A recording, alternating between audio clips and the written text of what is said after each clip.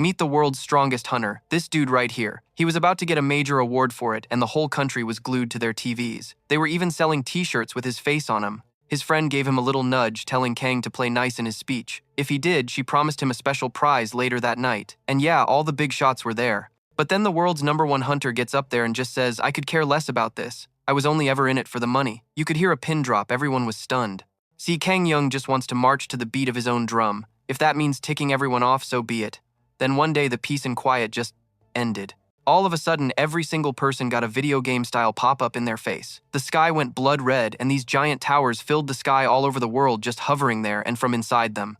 All sorts of crazy creatures started pouring out. These monsters went straight for the people. One gnarly orc was about to pounce on a girl, threatening to mess up her flawless makeup, but that was the day the very first person decided to fight back. Humanity wasn't going down without a scrap. If the world was turning into some crazy game, then they were going to be the players. Some folks used their new powers to protect as many people as they could. And just like that, the new rules of this messed up world were announced. All the towers had to be cleared out before they shattered, unleashing every monster inside onto the planet. The top players became instant celebrities, famous for their insane skills and guts. But now the speech from the strongest player of all had just shaken the whole world. Our main guy was just chilling at home, scrolling through what everyone was saying about him. A ton of his fans were totally confused, like why would he say that? They were all talking about canceling him and swore they'd never buy another one of his t-shirts. Kang peeked out his window and surprise, surprise, a whole army of reporters had set up camp on his lawn, so he decided to go out and offer them some motivational words. He basically told them they should probably be worried about the real danger right around the corner.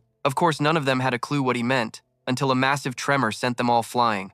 They all looked up, and there it was, a tower looming over the city. As a tower break gets closer, the whole floating thing starts drifting lower and lower to the ground. Their mission was straightforward: charge the tower, save the world, you know the usual. But only Kang Yusung was cool as a cucumber. He just casually handed out a few flyers and strolled off. He got to his favorite spot and thought, no pests here. And just like he called it, the first day of the new season was super chill. That's when his system made a little times ping asterisk. Turns out most of the monarchs were super excited to see the clown monarch's chosen player. The Iron Monarch was practically cackling with glee. He gave his blessing to the guy who literally tossed his sword aside.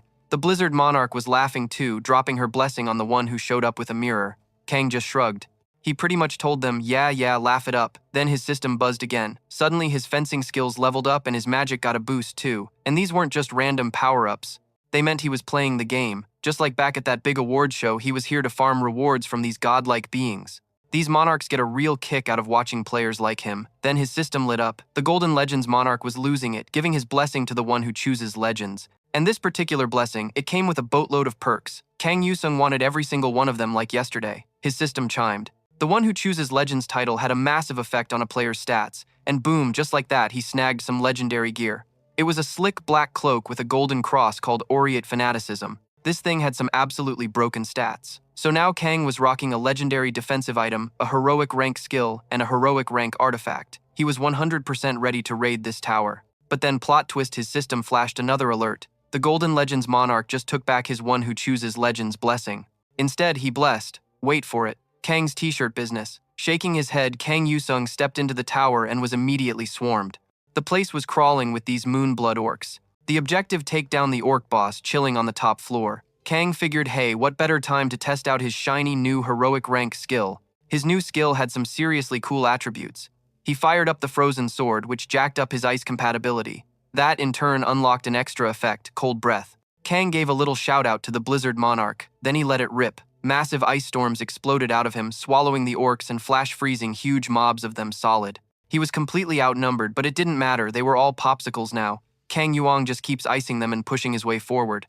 His system's just raining rewards on him. He totally demolishes the first floor, no sweat. He's even thinking, man, am I gonna have to save the world again? Then, ding, the system announces the second floor. So Kang Yusung pops in and, whoa, there's a giant orc party already in full swing. He's a little taken aback. Then out of nowhere, one of the orcs sniffs him out. They all start roaring, the warrior's here, he's our ticket to Valhalla.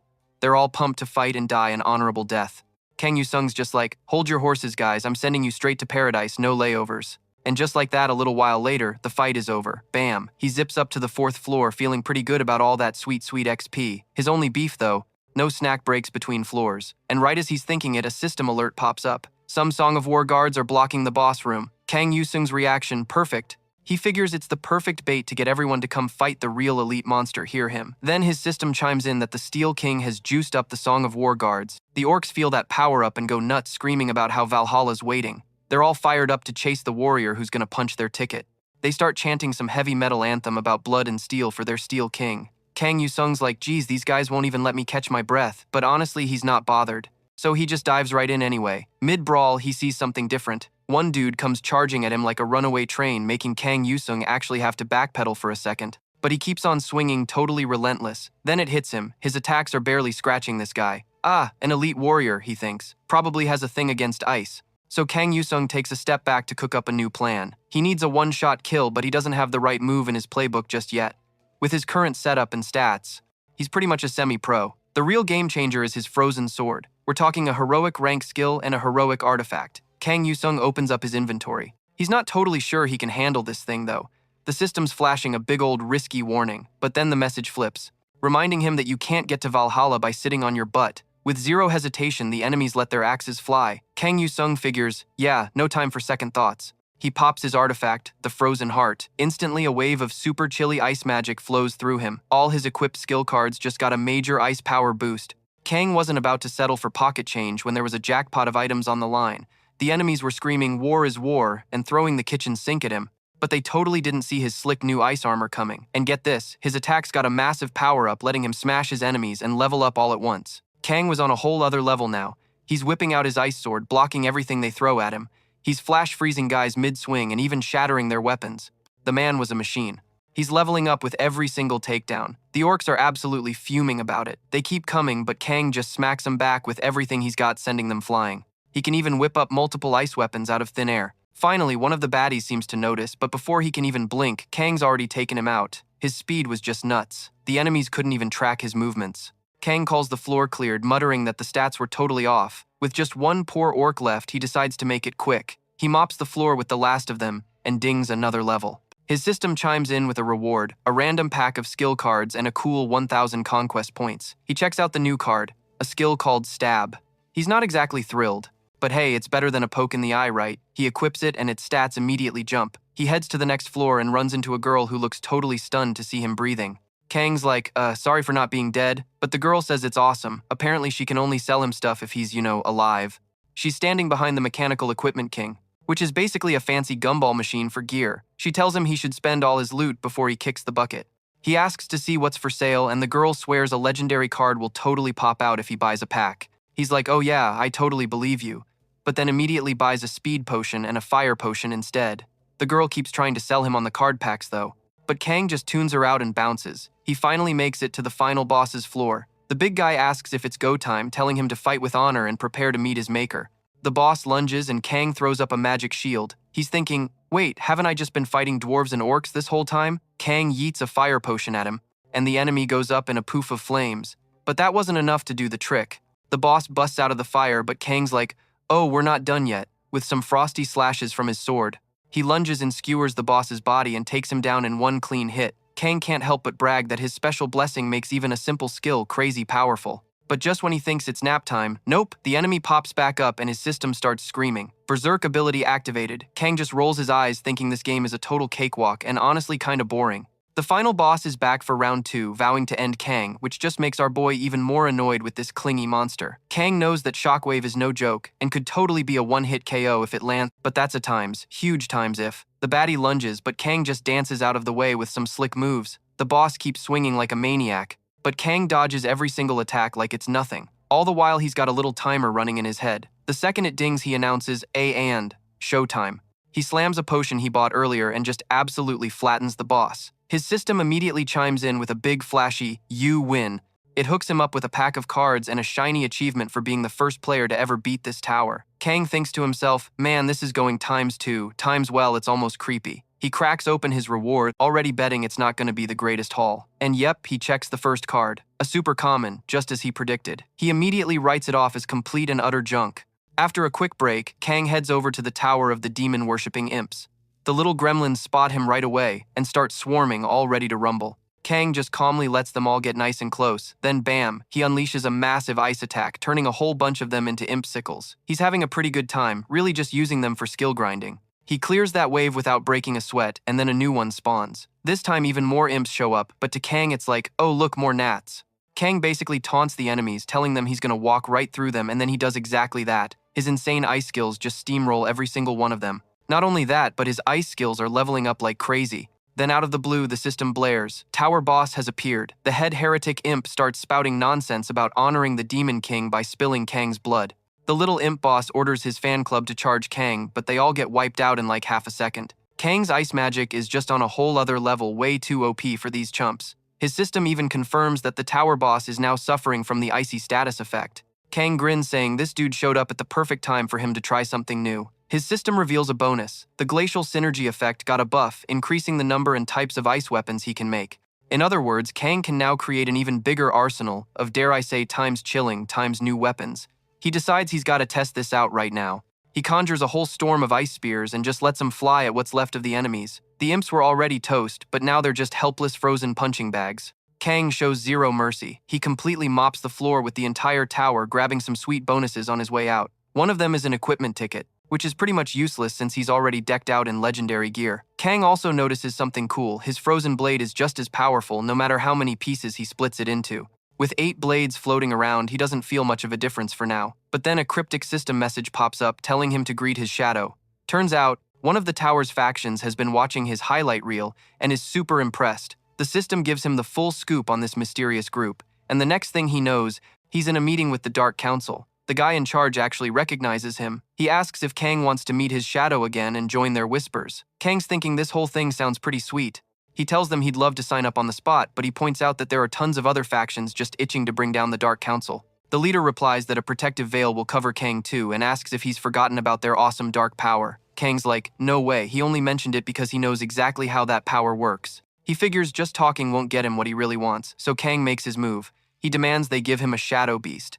And if they can pull that off, they might as well toss in a rare dark element ability card. The shadow leader gets all dramatic, warning him not to summon his own existence because as a mere mortal, his time in this world is short. Kang fires right back, saying there's no way he can work with them. He's done all this amazing stuff and they won't even hook him up. He dramatically declares that they'll never see him again.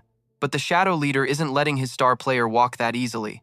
Grumbling, the leader finally agrees to Kang's demands. And just like that, a system message pops up for Kang. He's got himself a shadow beast plus a hilarious achievement for adopting a cat and a cool 100,000 achievement points. Kang's getting pretty used to these bizarre system surprises. But hold up, that was only part 1 of his demands. He's still waiting on that rare shadow skill card. Once he gets that card, alright, Kang's in. He finally caves and joins the Dark Council, and bam, his rep with them goes through the roof. Walking away, he's got this huge grin, thinking, oh yeah, this season is gonna be legendary. He's thinking, should I ride this hot streak and keep going? But then another part of him is like, or maybe I should quit while I'm ahead, feeling like a champ and just chill for a bit. While he's wrestling with these thoughts, someone suddenly shouts his name. Kang lets out a huge sigh, already steeling himself for the next bit of chaos. And then, bam. A freaking media circus descends on him, reporters everywhere trying to get a piece of the action. Apparently the news of his big win traveled fast, but dude Kang is running on fumes. So he just feeds them a bunch of non-answers, you know, the usual political spin. But these reporters are relentless digging for details about what he's been up to. They even bring up how crazy competitive this season's race is. So Kang's like, wait, how many people are we talking about here? The reporters fill him in. It was 5 old-school players from the Chinese guild with the Swordmaster leading the charge. But get this, 4 of them got wiped out in the attack. So Kang, without missing a beat, fires back. Sounds less like a Swordmaster and more like a Times Shieldmaster time since he was using his buddies as meat shields. The reporters are all like, whoa, is he trying to start some drama with that comment? But Kang just brushes it off and asks, so how many people did this Swordmaster dude bring with him? Someone in the crowd yells out that he was all by himself. Kang's like, wow, that guy must have been chugging energy drinks since day 1, but on the inside he's thinking, what a boneheaded move it is to go all in this early. I mean, come on, everyone knows the Saint is off somewhere, stockpiling skills and loot. And the Gravedigger, he hasn't even logged on yet. The guy's totally focused on snagging those sweet tier 4 items first. So the reporters press him, what's your take on all this? And Kang just straight up says the warrior's nuts, which of course makes them think he's backing down from a fight with the Swordmaster. But then he drops this gem. But hey, I'm nuts too. He follows up with, and if I've got to choose between being a winning psycho or a losing one, you bet your butt I'm gonna be the one on top. Then he just asks the crowd, so anybody want to give me a lift to the tier 5 tower? A little while later, the crowd's gone and Kang is all by himself.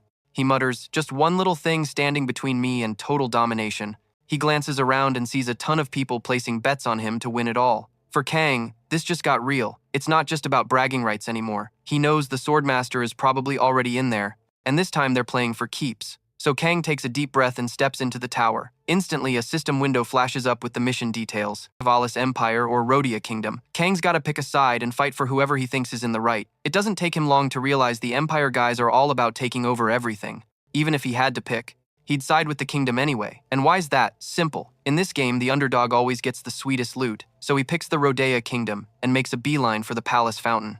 The second he gets there, everyone spots the new guy and absolutely loses their minds with excitement. They're all yelling, "Our savior is here, he's come to save us." But Kang's mood sours the moment he steps into the war room. One look at their gear tells him a big fight is just around the corner. He strides right up and asks, "All right, who's the boss around here?" Dead silence. Then some dude in fancy armor steps up, calling Kang disrespectful. He gets all up in his face like, "Have you no respect for the royal laws, especially in front of the great Lord Muda Duchamp, and the commander, the royal heir, and the leader of the Duchamp Marisat?" But Kang couldn't care less. He looks the guy dead in the eye and asks, "So you guys actually think you're gonna win this fight?" The leader puffs out his chest and says, "Of course, even though they're low on supplies." He starts bragging about his unbeatable willpower, claiming it has no limits. He even claims his soldiers have the fighting spirit of hundreds of regular Joes combined. Kang has heard enough of this garbage, so he just hauls off and decks the guy. Then he announces, "I'm in charge now." And you know what? The other soldiers looked pretty darn happy about it. Guess they weren't big fans of the old boss. After that little meeting, Kang managed to round up about 5,000 common folks for the infantry. Out of that group, around 900 actually knew how to use a bow. It was a pretty pathetic army compared to what the Empire was packing. The only silver lining in this whole disaster was that this world didn't have any of that pesky magic or long-held grudges to worry about. Plus, he knew the Swordmaster wasn't just some meathead who only knew how to hit things. See, he was the apostle of the Iron Monarch. Now, usually a regular player can only make a deal with one monarch, and that's the only one who can dish out rewards. But Kang, yeah, he's not a regular player. He gets goodies from a bunch of different monarchs, and he owes it all to the clown monarch who turned him into this one-of-a-kind player. A monarch can have a ton of players under their belt, but only one gets the fancy title of apostle. And that person is basically the monarch's favorite kid getting all the best treatment. A monarch will pull out all the stops to help their apostle, but you know there are always rules. And for the Swordmaster? So those swanky Iron Monarch powers were a no-go for his main attacks. Because of that, Kang figured this fight wouldn't be times 2 times crazy, but he knew the soldiers were probably feeling the heat. You just never knew how much of this tower world was legit. It was impossible to tell if these folks were real people or just some fancy NPCs living in the Matrix.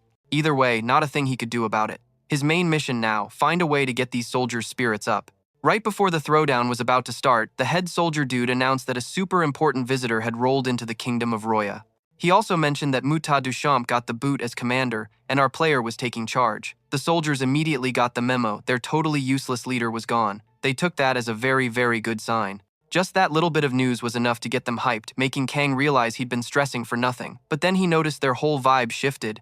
One of the guys yelled that the Empire was on the move. The archers didn't waste a second getting ready to let their arrows fly at the enemy. An archer reported that the Imperial Army's push was super strong since they were right at the front gates. He added that if they could shut them down right there, the enemy would lose all their steam. Kang decided Dart Beast sounded way too extra and suggested they just call it Blackie. Standing right next to his new pal Blackie, he told the creature to show him what it could do. The enemies were squinting like, what in the world are we looking at? All they saw was some big dark blob on the castle walls. Their leader was screaming at them not to break formation no matter what. He totally sensed something was off, but before he could even blink, Blackie blasted forward, crashing their party big time.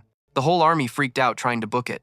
Their leader screamed to forget the castle and just save themselves, but before anyone could even twitch, they were all frozen in place. Kang just casually says Blackie was feeling super hungry, and it was time for a snack. The shadowy creature then proceeded to chow down on everything in its path. Meanwhile, the leftover enemy troops kept brawling with Roya's guys on the wall. Our hero kept picking them off from a distance. Then it hit him. The Swordmaster was totally MIA. He explains that a player revealing themselves is great for hyping up allies, but it also paints a giant target on their back for enemies. Still, this wasn't a life or death battle. Just like any other game, the tower has its own set of rules. Lose a fight and you just get kicked out, meaning the attack is a total fail. Players can't actually take each other out inside, but the tower itself, oh, it definitely can. Our guy was pretty sure he wasn't gonna die, but losing was still a hard pass. He started to put the pieces of his opponent's strategy together. His allies got a sweet morale boost, but that's no guarantee for a win. Time kept ticking. The fight was almost over, but the other player was still a total no-show. Our hero started to wonder if this dude was just gonna wait until everyone was wiped out to make his grand entrance. Then something absolutely wild happened. The swords of the fallen soldiers started wiggling around on their own. Roya's army was completely clueless, but our protagonist knew exactly what was up. He called it. That's the other player's move, wondering how on earth they snagged a heroic rank skill card. He figured it was either pure dumb luck or maybe the monarch himself hooked the enemy up with that power. Kang got attacked, but he dodged it like it was nothing. He put it together that his opponent had been cooking this up the whole time. But Kang was like, "You think I was just sitting around waiting for you to attack?" He added that it's way too late for his opponent now because his own level up was all done. Suddenly, a bunch more enemy soldiers appeared and our hero realized every single one of them was gunning for him. The battlefield had officially become a video game, but he declared this little show wasn't going to be enough to beat him. He also pointed out that the more swords there are, the sloppier their aim gets. Kang threw up a magic shield blocking all the incoming blades. He basically taunted the guy, saying that if the enemy really wants to win, they're going to have to try a whole lot harder than that. Next thing he knows, he sees something hurtling straight for him. He realized his main opponent was finally here. Then his system started blaring an alert. The Archangel's shield straight up reflected the enemy's attack. The blowback created a blinding flash for the enemy, and the shield just exploded into a million pieces. Kang, our hero, sarcastically asks if his opponent seriously thought he could take the whole fortress with a little sword puppeteering. The other guy had no comeback. He just asked Kang what he thinks winning in this tower really means. The adversary then declared that even if the fortress falls and everyone in the kingdom bites the dust, the Empire can't get the W unless he personally defeats Kang. Kang just pointed out that his opponent knew this the whole time but still decided to go down this road. So Kang's like, "Dude, you honestly think you can win?" His opponent is totally serious, saying a player is a hero and a hero's job is to, protect the world. He goes on to say that any bully who flakes on that duty has no business being the hero king. Kang, ever the charmer, compliments the guy's passionate little speech. Then, he asks if that means his own guild members don't count as part of the world he's supposed to be protecting. The adversary gets super ticked off and snarls that Kang won't be getting a pretty ending. Kang just coolly replies that he plans on living way longer and wonders why the dude is so bent out of shape. Their one-on-one duel starts right then and there, with Kang unleashing everything he's got. Kang straight up says his opponent's talents are weak and half-baked. Suddenly it dawns on the adversary that Kang isn't fighting this battle alone. After getting a load of Dodge's Dark Beast, he points out that the monarchs are watching. He knows Kang isn't stupid enough to hold back when a win is on the line.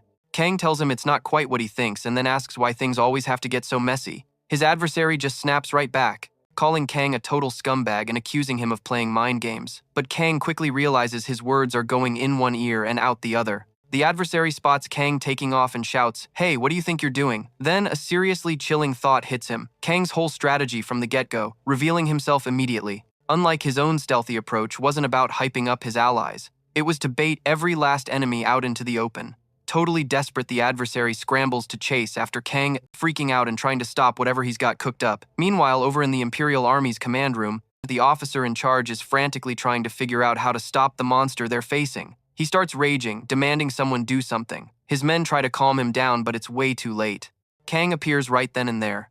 Kang announces that there's more than one way to win a game. The soldiers are completely stunned to see a player just standing there in front of them, probably wondering if their gods just left them on read. They know their job is to protect Duke Barmet, but they don't stand a snowball's chance. Kang mows them all down like it's nothing until a new face steps into the ring. The rival player just stands there watching, as Kang effortlessly wipes the floor with the Imperial soldiers. He is absolutely hating every second of what he's seeing. Kang casually remarks that his opponent should have stripped the officers of their fancy gear and hidden them with the regular troops. He tells his adversary that all he really needed to do was stop the Empire's advance. I mean, surely his opponent already knew that. Kang's rival absolutely loses his mind. Meanwhile, a little notification pops up for Kang. His system tells him the palace siege is officially over. All the head honchos have been taken out and the rest of the enemy army booked it. His rival is still itching for payback though, but Kang couldn't care less. He's just focused on his mission reward. His system flashes the prize options. Kang mockingly thanks his opponent for the opportunity. He completely scoffs at the guy, even as his rival is swearing up and down he'll get revenge. Kang's just ready to get his prize. He picks sword manipulation, which grants him steel synergy. This awesome power juices up all metal attribute cards and skills. His enemy is still screaming that it's not over. Kang literally could not care less. He just logs out, leaving his rival to throw a tantrum all by himself. Back in the real world, Kang doesn't look so hot. A monarch asks him through his system if he wants to be a hero. Kang realizes he has this dream all the time, and he always makes the exact same choice. The monarch warns him that he'll be a hero among heroes, but for the rest of his life, absolutely no one will understand him. Oh, and he'll also become a total joke and a laughingstock. The monarch says he'll never find anything so tragic and hilarious anywhere else. Kang knows this dream has been on repeat for ages. This monarch known as Clown made a deal with Kang, and since that day, his life has gone exactly as predicted. The next morning, Kang wakes up to his phone ringing off the hook. He checks his phone and sees he's missed 4 calls. Plus, someone is already banging on his door like the police. Kang had been wondering why his dream felt so vivid. Now he's just wondering what all the noise is about so early in the morning. He opens the door to find the general manager. Kang asks what a big shot like him is doing at his place. This guy is Park Tak, or Master Park. He tells Kang he got way too cocky just because he was a little tough on him. Park is a top 30 player who made a deal with the Monarch of Assassins. Pretty much everyone knows him as Deadly Blade. He's also the general manager of the National Intelligence Agency, taking his orders directly from the Blue House. Kang gets a good look at him up close. He says the manager looks exhausted and asks if he also had to run around like a chicken with its head cut off on the first day. Park tells him he ain't got time for that. So Park lays it all out ever since the season kicked off. These warmongers from all over have been shoving players onto the front lines, leaving a total mess in their wake. He then grills Kang, asking, "Dude, why didn't you answer your phone? The sun's been up forever." Kang just casually says he was asleep, which made Park immediately call him out on his disaster of a lifestyle. Then, in a hilarious twist, Park totally trips over a pile of trash and faceplants. He gets all ticked off and yells at Kang to clean up his life instead of just slinging King Hero t-shirts. Kang got a little red in the face, you know, and Park, not missing a beat, joked that with the way Kang lives, he's more like a son of darkness than a hero. Park also couldn't figure out why Kang still ate at the same little spot 3 times a day, especially since he was totally loaded now. Kang's simple reason, he just really digs the food there. Park admits that makes him want to give the place a try sometime. This gets Kang thinking about his long history with the manager, a story that started way back before the world went all video game on them. By the time he was just 15, Kang was already a legend. The local internet cafe, which was basically his second home, was the stage for all his mind-blowing skills. The manager there, a guy named Park Toshik, thought Kang was a total prodigy. He was the one who kept telling Kang he should go pro, even though Kang was just messing around for fun. That manager even went and convinced his parents. He promised to be Kang's guide and help him sharpen his insane talent. So when Kang finally hit 18, he was all set for his big official debut. But right before that could happen, the first season dropped, and just like that, peaceful days were over. Along with it came the very first tower break they ever had to deal with, and Kang, like pretty much everyone, was scared out of his mind. He saw the nightmare up close and personal and almost got taken out by one of those creatures. But lucky for him, someone had his back. Manager Park jumped in and went to bat for Kang. He took down the monster, giving them both a window to get out of there. But for Kang, the cost of that day was massive. On that exact same day, he lost both his parents. All alone in the world, Kang was totally clueless, like a lost puppy in the big city. Then boom, Manager Park swooped in like a superhero. And just like that, their epic bromance was born a legend that continues to this very day. Back to the present, Kang asks Park what he's even doing at his place. Park tells him it's association business. Kang then wonders if the association is still trying to get him to do something. The KAK, or Korean Players Association, is the only guild in the entire country. Think of them as the absolute top dogs who manage every single player out there. Park asks Kang if he's heard about the Players Academy the association set up last season. Kang shoots back, "You mean that slave factory?" And yep, Park confirms it. He says the first graduation exam is coming up in about a week and they really want Kang to be there. Park figures Kang will say no, telling him not to even sweat it.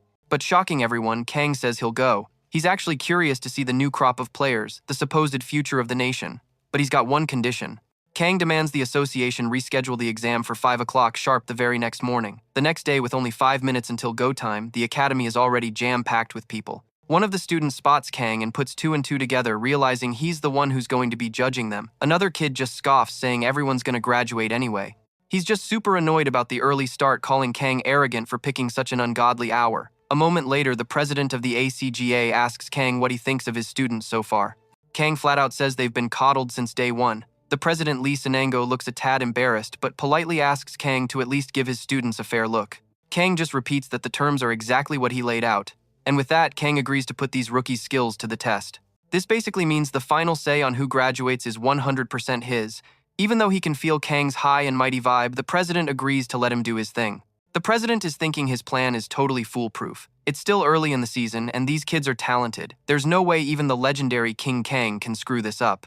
But then Leono's confidence completely shatters. He watches with his own 2 eyes as the students he thought were so amazing get absolutely steamrolled by Kang. After wiping the floor with everyone, Kang stands in front of a defenseless girl who's already bawling her eyes out over failing. But then Kang tells her she passed. The girl, totally stunned, asks how. Kang's answer, pure dumb luck. He explains that out of the 12 of them, she was the luckiest one left standing. He tells her to never forget that for a player, luck is everything. Then he announces, and for now, that's a wrap. He congratulates her on graduating and tells the crew to shut off the cameras. All of a sudden, the director, looking absolutely furious, bursts in and demands to know what's going on. Kang just throws him for a loop, revealing he knew what the director was trying to pull the whole time. So Kang lays it all out. Every single student here is basically a nepo baby, related to some big shot at the association. That's how he knew he was just called in to babysit and see how they were doing. Then Kang drops the real bombshell. The director's grand plan is to pass these failing students and turn them into his own personal pack of attack dogs. Kang just goes off calling the whole organization rotten to the core. Naturally, this totally sets off the president. Lee Ango fires back like, "What does some cocky kid like you know about anything?" He's all, "You're not a hero just because people say you are." He claims that players are nothing more than weapons for their countries, whether it's in Korea or anywhere else. Nope, what this new world really needs, he insists, is a bona fide war hero. The president basically tells Kang to get on their level and play ball. Kang just brushes them off, probably thinking they're a bunch of clueless clowns. Just then, some guy sprints up to the president with some breaking news. And whatever it is, it makes Lee Sin-ungo totally lose his cool. Kang, on the other hand, just smirks and points out that the player academy is already going down in flames, not even a year after it started. Turns out a video has been leaked airing all the organization's dirty laundry. And guess who helped Kang reveals he had the head of the National Intelligence Division in his corner, which is how he scored the juicy footage. And just like that, the president's reputation is toast. Lee Ango is seeing red, completely furious with Kang. So naturally, Kang uses his provocation skill to poke the bear even more. Right on cue, his system pings him. The clown is apparently loving this drama and decided to send a little thank you gift his way. After that whole mess, Kang decides it's time to bounce. Outside, he thanks his buddy and asks, "Hey, is it really cool for the national intelligence folks to go after the association this hard?" His contact is like, "Oh yeah, totally." He explains that the government isn't exactly the association's biggest fan club either. His pal adds that the government and the association are basically always at each other's throats. Kang is just eating this drama up. He tells his friend to drop him off at the Tier 5 tower. A bit later, Kang shows up and his system gives him a heads up. A journey through a desert with some serious temperature swings is on the menu. In a blink, he's zapped to the mission zone where some nasty creatures are having a field day with the locals. Kang takes one look at this and thinks, man, players always have the most dramatic timing inside these towers. It's like the perfect setup to become the hero of the day. Popping up out of nowhere just makes them look even more epic to the natives. So Kang dives right in, absolutely wrecking the bad guys. Right away, as the locals start seeing him as their one and only hope, he's just like, "Yeah, call me whatever," so they start calling him a priest of light, a holy messenger sent from the heavens. But Kang's got this nagging feeling that something's off. He asks them if there's anything else they should be worried about besides these overgrown pests. The guys tell him not to sweat it, they're in Divine Kingdom territory, so no heretics to worry about. But then they drop the bomb that it's a 3-day trek to where they're going. Oh, Kang is times, not thrilled to hear that. He's totally kicking himself for jumping in without catching some Z's. Still, he tells the others to hit the hay, promising he'll take care of any monster-related business. The dudes are super grateful he's taking first watch. Kang slips on his vitality necklace for a little health regen boost and figures now's a good time to open that present from his monarch. And what's inside? A superior-ranked grovestone. He's genuinely surprised, like, hey, finally, something that doesn't suck. But he figures it's not needed at the moment, so he squirrels it away for a rainy day. And just like that, giant scorpions are crawling his way. Welp, time to call in Blackie. His shadowy pal leaps right into action. Kang is already so over this whole situation, but he knows he can't just let his familiar have all the fun. So he starts chipping in from a safe distance with his mind-controlled blade. He's thinking, man, this telekinesis thing is seriously handy. After mopping up the scorpions, Kang gets a sweet level up. Even his sword manipulation skill card gets a nice little upgrade. But hold on, the party's not over yet. More baddies show up, and this time it's a full-grown sand predator. Yeah, Kang can kiss any hope of sleep goodbye. He's not sweating it, though. He's got total faith in Blackie to handle the big guy. While his shadowy beast does all the heavy lifting, Kang just chills back and rains down a storm of attacks with his mind blades turning that giant worm into a pincushion from every direction. The dude barely has to lift a finger. He puts the predator on ice, literally finishing it off with his frost powers. Ka-ching, another level up for his ice traits. As the sun comes up, they finally get back on the road. Up ahead, Kang spots a whole squad of knights and wonders if they're friend or foe. One of the guys explains that they're the brave warriors who serve the light god. So Kang straight up asked, "Hey, where were you guys last night when we could have used some help?" His buddy quickly whispered that these knights are all about protecting their precious cargo. Apparently, they'd guard that wagon with their lives, no questions asked. Kang then asked, "So what's their deal?" And his pal said they were the super serious honored knights of the Order of the Bloody Cross. Kang just smirked. "What, you got a golden calf or something stashed in that carriage?" The sarcasm was practically dripping off his words. The knight leader shot back, "Forget the carriage, just focus on your job." That's when it clicked for Kang. These guys were using aura heart skills. They even managed to drag the Light's apostle into this whole mess. This just made Kang's curiosity go into overdrive. He was dying to know what was in that carriage. One of his allies was turning beet red, totally embarrassed by Kang's bold attitude, but then Kang suddenly yanked him close. He'd just spotted an arrow whistling their way. Kang then bellowed, "Everybody hit the deck if you want to live," and just in time too as arrows started raining down and they all scrambled for cover. One ally shrieked, "It's a heretic attack." He couldn't believe they had the guts to step foot in the divine kingdom. As the enemies pushed forward, Kang just watched. He was wondering what the knight's brilliant plan was. The leader just screamed at his men, "Don't you dare let them get their hands on the goods." He ordered them to pop their aura shields, and it hit Kang right then. These knights couldn't care less about their friends. All that mattered was protecting their so-called golden calf. Just then, a little quest notification popped up for Kang: protect the caravan and transport the items safely. Welp, guess it was go time. Kang got ready to throw down. He started launching some attacks from way back. One of the heretics scoffed, "Ha, your little pea shooter can't even reach us." But then he noticed Kang wasn't even aiming at him. Suddenly, bam, an attack erupted from the ground, knocking the loudmouth heretic right off his horse. Before anyone could blink, Kang was hovering right above them. But just as Kang was about to bring the pain, he noticed something off about the enemy's face. It was a desert elf. Well, that just threw a wrench in his plans. So plot twist. Instead of attacking, he decided to protect the elves. Problem was, they weren't exactly sending him a thank you card. The fallen elf leaped up and immediately tried to take a swing at Kang. Kang blocked the attack like it was nothing. While casually fending him off, he asked, "So what's in the wagon?" The elf clearly thought it was a trick and zipped his lips. He then screamed to his buddies, "Don't listen to a word," he says, "just light him up." And right on cue, the other elves unleashed a storm of arrows. But Kang just threw up a magical shield, protecting both himself and the guy who was just trying to kill him. His new frenemy grunted, "Even if you catch me, I'm not telling you anything." Kang was like, "Relax, man. I just need to know what's in the caravan. It'll help me figure out whose side I'm actually on." He wasn't kidding around. He told them straight up, "The only reason you're all still breathing is because I'm letting you. This wouldn't even be a warm-up for me." And to prove it, he gave them a tiny taste of his power that left every single elf frozen in shock. He warned them, "Twitch a finger and you're all history." Then he asked again, "Now about what's in the caravan." That's when the elf finally spilled the beans. It wasn't goods at all, it was Princess Syria. The second Kang realized the princess was a kidnap victim, he ordered the elf, "Go back and spread the word. I'll do you a solid and let you all walk away from this." The elf paused, so Kang gave him one last chance. "Get out of here now, or every last one of you dies on the spot." That did the trick. The elves scrambled up and vanished. A second later, a knight marched up, demanding to know why Kang just let the enemy escape. Kang just said, "I needed to confirm something first." Then, totally ignoring the knight's previous warning, he headed straight for the carriage. Instantly, a sword was pointed right at his nose. The knight snarled, "Nobody gets near the caravan, not even the Apostle of Light." Kang's answer was to summon his creepy, dark creature, warning the knight, "You really want to back up right now." That cleared the path. He got to the caravan and flung the doors open. He asked the person inside, "Hey, you need a hand." And there she was, the elf princess herself, Syria from the kingdom of Ob. And let's just say she was not a happy camper. She snapped, "I don't need sympathy from a heretic." At that exact moment, Kang's system chimed in with a little warning about, not doing his job. It was a little heads up that the Monarch of Light was watching his every move. Kang just sighed, "Guess I don't have a choice." And then in total defiance of the system, he shattered the chains holding the princess. That gutsy play snagged him a secret achievement and a whopping 300,000 conquest points.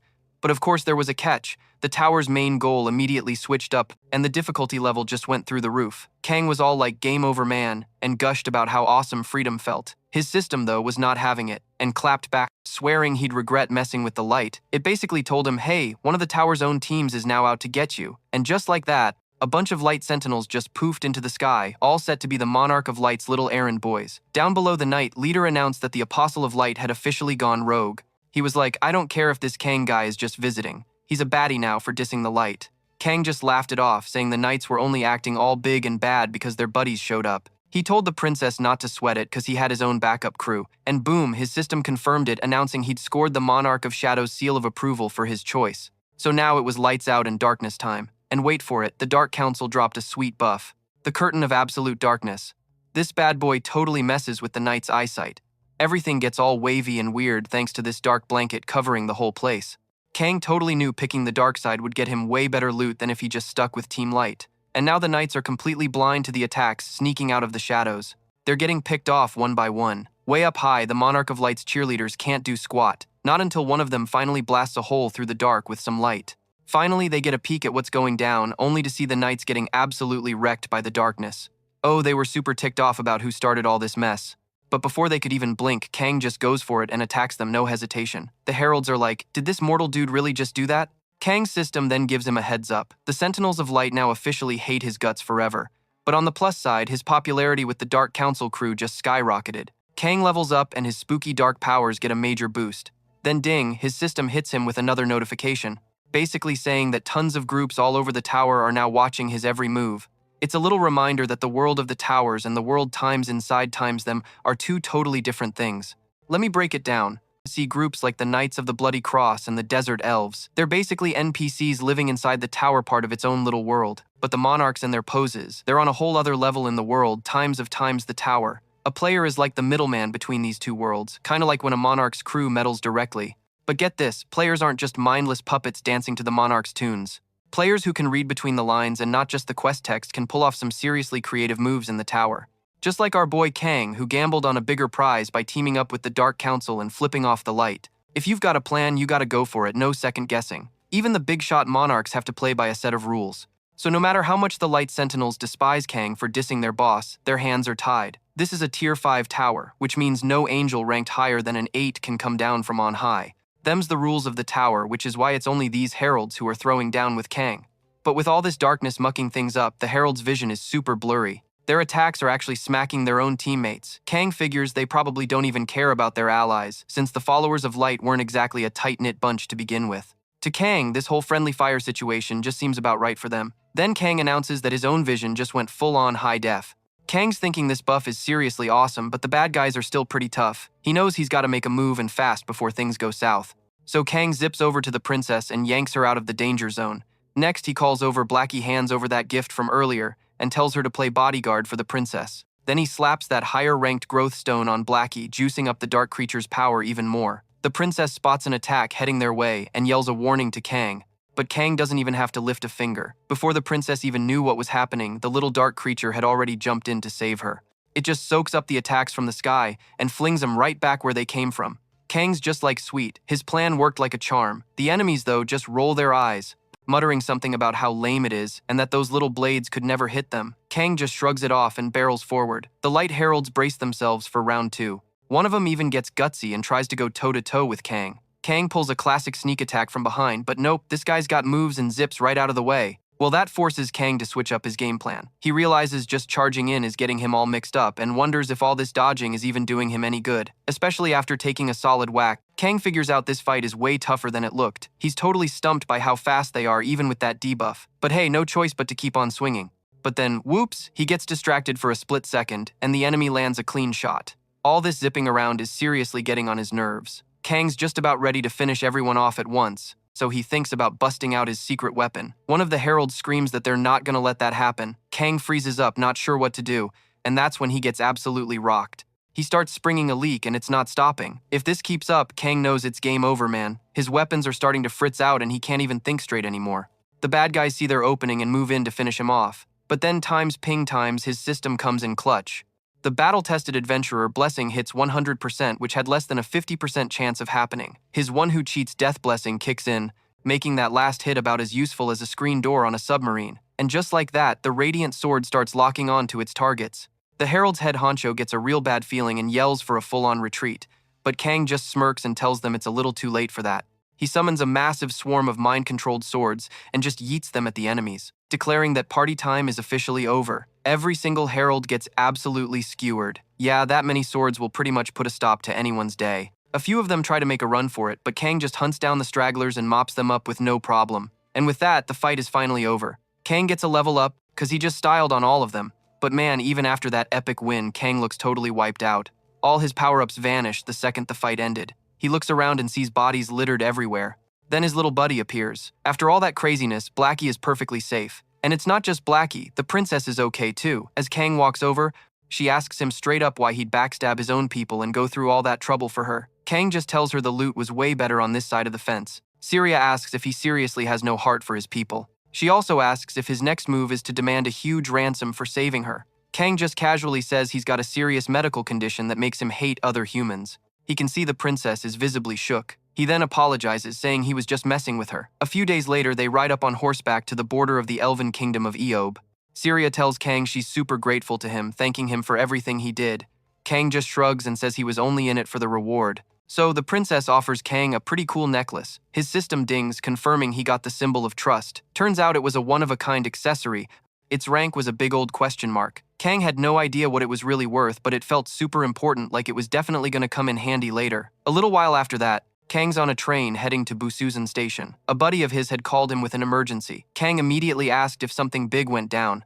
His friend explained that nothing had happened times, but it was about to, and Kang needed to be there. The problem's name was Natasha Ivanova.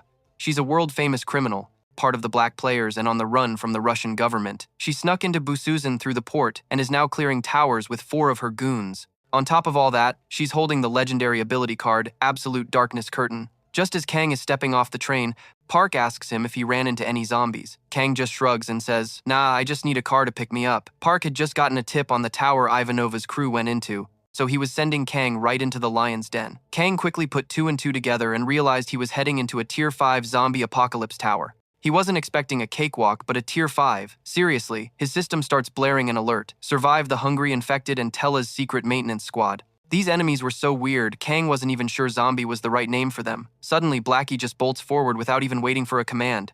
The little shadow creature seemed totally zeroed in on something. As Blackie gets in front of an enemy, his hunger just goes into overdrive. He zips behind the creature, swallows it whole, and morphs into a giant whale. Kang knew right then and there that eating that growth stone had really changed his cat. After that impressive meal, Blackie looked like the cat that ate the canary. And right on cue, Natasha Ivanova herself shows up. She announces with a smirk that she's been waiting for Kang, calling him the hero of all heroes. She was like, "A good guy like you would never just let a baddie like me get away." But Kang shot back that he knew exactly who Natasha Ivanova was, being a big shot with the Red Mafia that the Russian government was hunting for, who'd snuck into Busuzan through the port with her whole crew. Natasha then asked if he was planning to slap the cuffs on her. Kang said no, but admitted he had no clue why she was acting so chill about the whole thing. Natasha just scoffed to herself, figuring the Russian foreign intelligence crew probably didn't think too highly of her skills. Kang then put 2 and 2 together, guessing her little posse also had Zaslin members, and that their grand plan was to corner him and serve him up as a zombie buffet.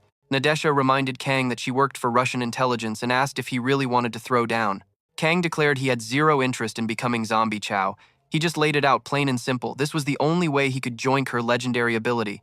Ivanova then realized her gut feeling about Kang was spot on. She immediately gave her crew the signal to light him up. They opened fire and bullets started flying everywhere. But our boy is way too slick, dodging every single shot like he's in the Matrix. He tries to go after her, but Natasha somehow pulls a disappearing act. You know what? He was actually kind of impressed. Now Kang is left totally scratching his head, wondering what in the world just happened. He realizes Natasha just melted into the shadows, and just like that, he's got her whole team to deal with. He's facing 3 riflemen and 1 sniper. As he's bobbing and weaving through their bullets, he's thinking, "Fool me once maybe, but there's no way you're getting me twice." He knows the Absolute Darkness Curtain debuff is supposed to mess with everyone inside, so how are they still aiming at him like they have perfect vision? Right on cue, his cat Blackie pops up. Kang tells Blackie he could really use a paw. Blackie is more than happy to help out. Outside, one of the goons is complaining that Kang's ice shield is way too strong. They need a new strategy. Suddenly, the shooter spots Blackie. Big mistake. That was the last thing he ever saw. Blackie goes to town taking down all the shooters. Someone screams a warning. Stay out of the cat's shadows. Safe inside his shield, Kang wonders if they even have a chance to escape. He figures it doesn't really matter if they can see the shadows or not. Then out of nowhere, Natasha Ivanova appears. She's got a knife pressed right to his throat. She tells him she might let him walk away, but only if he plays nice. Kang just smirks back. Only someone who can actually kill me gets to say something like that.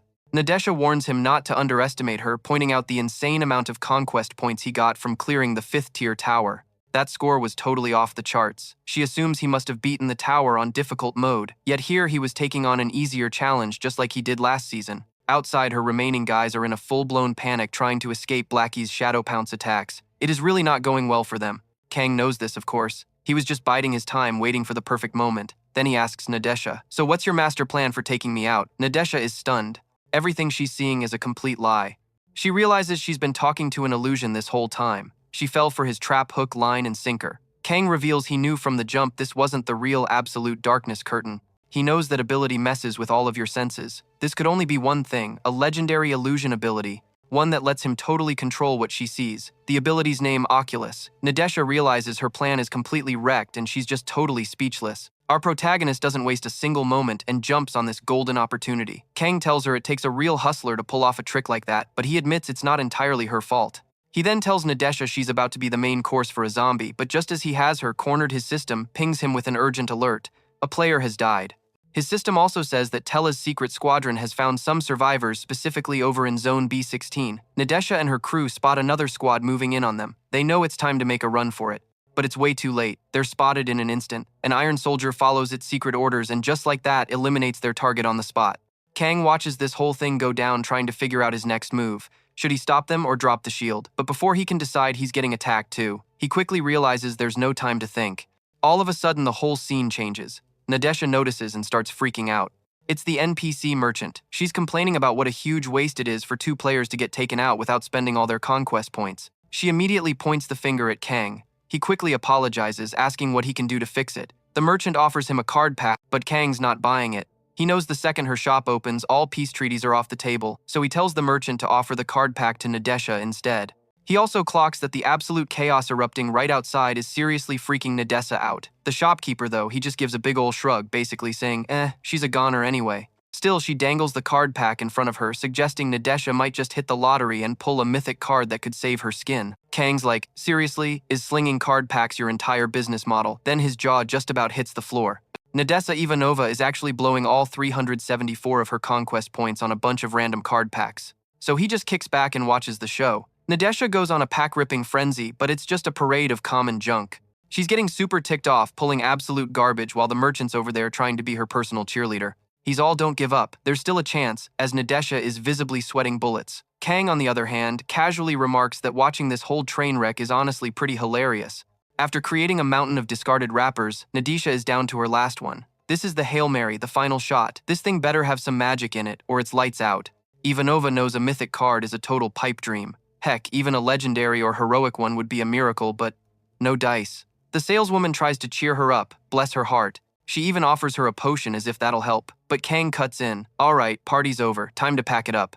The saleswoman argues that after all the times, unplanned departures, times, and sacrifices, the universe totally owes them a legendary card. She even guarantees the next pack is the one. Meanwhile, Kang's system is having a full-blown meltdown, screaming that even the King of Heck is like, whoa, what? The system basically throws its hands up and says, I'm out. This prompts Nadesha Ivanova to unleash a full-on, unfiltered stream of Russian curses right at Kang, probably inventing a few new ones on the spot.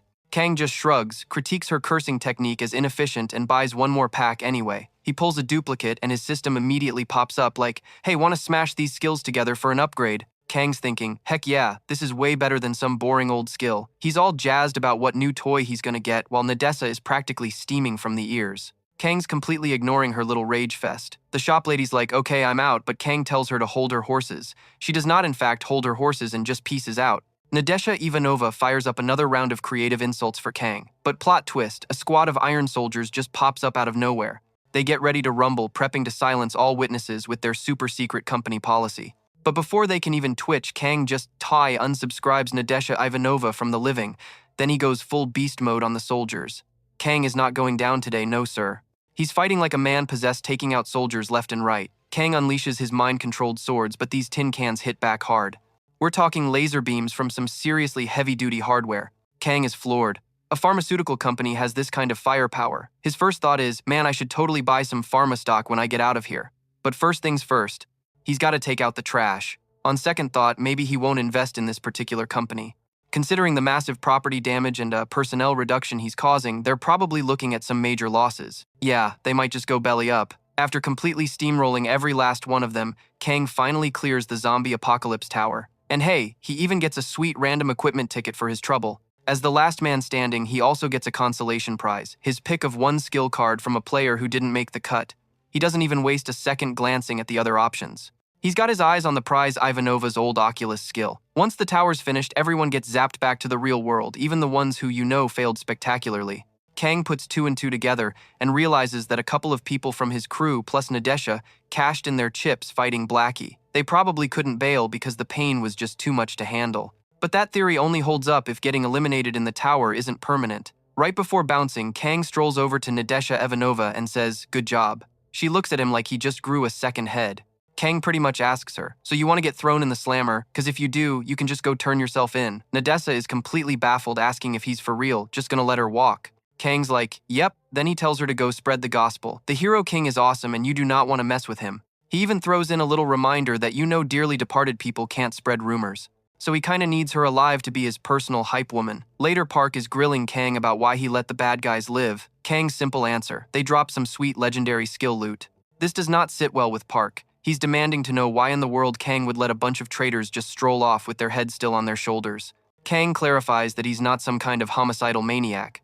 Deep down, he's a peaceful guy, practically a philanthropist. Park sarcastically applauds his little speech, clearly not buying it for a second. Then he gets right back to business asking what the enemy's master plan was. Kang totally dodges the question. Instead, he just announces, "By the way, I'm managing your internet cafe now." Finally throwing in the towel on getting an answer, his buddy just wished Kang a safe trip and told him not to pull any crazy stunts. Kang just smiled and thanked him for looking out, vowing to be super careful. You know, inside these towers, players get slapped with all kinds of titles. People called Kang a hero, but honestly, he thought that was a load of baloney.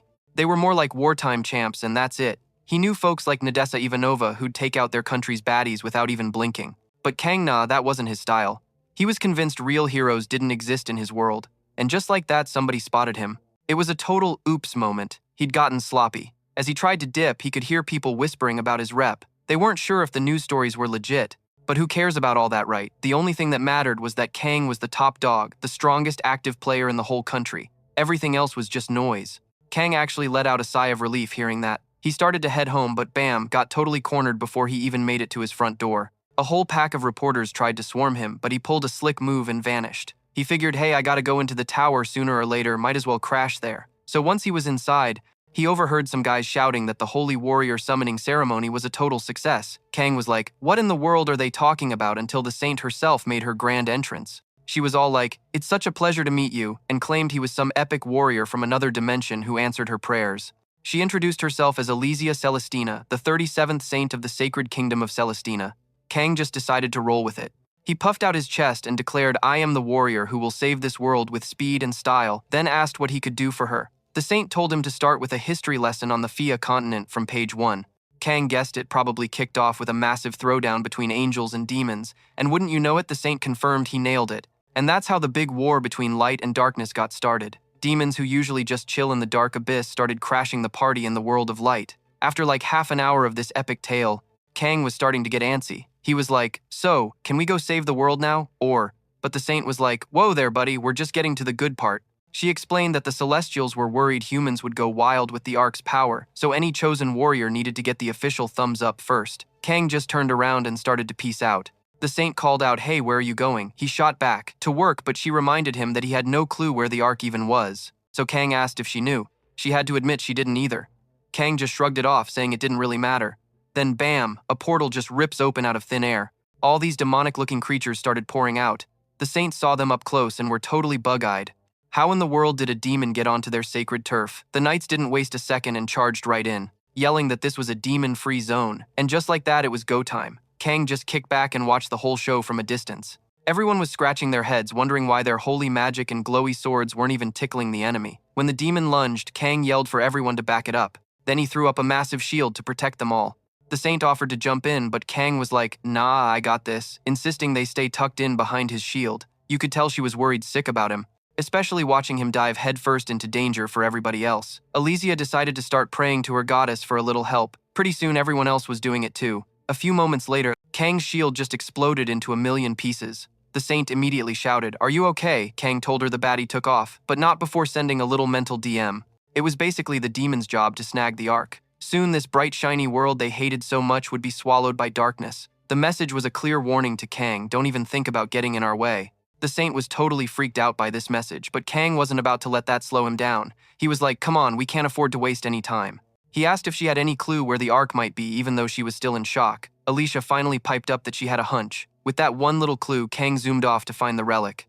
Meanwhile, Kang casually mentioned that his cat did an awesome job playing the part of the demon. Yep, turns out that whole creature feature was just a big act. He realized he'd used it to scare the pants off of everyone. Now he'd have to lay low on the dark skills for a while. He also gave Blackie a heads up to keep his spikes to himself for a bit. When the saint noticed Kang was lagging a bit, she asked if they should slow their roll, but Kang shot that down real quick. He figured his way was the best way. I mean, come on. This was how you were times supposed. Times to use a legendary skill. Before they knew it, they were at the Adventurers Guild. Kang mentioned he'd heard a rumor about some special requirement to get into the labyrinth. The receptionist totally got the hint they were after an adventurer's license. She was like, hang tight for a sec. So while they were chilling in the lobby, the saint gave him the lowdown on where they were.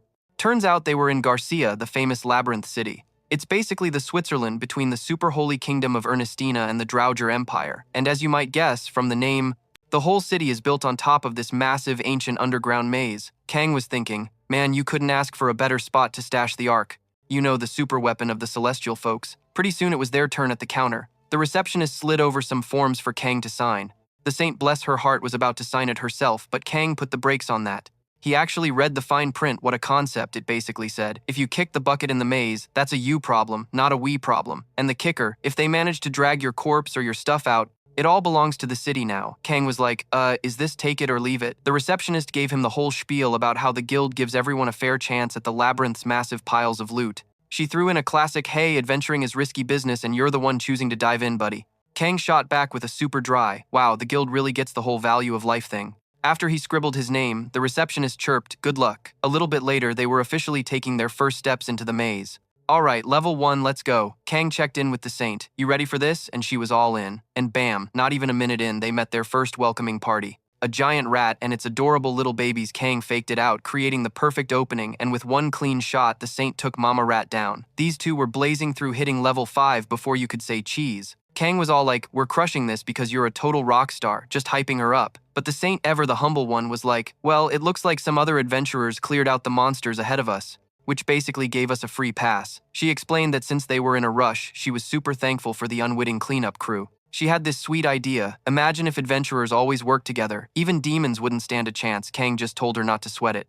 He promised he'd get those ancient weapons back, no problem. And right on cue, a bunch of labyrinth bandits popped out of nowhere doing the whole, you shall not pass, without paying our toll routine.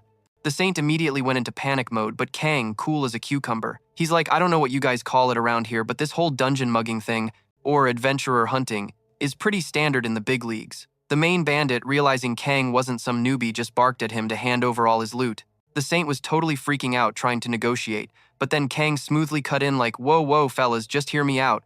And then he launches into this epic story about celestials and demons nearly ending the world. He points to himself, I'm the hero chosen to save the day, and I need a legendary weapon that just so happens to be in this maze. And get this, he wasn't flying solo. He's got the saint from the actual Holy Realm with him, so he very politely asked if they could just, mosey on through. The saint jumped right in, adding, it's for world peace, you guys. The bandits just lost it, laughing their heads off. They were like, yeah right, we're not falling for that bedtime story. Alicia Celestina started getting super nervous when their big speech totally flopped.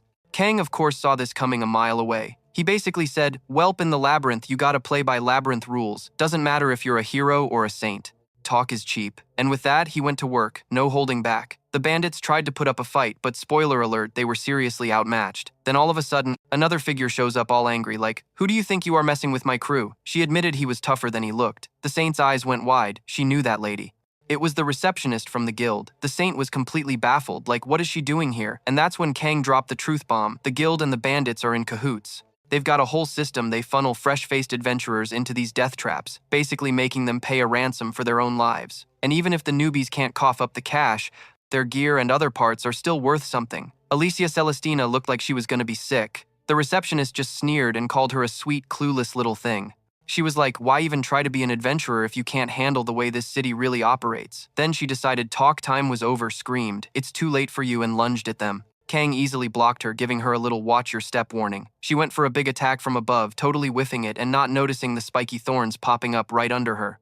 Turns out that was the cat's handiwork. While Kang was playing decoy, Blackie was sneakily setting up the trap. Kang then gave the saint the all clear, telling her it was time to bounce like right now. So they continued on, diving deeper into the maze. After a while, Kang found a pretty decent spot to camp and called it a night. They decide to hit the road again tomorrow. Kang notices the saint is still pretty shaken up, and then it clicks. She's been this way ever since they ran into those bandits. He figures she's just not used to seeing how messy the world is without her saintly VIP pass. Just then, Alicia Celestina pipes up, saying the world is basically going down the drain. But people are still squabbling over the dumbest stuff. She asks Kang if he's seen this kind of hot mess before. Kang can't help but think about the so-called leaders from his old world. He's like, doesn't matter where you go, some things are just universally messed up. His answer totally gets her curious, and she starts asking about where he's from.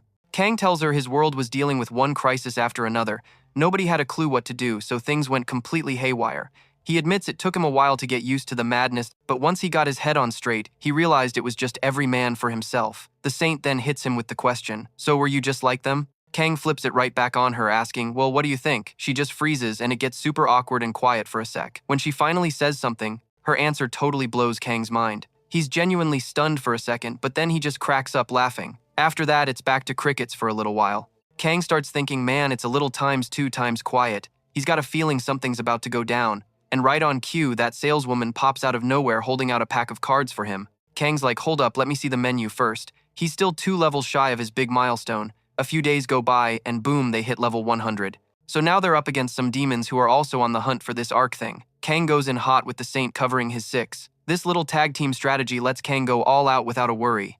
He literally rips a snake's jaw clean off top to bottom. Even the big boss snake gets a taste. The demons are all moaning about their L, but Kang just shrugs and calls it a good journey. Not only did he level up, but he also scored 10,000 conquest points from some random skill pack. Kang's just grumbling about the demon's awful timing, showing up right times after times he finished his big test. The Saint, on the other hand, is totally pumped about their win, but then something pops up that catches them both completely by surprise. Right there in front of them, an item materializes out of thin air. Yep, that's definitely the thing they've been looking for. Kang strolls up to the ark and is like, looks kinda boring for a super ancient weapon. His system chimes in confirming he's got the quest item. The second he grabs it, the whole maze starts freaking out. A portal tears open and the Saint yells at Kang that it's their only way out. The moment they're outside, she lets out a huge sigh of relief.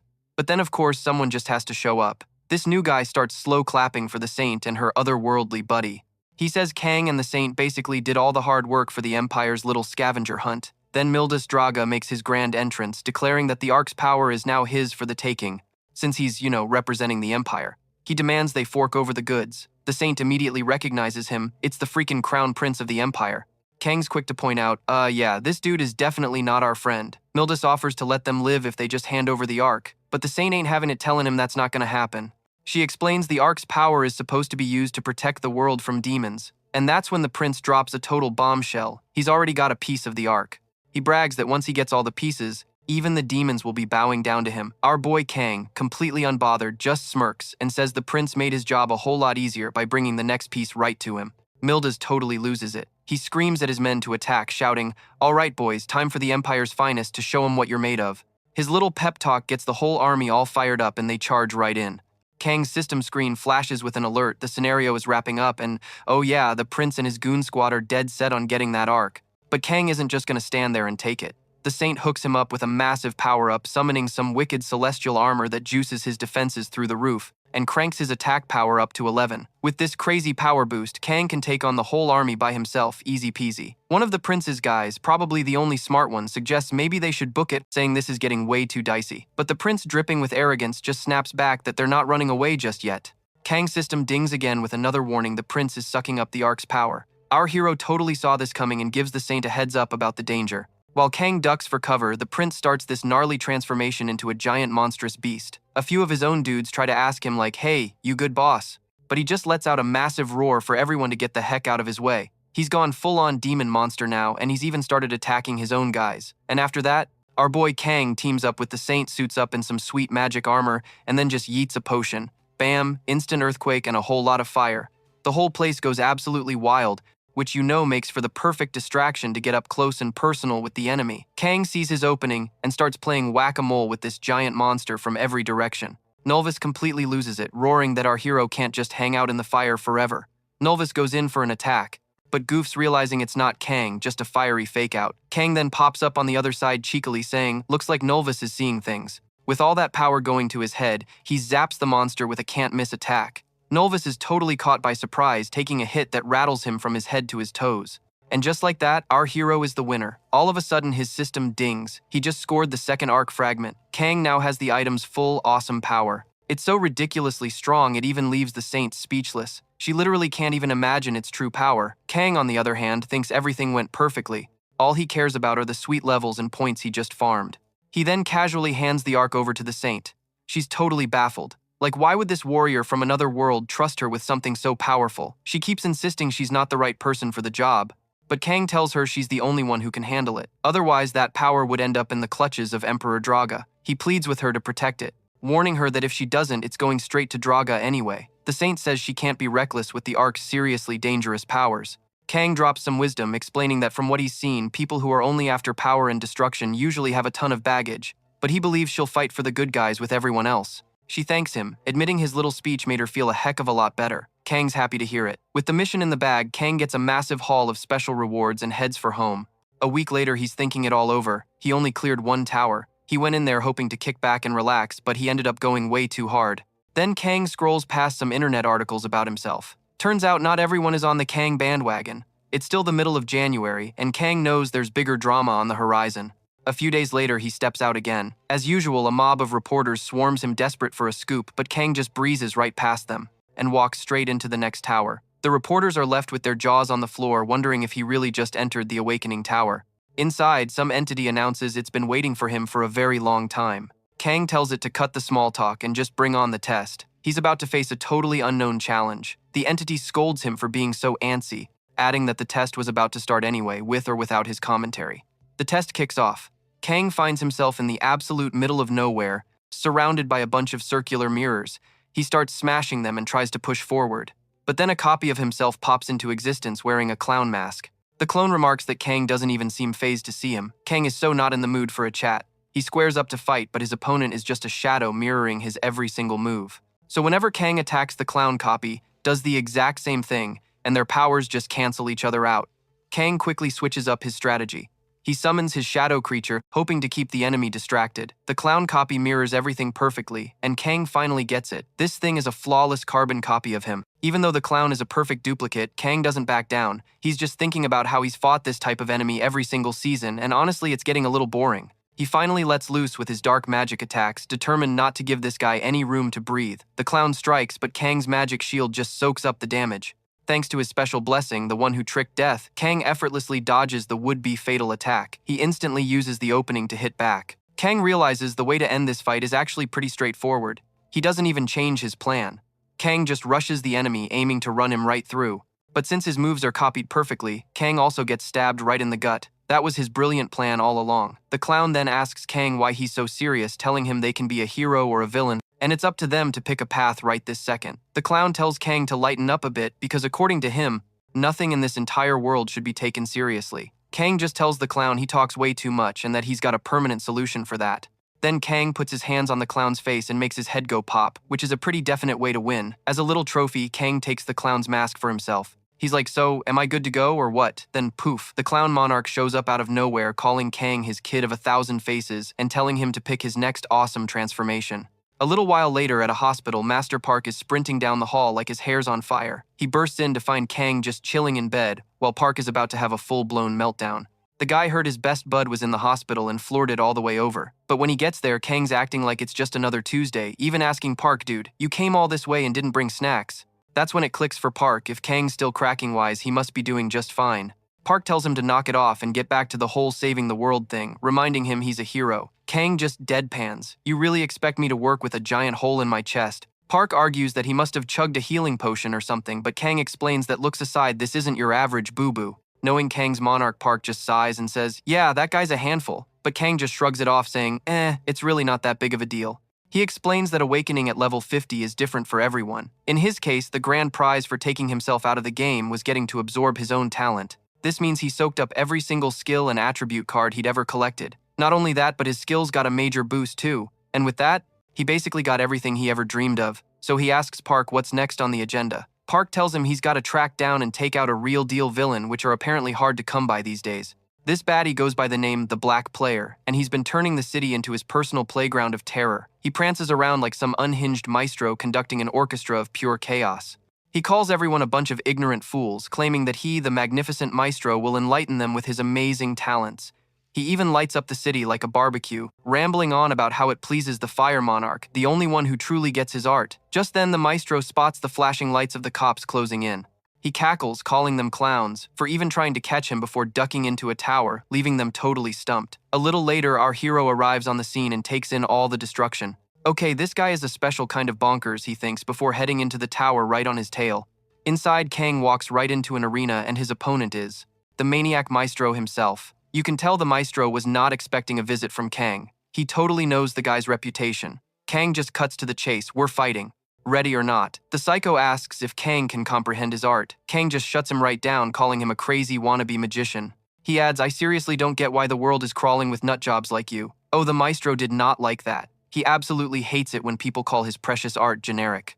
He immediately starts blasting fire everywhere trying to roast our hero, but Kang just scoffs. It's always the phonies who get triggered over nothing. This just fans the flames of the maestro's rage. Suddenly, Kang spots an attack coming from above. The pyromaniac thinks he's finally got him, that the fight is over. But Kang is way too slick for that. He zips out of the way and taunts, "You're gonna have to try a lot harder than that, pal." The enemy launches another fiery blast, and this time it actually hits. He laughs right in Kang's face, gloating that Kang helped him create a masterpiece melody.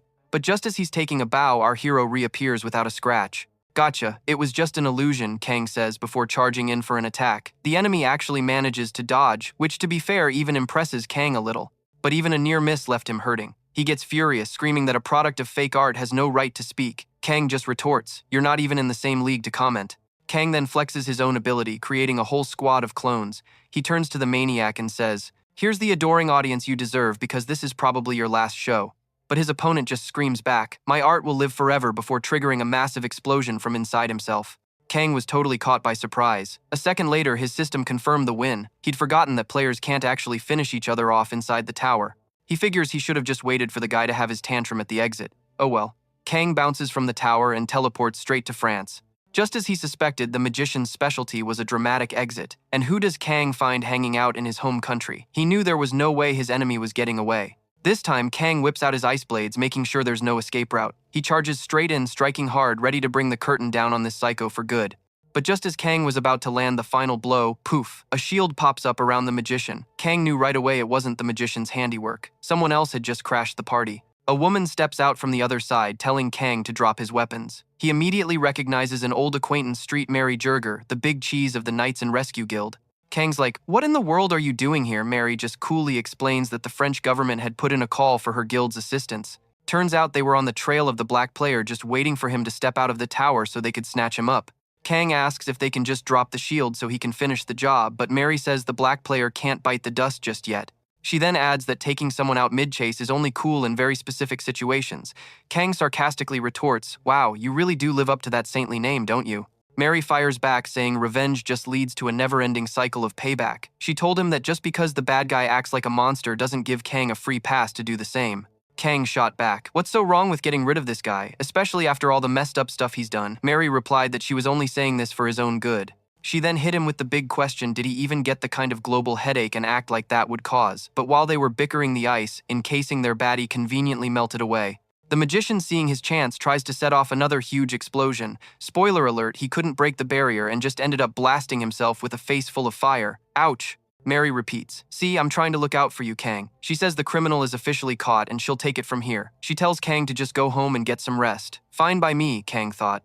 So he starts to leave, grumbling that, thanks to her, his whole trip to France was a total bust. But just before walking away, Kang decides to try one last sneaky move. He unleashes a wave of his dark magic, trying to tag the enemy one more time, but Mary's shield holds strong, protecting the guy on the ground. She tells Kang he's just spinning his wheels. Kang says, "Yeah, you're right," but on the inside, he knew this was all part of the plan. He zaps the enemy again, and this time it's a direct hit. The Saint is absolutely floored. The perp she was protecting is just gone.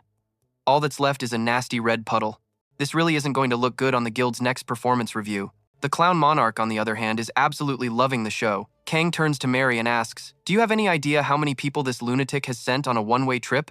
He points out that it wasn't just adults. Even kids got caught in the crossfire. Kang makes it crystal clear that this psychopath deserves zero mercy. He argues that these black players are tearing the world apart way faster than the towers ever could, but the Saint just can't get on board with his aggressive tactics.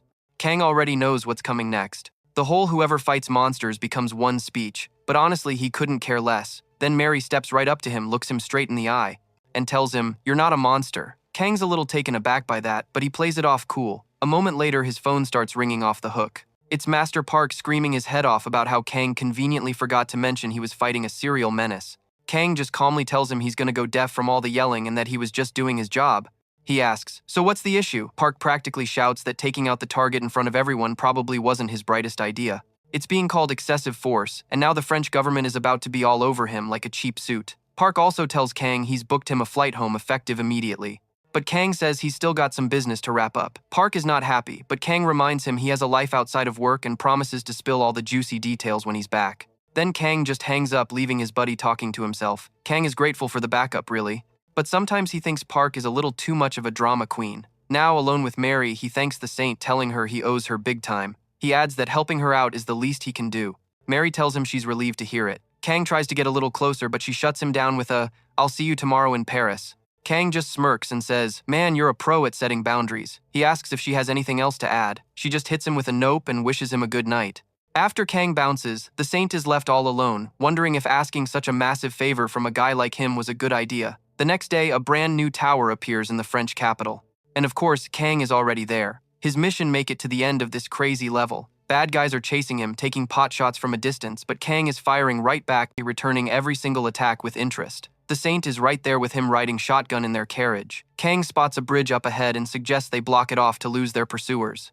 So they're stuck in this tower that's basically a live-action replay of the French Revolution. Their mission: keep the fancy nobles safe from the angry revolutionaries. First move, Kang and the Saint hustle to block the bridge. Then Kang just goes ahead and smashes the thing to bits, making sure nobody can get across. They plant their feet ready for a brawl while the nobles make a run for it. But hold up, instead of charging, the enemy leader calls for a timeout. He's demanding to know what in the world these players think they're doing. He points out that just a little while ago, Kang and Maria were fighting right alongside the revolutionaries, all for a shiny new world. He's totally baffled why they'd suddenly flipped the script. He even adds that the Saint was their secret weapon for success. He's like, "Why aren't you on our team anymore?" Then he goes and accuses her of cozying up with the corrupt royals. Still, he admits he'd rather not throw down with an old teammate. Kang's gears start turning, asking if this is the real reason the Saint needed his backup. He finally gets it. Maria's been here before.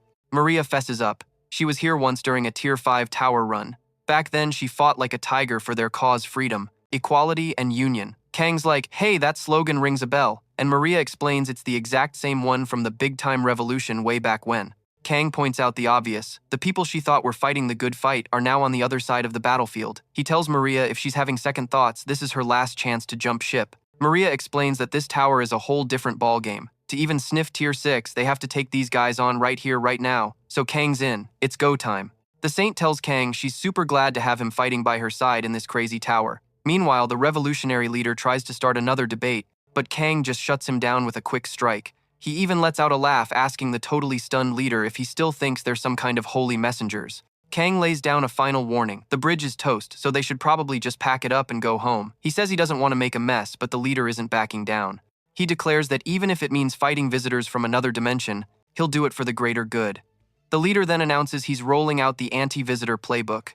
He orders his soldiers to flip their armor into tactical mode and unleash their magic-infused gear. He screams for them to fight for freedom and equality. And just like that, the enemies whip out some seriously upgraded firearms. Every single shot explodes with pure energy, Maria being a saint and all juices Kang up with a buff. We're talking a wild 1000% boost. His speed and reflexes go into overdrive. Kang is blown away, thinking this power-up is going to make this whole fight a cakewalk. Maria tells Kang to hang back, saying she's got this, but Kang is absolutely not having it. He unleashes his dark magic, plunging everything into total darkness and stopping her dead in her tracks. Kang's back in the driver's seat, carving his way through the bad guys. He figured a Tier 6 tower army would be a pain, but he definitely didn't plan on fighting blind, having to map out every single move. So he tells Maria to get her shield up. Maria pleads with Kang to turn the lights back on, but he tells her he doesn't want her getting in the way. He claims he just wants to give her buffs a proper spin, especially since they're gonna split the attribute experience points anyway. He tells her he's got all he needs to wrap this up and put these enemies to bed.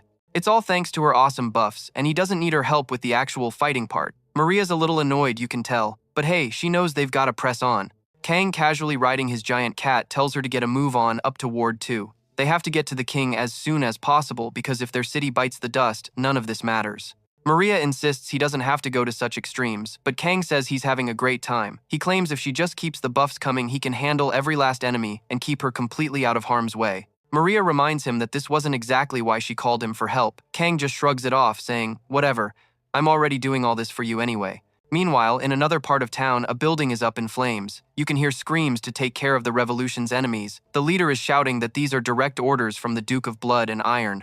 All sympathizers of the old regime have to go. No one gets a pass, doesn't matter if they're men, women, or children. When they finally show up, Maria is absolutely horrified by the scene. She can't believe the revolutionary army would go this far. Kang just tells her that this is what happens when an ideology gets out of control. He adds that the folks in the town they just left would have met the exact same fate. Just then, his system pings him. The Duke's personal squad, the Iron Blood soldiers, are blocking their way forward.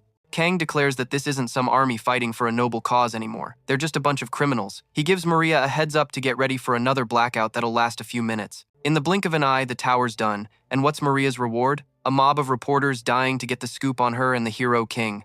She is so not having it. Maria puts on her serious face and tells the press they're just co-workers, all for the good of the country. But Kang, oh, he's just getting started. He chimes in that they had a very busy night, if you know what I mean. Then he's all like, what else are two people gonna do in a tower alone? Play checkers. Maria's face goes beet red. She's frantically trying to shut it down, but Kang's on a roll, adding more and more juicy details. Maria finally loses it and tells him to zip it all while the cameras are rolling, of course. So what was Kang's master plan? Just to level up his get-under-your-skin skill and give his wacky king a good laugh. And boom, just like that, a system notification pops up with his prize. It was a package of rare cards. Kang's like, that's it. He was hoping for something bigger, but then his spirits shot through the roof. He spots a second reward, a super-powered sixth sense skill. Sweet. Later, the gossip is absolutely everywhere. Kang jokes that the Just Friends ship has officially sailed. And Maria, even though she's mortified, can't help but crack a tiny smile. Yeah, she was secretly loving it. Not long after they dive into a new tower, this one crawling with frosty helmeted baddies, Kang realizes he's gonna need a boost. So he puts on his best puppy dog eyes, apologizes for being a pest, and asks for her help. Maria gives him an earful, but you could totally tell from her face she wasn't really mad. Nope, not mad at all. She zooms ahead, telling Kang to stay back with a zinger. Where there's a hot night, a cold one is sure to follow. Then she goes into full-on solo mode. She unleashes her powers and mops the floor with those ice heads. For a whole month, they go on this insane raiding spree, racking up levels and loot with every single win. After their month-long tour of tower trashing, Maria sees Kang off at the airport. He's still cracking jokes about them being an item. Maria, however, gets a little serious, saying she's kinda jealous of how carefree he is. Kang naturally takes that as a huge compliment. Maria admits it was awesome having a player she could count on. Kang's like, right back at ya. She wishes him a safe flight home, but before he boards, she thanks him for all the good he's done for the world. On the plane, Kang's mulling it all over. He's thinking this whole teamwork thing is crazy efficient. But at the end of the day, it's always country first. He also makes a mental note to invite Maria over to his turf sometime. Then, out of nowhere, his cat breaks the silence. The cat's like, dude, how long are you gonna pet me? Kang just about jumps out of his skin. Since when can you talk, Blackie? Just casually says he evolved. So Kang's like, and you're just telling me now? The cat explains he didn't want to be a third wheel during his little flirty fest with Maria. But now he announces playtime is over. He orders Kang to open that card pack he won. Kang rips it open, fingers crossed for something legendary. He explains that people might think they're just card sets, but if you collect them, all you can build a legit deck. The name of the game is all about synergy and classes. Kang's already got awesome synergy going, but all his random extra gear was messing up his class bonus. Still, he managed to lock in the Shadow Assassin class. Plus, he got some killer upgrades. He figures it's time for a little R&R. The plan, get home and take his new deck for a spin in a tower, back on his home turf in Korea. He's on the hunt right away, and of course everyone on the street recognizes him. They all watch him stroll into a nightclub, but he ain't there to party. His target is some dude who's completely wasted. The guy's moaning about his head and slurring, who the heck is bothering me? Kang just calmly tells him he's got to the count of 3. By then, he better be on his feet and following along. The drunk guy scoffs, and who do you think you are bossing me around? He even pulls the, do you know who my dad is card, saying he's the president of Grupox. Kang could not care less. He just grabs a handful of hair and yanks the guy right out of the club. See, before this whole scene, Kang had a little chat with the association president. He mentioned wanting to test drive his new deck and figured he'd take some rookies along for a freebie run. The prez told him about some hotshot rookie who just awakened. But when Kang finally meets this promising kid, he's like, no way, this is the guy who cleared a tier 3 tower. The rookie hears Kang and his eyes go wide. He recognizes the hero king. He immediately asks if Kang's there to take him to a tier 4 tower. The kid says he's completely over tier 3. Kang's actually kinda impressed by the kid's guts, so he says, alright kid, let's go hit a tier 4 tower. But first he had to see what this newbie was made of, so he tossed the kid straight into a brawl. The kid absolutely lost his mind seeing his opponent up close and personal. Instead of fighting, he just booked it, screaming for Kang's help. But Kang was like, nope, not moving an inch. The little brat shrieked, you think it's fine to just let me die? From a safe distance, Kang could see the kid was only hanging on thanks to his fancy pants armor. He knew a free carry through the dungeon was a sweet deal. But selfish players only care about themselves, always looking for an easy way to level up and get stats. Kang was probably thinking, who's gonna be the hero when I'm gone? So when the kid started begging for his life, Kang finally caved. He told the little guy, alright, you wanna stick around for free? You've gotta earn it. The second he said that, more enemies dropped in from the ceiling. The boy looked like he was about to have a heart attack. Kang, on the other hand, handled the new threat like it was just another Tuesday. Once they were safe, the spoiled kid immediately started running his mouth, threatening Kang that his daddy would hear all about this. Kang just deadpanned that he was a tough love teacher trying to teach the boy a valuable lesson. Then he asked, what did you think this was, some fairy tale with a happy ending? The kid's brain totally short-circuited. He had no idea what to say. Kang told him it was a trick question, then, bam, he slapped a death mark right on him. This basically painted a giant kick me sign on his back. The boy felt it instantly since the debuff completely ignored his stats. And yup, he got smacked. Our hero told him this little field trip wasn't for lightweights like him. He added that if the kid thought it was unfair, he could go grind some levels and come back when he wasn't a liability. Back in the real world, the spoiled kid looked around totally baffled. What just happened? He asked. Kang casually explained. Oh, I killed you. It was mostly painless. You're welcome. The kid didn't even process that he was dead for a second. Then he went from 0 to 100 real quick, swearing our hero was gonna pay for this. But our hero just calmly asked, oh yeah, and what exactly is gonna happen to me? The kid puffed out his chest, declaring Kang had no idea about the power of huge corporations. Kang just shrugged. He said he couldn't care less even if they sent a hitman after him. What's one more megacorp on his long list of enemies? He already had an entire country that wanted him 6 feet under, so one more company, big or small, joining the Hate Kang Club wasn't going to change a thing. Kang added that if the boy really wanted to, he could go ahead and try his luck. Then poof, out of nowhere, they both got sucked into a new tower called the Endless Labyrinth. Kang was totally caught off guard, but then he saw the situation was even worse than he imagined. The spoiled brat was there too, along with a bunch of other folks who looked completely clueless. One guy recognized our hero as the Hero King and let out a huge sigh of relief, probably thinking they were totally safe now. A woman spotted the word group on the floor and figured out they had to team up to clear the tower. Our hero realized they were officially a party now, much to his dismay. Now he had to survive with all these randos. The woman read the rules aloud, announcing they could respawn if another player took them out. So if they were in a tight spot, they could have a teammate help them escape. Kang hated this idea. He knew right away this group was doomed. Still, he announced that this was a free expedition sponsored by the Hero King. First things first, everyone had to introduce themselves and show off their skills. And just like that, the mission was a go. After clearing out some mobs, our hero thought they were actually doing okay. He chalked it up to his new sixth sense. But he knew his team was a chaotic mix of spoiled brats and total noobs. He figured if this wacky team setup was the game's idea of balancing power, then their opponents were probably a squad of level 40 veterans. No wonder they looked like easy pickings. He then told everyone to huddle up because they had company. A few moments later, the enemies arrived. The fight kicked off in a flash. Our hero laid down the law: if most of the team bites the dust, the rest of them get disqualified. The other team was already getting wrecked. The game system was about to give them all the boot for failing. But then Kang noticed something critical. He quickly wiped out the enemies before they even got close to his tower. See, Kang knew a grim little secret: if the maze itself gets you, you don't come back. Not even after the trial is over. So he told them they should be grateful for his kindness in finishing them off himself before the maze had its chance. Meanwhile, some other dude was spying on Kang from afar and totally sprinted back to warn his crew. But bam, Kang just pops up out of thin air, scaring the living daylights out of the guy. Totally freaked out, the player instantly starts acting like Kang's #1 fanboy. Kang, smooth as ever, just casually asks if he's rolling solo. Soon after, the dude makes a break for it and scrambles back to his squad. He spills the beans about finding other players, saying one was a total beast and the rest were basically newbies. They're big shot leader figures. Hey, let's just pick off the weaklings and the strong guy will get booted automatically. But then he turns to the scout and is like, are we even going the right way? The guy gives this little fake apology with a smirk, saying, oh, this way is much times better. And that's when it finally dawns on the rest of them they've walked right into a trap. Before they could even blink, Kang just steamrolls them. Their whole squad gets a big fat fail on the raid. But Kang was just getting warmed up. He hunted down every last enemy team and just dismantled them, clearing the entire first maze all by himself. His teammates, who, let's be real, did absolutely nothing but get a free ride, started cheering and went to grab their loot. But hold up, the system chimes in with a little party pooper announcement. They had to figure out who gets the prize, and if they couldn't play nice and decide nobody was getting squat, they quickly put 2 and 2 together and realized it was one big pot for the whole group, not individual prizes. That's when Kang steps forward, basically saying, yeah, I did all the work, so it's all mine. He then asks if anyone has a problem with that. And of course, the little spoiled brat is the only one to speak up, whining that he should get the rewards as emotional damage compensation or something. And boom, that kicks off a huge argument. Another dude jumps in, claiming he deserves it more because he was the only one who helped Kang. And just like that, a fight popped off between the two. The spoiled brat and the penny pincher were ready to throw down for the prize. Kang, meanwhile, was so not impressed. The last 2 teammates are trying to play peacemaker, but Kang has had enough of their garbage. He just unsubscribes both fighters from the game of life. He told them they should have used their brains. He's like, you got a free ride with XP and achievement points, so just be happy you got that. Then he gives the survivors the death stare and asks if anyone else has an opinion they'd like to share. You could hear a pin drop. The 2 remaining teammates were scared, stiff, and stayed completely silent. And just like that, Kang scoops up all the goodies for himself. Next up, he cracks open a mystery ticket and a random blessing.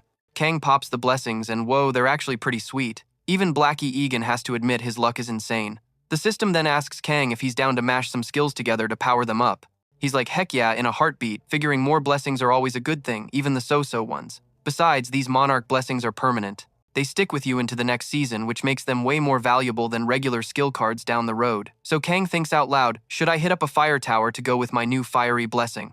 Blackie is immediately like, nope, hate fire. He suggests they go somewhere dark and chilly instead. Kang just deadpans, you're kinda high maintenance, you know that?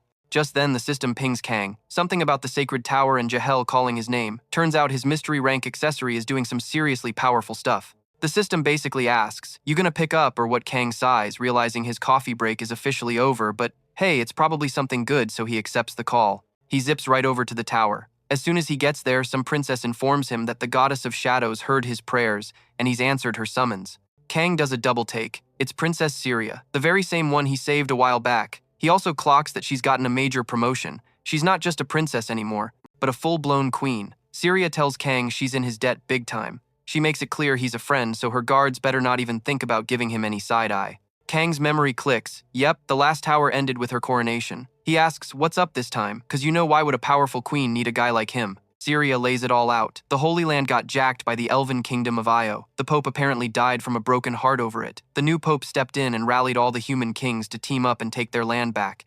And just like that, the Third Holy War kicked off between the desert elves and the humans. Kang's just thinking, great a religious war. This'll be fun. He figures this could all be sorted out with a peace treaty or something, but Syria shuts that down, telling him the kings of 3 different nations have already shipped out their armies. And guess where they're headed? Probably right for the fortress they're standing in, since it's the closest spot to the Holy Land. Then she pops the big question, so you gonna fight with me in this war, or what? Before Kang can even get a word out, he spots him, the King of Malice, just chilling on the horizon. Syria's blown away by his eagle eyes, but no time for that. Kang just whips out his secondary deck ready for action. So he swaps out his specs for a killer ice beam skill. Getting ready to snipe from downtown, he tells the queen, hey, I got this, no sweat. Then a human with eagle eyes starts scouting the place. Our boy moves in and his weapon gives him this crystal clear, high-def view of everything. He immediately starts letting loose from way out. But man, these humans are fast on the draw, popping up their shields in a flash. So Kang's shots totally whiff. The shields just soak up all the energy like a sponge. Kang's scratching his head like, are these shields blessed by the Fire Monarch or something? He just got a sweet power-up from the Snow Monarch and now this fire dude keeps crashing the party. What's the deal? And to top it all off, an enemy squad starts fanning out, playing a little game of hide-and-seek with Kang. Our guy's like, alright, sniping's not working, and decides it's time to get up close and personal. He just yeets himself off the ridge, landing right in the enemy's face. But surprise, he's not flying solo. The elves jump in too, letting arrows fly. The squad leader is screaming his head off, yelling they gotta find the visitor first. He's bragging that no arrow can get through their shields. Yeah, about that. He's dead wrong. See, our hero gave the elves a little boost earlier, so they know these goons are running on fumes. Some of the soldiers are totally bewildered, still thinking Kang is the Apostle of Light. They're just like, why is our supposed hero fighting for the other team? So Kang lets Blackie loose with all his spooky dark magic, but even the cat looks like he can't believe what happens next. The human leader just barrels forward, shouting for everyone to hold the line. Turns out this is Richard, the King of Malice, real charming title, and he's telling his guys not to bail on their god. Then all of a sudden the king spots this massive shadow rolling in, looking like it's about to gobble up his entire army. But even staring that down, this dude doesn't flinch. He just tells his soldiers to follow God's will, and with his sword, he just shatters the dark barrier and plows right into the enemies. His crazy strength and can-do attitude gets everyone fired up. This completely blindsides our hero. The bad guys rush forward like a tidal wave heading straight for Kang. They are 100% committed to taking him down. Kang sees it all happening in slow-mo, but right as he's about to throw down, bam! Attacks start flying in from another side. The elves show up and one of them yells at our hero to stay focused on the main prize. Looks like the queen gave the order and they're going toe-to-toe with the humans. Kang's thinking, great, this human squad is packed with crazies too. Both sides just smash into each other. The throwdown between humans and elves is getting seriously intense. Dudes are dropping left and right on both teams. The humans, though, are not having a good time. The elves are way too quick for the knights, at least, until the human king shows up and starts wrecking shop on a few elves himself. But the human king has his eyes on a bigger fish to fry. Our main man Kang clocks this and decides it's about time to level the playing field. And so the epic showdown kicks off. The king is still convinced Kang is some kind of backstabbing apostle. He's all like, do you even know who you're messing with? But Kang just gives him the silent treatment. Kang basically tells the king he's just another baddie on the list, a walking loot drop. He even casually wonders if the king's packing a dragon heart. Then bam, Kang slaps a kick me sign, a mark of death on him. Instantly, his system lights up. Exposed weaknesses debuff. Applied. The king's hit, defense, and dodge stats take a nosedive by 500 points. Oh, the king is mad. He starts screaming that he's not going to get taken down by some insect like Kang. Then, in a move nobody saw coming, he takes out his own warhorse. He literally takes a bath in its, life juice, using the dark power to get a wicked power-up. Kang is just floored. He's like, dude, I just hit you with a massive debuff. How are you still this beefy? The king, now all powered up, lunges in to turn Kang into a pancake. But Kang is more than ready. He quickly swaps out his ice beam for a slick sword manipulation skill from his back pocket. The fight just shifted into high gear. Kang unleashes his mind control mojo, making his swords do a little dancey dance with dark power. Gnarly-looking souls erupt from the ground, swirling around and trying to swallow the king whole. Kang figures all the, paint spilled on the battlefield has given his power a major boost. His system gives him the green light, confirming the conditions are perfect and showing the ability's blast radius. Then he gives the super creepy command, rise. And just like that, the fallen knights pop right back up, ready for round 2. The king, though, manages to bust out of that soul tornado. He's yelling that Kang's weird little party tricks won't stop him, but then he freezes completely bug-eyed. His own fallen soldiers are getting up. Even the guys on their way out are now getting to their feet to fight for Kang. The king's own loyal knights, his best buds, are now turning on him to fight for Kang. The king is absolutely wrecked, screaming out for his boys. But Kang's system starts flashing a warning. Whoops, the area of effect is way too big for his current zombie-making skill. His power to control the dead starts to fizzle out and then just shuts down. Even with that hiccup, Kang still manages to take down the enemy king. Later on, as the sun's dipping low, Kang brings the elven queen a little souvenir, the king's head. Queen Syria's all like, awesome job, but then she's got to remind him they've only taken out one of the 3 big bads. This whole holy throwdown has barely even started. So night falls and Kang's just trying to soak in the sweet view, but then he gets this super creepy feeling in the air. A shiver runs down his spine like a spooky vibe on the wind. Mood officially killed. Kang heads back inside the castle, and that's when the NPC vendor just pops up for a chat. She tells him he's totally maxed out his frozen sword-making skill, and if he upgrades her shop, he can finally buy a waking stone. Kang just nods, thinking, I was wondering when you'd show up.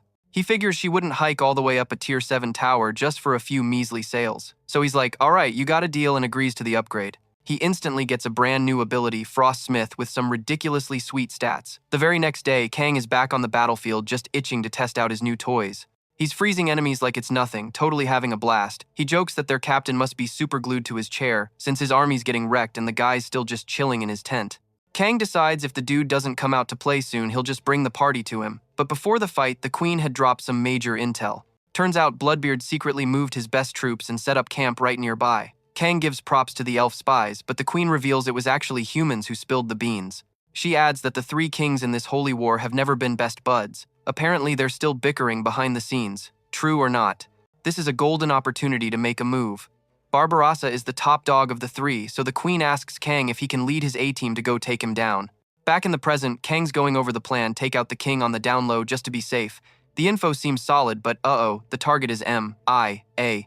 So Kang waltzes into the tent and finds the king hiding. He asks him what he's up to, and suddenly the king just collapses. The glass he was holding smashes all over the floor. Kang sees this and his spidey sense goes off immediately. He's thinking poison. It clicks that the king was already gone before the battle even kicked off. An elf soldier comes over, seeing the exact same gnarly scene. Kang realizes the real enemy is probably lurking right there among them. Ever since Season 1, these shadowy puppet masters have been manipulating nations, pushing them into war. They send out assassins to take out strong players from other countries, only caring about their own twisted game. Kang is seriously ticked off. He thinks this whole situation is completely ridiculous. He storms back to the queen and tells her the king was poisoned by one of his own guys. Syria immediately asks if that information got out to anyone else. Kang figures the king was looking for some kind of insurance policy. The queen can't believe it. Not with the holy war this close, but our hero says that's precisely the point. This way. The king gets all the glory and shatters the balance of power between the 3 nations. It's a classic 2 birds with 1 stone move. The queen then gets it. They now have to fight the Supreme King's forces. Kang, however, is feeling pretty confident, saying the rest of the army won't be back. Those troops were sent on a holy crusade and without a king to lead them. They're probably all just hanging out at the human camp nearby. Then someone mentions that some pagan assassins jumped Bloodybeard and completely wiped out his knights. Whispers start flying that these same pagans might be the ones who offed the king. Meanwhile, Philip II, the Supreme King, declares it's go time soon. The fallen king's troops will be following his orders. After all, both the super devout King of Malice and the filthy rich Bloodybeard got beat by those so-called pagans. One of Philip's henchmen suggests Philip could just claim the Holy Land and everyone would have to serve him. King Philip not only loves the idea but also claims he had a vision from God. He's convinced his will is God's will, and he uses this to get the soldiers all fired up for some good old-fashioned revenge. For that, he orders the forces of the King of Malice and Bloody Beard straight to the front lines. Philip insists the Angel of Faith is on his side, so his men better not have any second thoughts. Sometime later, our protagonist is facing another army. He sees the King of Malice's cavalry and Bloody Beard's armored infantry have joined forces, forming one gigantic super army. Not only that, but they're all flying the same flag. It hits him Philip is 100% pulling the strings here. The human army shouting their war cries. He gets ready to attack. Kane chimes in, saying their slogans sound like something they ripped straight out of a dusty old history book. He's like, seriously, you guys think wiping everyone out is the key to peace. But hey, no time for philosophy. He's got to get ready for a throwdown too. He activates West Wind, a sweet buff he snagged from the store that's good till this whole mess is over. He lets the wind rip across the entire battlefield. And this isn't your average breeze. It's got a nasty freezing bite to it. The enemy soldiers lay eyes on our hero who's got that I'm here for payback fire in his eyes. Their leader is screaming at his guys, don't you dare get frozen solid by this blizzard. Even the king, who's supposedly at the front, is just chilling safely behind the main force. And just like other human leaders, Philip's got a blessing from the Monarch of Fire, and he's using that power to juice up his army. But across the way, the Shadow Monarch is giving the elves their own little power-up. And get this, the Dark Council faction decides to crash the party too. The Monarch of the Blizzard even throws a blessing to the elves, and suddenly their Glacial Guardians faction starts completely flipping the script. Watching all this chaos from a distance, Kane starts having an existential crisis about the whole war. He's wondering if this is really what some god wants. He can't even tell if there's one god or a whole committee of them. Either way, he figures any deity orchestrating this disaster has to be a real piece of work. Blackie basically tells Kane to quit the navel-gazing and just do his job. Kane has to admit his cat's got a point and finally decides it's time to jump in. Just as he's getting ready to end this war, his system dings with an alert. It tells him not to let the council down and loans him 100 shadow puppets to use. All this backup actually impresses Kane. He realizes he's not the only one fighting for the win, but he also clocks that it's not all that different on the other side. The human team is rolling deep with 59 ranked Sentinel Angels. Kane just lets his puppets handle them, saving his A-game for his real opponent. He locks onto King Philip. The two of them collide, but then something totally bizarre happens. Kane notices Philip's gear looks suspiciously like a player's setup, but Philip is talking like a scripted character, not a real person. This gets Kane thinking maybe Philip isn't a player at all, but the original dude who wielded Golden Fanaticism. Suddenly, Philip attacks from the sky. Kane grumbles that it seems like everyone gets wings these days. But then a system alert pops up. Turns out the Shadow Monarch just gifted him the Raven Wings buff. So great, now Kane can fly too. He's not exactly thrilled about it though, muttering that he didn't even ask for wings. This whole aerial dogfight completely trashes Kane's carefully laid plans, turning his strategy into a deck of useless cards. Philip is the only one having a blast, shouting that he's finally found a worthy opponent. And with that, their epic sky battle begins. Philip starts trash-talking Kane, saying he looks like he's struggling and calling it payback for betraying God's will. Kane decides to poke back, asking if poisoning. Bloody Beard was also on God's to-do list. Philip fires back, accusing Kane of playing mind games and swearing he won't fall for them. Philip goes on a whole rant about how everything he does is God's will. He calls himself a seraphim, claiming his will and God's are totally in sync. He lunges at Kane, but psych, he only hits an ice clone. Suddenly, Kane pops up right behind him, muttering that wings are a total pain, they block the view, and then he lands a solid hit on Philip's back. But Kane's system flashes a warning. This rank 8 Seraph has the Supreme King's body. Philip's body then starts to glow, causing a massive explosion that sends Kane flying backward. The spot where Kane hit Philip heals up instantly. Philip rises again, and now rocking a halo and even more ridiculous wings. Kane's just watching all this thinking, so angels are just body snatchers now, huh? Then Kane's system pings him. It explains that the Fire Destroyer's faction has juiced up his Sword of Light with some gnarly infernal flames. Meanwhile, the Glacial Guardians crew powered up his Ice Sword with Cassidus's Chilled Kai. Basically, this means Kane is now on a level playing field with Philip. Out of nowhere, it starts to rain. Down on the ground, soldiers are getting soaked, while way up high, the two enemies are still going at it. The battle is absolutely brutal for both of them. Kane is seriously struggling to keep up while flying. Then, in one split second of carelessness, Philip manages to slice off one of Kane's wings. Philip, thinking he's totally won, goes in for the kill. He throws every last bit of power he has at Kane, trying to finish him for good, but Kane still had one more ace up his sleeve. He unleashes Blackie, whose spikes stab right through Philip. And that's not all. Kane also uses his telekinetically controlled swords to pile on even more damage. This move saves Kane from getting wiped out, and he finally defeats King Philip. His system confirms it. He's taken out the guy with the Archangel's body. With the fight over, Kane just rips off his other wing, declaring he's so over it. Down on the ground, the soldiers look up and see something taking a nosedive. When they realize it's their own king, their jaws hit the floor. But Philip's not the only one doing a swan dive. Other angels start dropping like flies too. Kane's system suddenly goes, uh-oh, we've got a problem, telling him the story's timeline just got all twisted.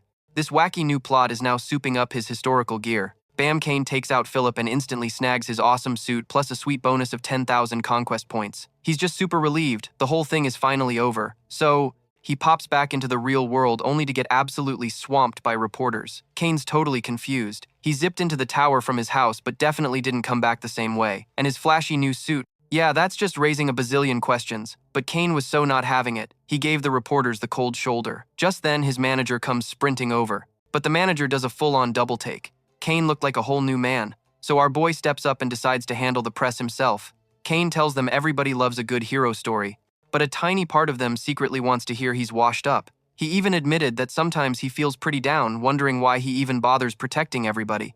And since they were all up in his business, he just tossed the question right back at them. Do you guys really love war that much? You could have heard a pin drop. Kane then starts painting a not-so-pretty picture of war. Imagine molten iron raining down on you as you're climbing castle walls, getting turned into a human pincushion by arrows and getting sliced and diced. You know, watching your insides become your outsides. He pointed out, though, that it was the 21st century now. He wanted to show them what a modern showdown looks like.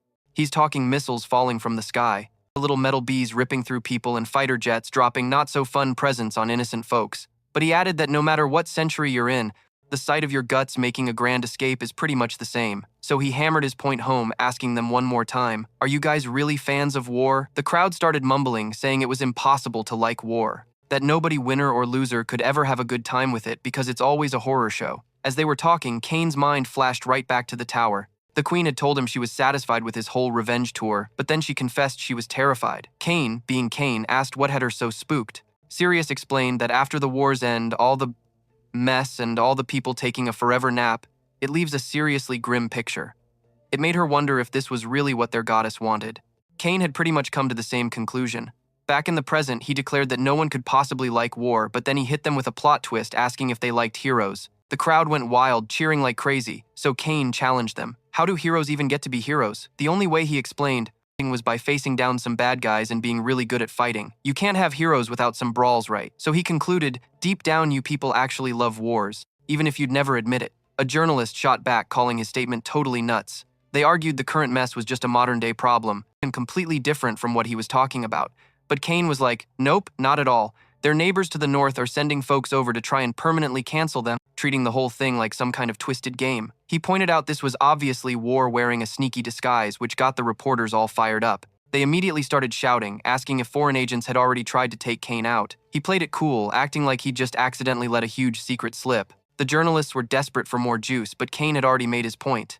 Then he decided to drop a whole new bombshell on them, something that was totally under wraps until now. Kane got real deep about the whole war thing. He wondered if the world was ending tomorrow, would everyone just keep squabbling? He pointed out how players are basically forced to be their nation's muscle-walking, talking weapons. Instead of fighting threats to the whole planet, they just end up fighting their own country's enemies. Kane also mentioned that people seem to think they can finish the season without him or the other top-tier heroes. And the reporters, they totally bought that story, hook, line, and sinker. He then asked why he should go through all this hassle to save a world that apparently doesn't even want him. Kane's whole mic drop speech was broadcast live across the entire world. Leaders and VIPs from every country were tuning in. A few of them even started to look a little nervous. But then one reporter piped up, claiming the fight was worth it. Kane just shot back with a simple why. Others chimed in that you can't just let innocent people pay the price. They said a player can't just bail on their responsibilities. But Kane laid it down for them. Anyone can be a hero or a villain. Everyone gets to choose which hat they want to wear. But before he could spill any more tea, his manager swooped in and cut him off. He snagged Kang by the arm, trying to yank him out of the spotlight, muttering something about official business. As he was being dragged away, Kang tossed out one last zinger. He warned everyone to keep their traps shut about a player's duty or beliefs. He was like, look, if a clueless guy like me actually had some hardcore convictions, you can bet I wouldn't be taking the blame for this hot mess the world's in. And then he made sure to yell, and you better put that on the air too. Turns out the clown monarch was totally digging Kang's spicy attitude. Meanwhile, Park was all right, let's get you home, but Kang was just like, yeah, where's my loot? Right on cue, Kang's system went times ding times. He'd scored a legendary item, some fancy amulet, and a new skill to, relieve his enemies of their clothing. He figured he'd check out his new disrobing power later. Back at their place, they saw Kang's little speech was already blowing up the internet worldwide. All Park wanted to do was kick back with a cold one and forget about it. Park was like, "Dude, why are you still watching the news? You getting nervous after stirring the pot that much?" Kang was just shocked. Park wasn't blowing a gasket. But Park just explained he couldn't stay mad. He could tell Kang was going through it. He was like, "Come on, man, nobody knows you better than me." Then Kang randomly brought up some acquaintance he has in France. Park immediately jumped in with, "Oh, but you're like on a whole nother planet compared to her." Kang gave him a thanks man and Park was just soaking up the appreciation. Then Park switched gears and asked about Kang's current class. Park puffed out his chest and said, "Pure blood assassin. Just had my big awakening moment." Then he started showing off his new swag, including a legendary heart-cutting dagger. Ouch! Park also brought up a rumor he heard about Kang corrupting a legendary piece of gear. Kang just gave a classic shrug like, "Hey, stuff happens, you know." His buddy told him to seriously take a breather, warning he was going to burn himself out. Then he reminded Kang they had a tier 7 tower just waiting for them. Yeah, Park's definition of rest was a little intense. Once they were inside the tower, Park was all like, "Alright, get ready for some backstabbing secret drama and a whole lot of evil corporation shenanigans." Our hero figured it was time for a change of scenery, so off they went into the Godfather and Alley Tower. Meanwhile, across town, somewhere else in the pouring rain, a mysterious woman handed an item to a shadowy figure. She told him to get the job done before the big meeting. The guy took it, and she got all dramatic, saying it was all for the sake of justice. Then the woman glanced at her wrist to check the time, only to see her watch had stopped. A wave of sadness washed over her. Turns out it was a gift from her godfather. Not too far away, Kang and Park were trying to get out of the same downpour when she spotted them. Her eyes went wide and she immediately started calling for help. She quickly explained they were in Black York City and that the Capone family was in some seriously deep trouble. Then she basically told them, "Your job is to fix all of it." She hurried Kang and Park to follow her, saying she'd take them to the boss. On the way, she gave them the lowdown. Black York is run by 5 crazy, powerful underworld families. She added that in just 4 days, there was a massive meeting planned between a bunch of big-shot companies, but then disaster struck. The original Godfather, the former head of the Capone family, got taken out along with a ton of his crew. Then she launched into her own sob story about growing up as an orphan on the mean streets. She said she got lucky and awakened some powers, but they were pretty useless until her godfather took her in and turned her life around. Kang, meanwhile, looked about as interested as a cat at a dog show. He was clearly not invested in her life story. Anyway, she kept talking, explaining that during the attack she only managed to save one person, the Godfather's son, who's now the new head honcho. The second they walked into the room, the boss greeted them. He puffed up his chest and proudly announced that he was the leader of the company and the head of the Capone family. Park, with a giant smirk on his face, immediately called him the little boss. The kid's face went red instantly. He started sputtering that, calling him Vito Capone. The great boss and rightful heir little boss was super disrespectful. The woman jumped in to do some damage control, explaining that these silly foreigners just didn't know how to recognize greatness when they saw it. She assured him his mere presence just screamed, "Respect me," with his ego now inflated to the size of a blimp. The kid declared he was a very busy man and wanted to get right down to business. He then ordered Rebecca to begin the procedures. All this time, Kang hadn't said a peep, just taking in the whole circus. After a quick huddle, Rebecca laid out the mission objective they needed to bring the Capone family back from the dead, metaphorically speaking. At the big meeting with the 5 great families in 4 days, they had to make a huge splash. On top of that, they had to figure out who was behind the hit on the old boss and his top guys and expose them. Kong jumped right in like, "Alright, who's our #1 suspect?" Rebecca laid it out, saying it's gotta be a boss from another big family or maybe a backstabber from their old crew. And guess who's at the top of the list? Gambino. The guy's looking pretty weak these days, but he's practically itching for a throwdown. Our boy casually flips through the files and asks, "So what if I just, take care of everyone involved?" Rebecca's totally on board, thinking it's a brilliant idea to just wipe all their enemies off the map. I mean, they'd have to do it eventually anyway, right? But Kang's not so hot on the idea, pretty sure the boss wouldn't approve. Vito kinda sides with Kang, explaining that yeah, the Capones have always been heavy hitters, but they were at the top of their game when his old man was in charge. Vito says he's been watching Rebecca for 20 years and her methods are basically the Capone family's secret sauce. No need to mess with a good thing. Kang quickly cuts in to remind everyone that Vito's the one in the big chair, not Rebecca. He's the one making the calls. Vito's humble enough to admit he knows Rebecca has way more experience. That's when our main man asks Vito straight up if he also wants to just send their rivals on a permanent vacation. Vito gives it to him straight. If their rivals aren't the ones who did this, it's probably best not to start a massive brawl for no reason. So Vito turns to Rebecca and asks if she can handle it his way. She's clearly not jumping for joy, but she agrees, saying he's the boss. And with that, the mission is a go. Park then chimes in, suggesting they go check on the Callio family since they're the closest. Kang teases him, "Dude, you're starting to look like a real villain," but Park just shrugs. He's like, hey, sometimes you gotta try living like the bad guys. After all, this whole world is just one big game to us. A few seconds later, the Kallio family guards are scrambling ready for a fight, wondering who had the nerve to crash their party. But they barely have time to blink before our two heroes strike. Park tells them to give up now while they still have a pulse. Cooperate and we'll let you live to see another day. But nope, the guards shout right back that they'd never turn on their family. Okay, suit yourselves, Park says. Guess you can just check out right now then. Kang's watching his friend who's totally calm and collected. All of a sudden, a much more panicky guy rushes in yelling about how dare they attack his family before the big meeting. Park asks if this new guy is the head of the Kallio family. One of the goons quickly pipes up, heck no, our boss wouldn't stoop this low. Then the new guy tells our hero to have fun playing with the henchmen. Kang is super confused. The plan was for them to go in together, but Park tells Kang he actually came here to take a break.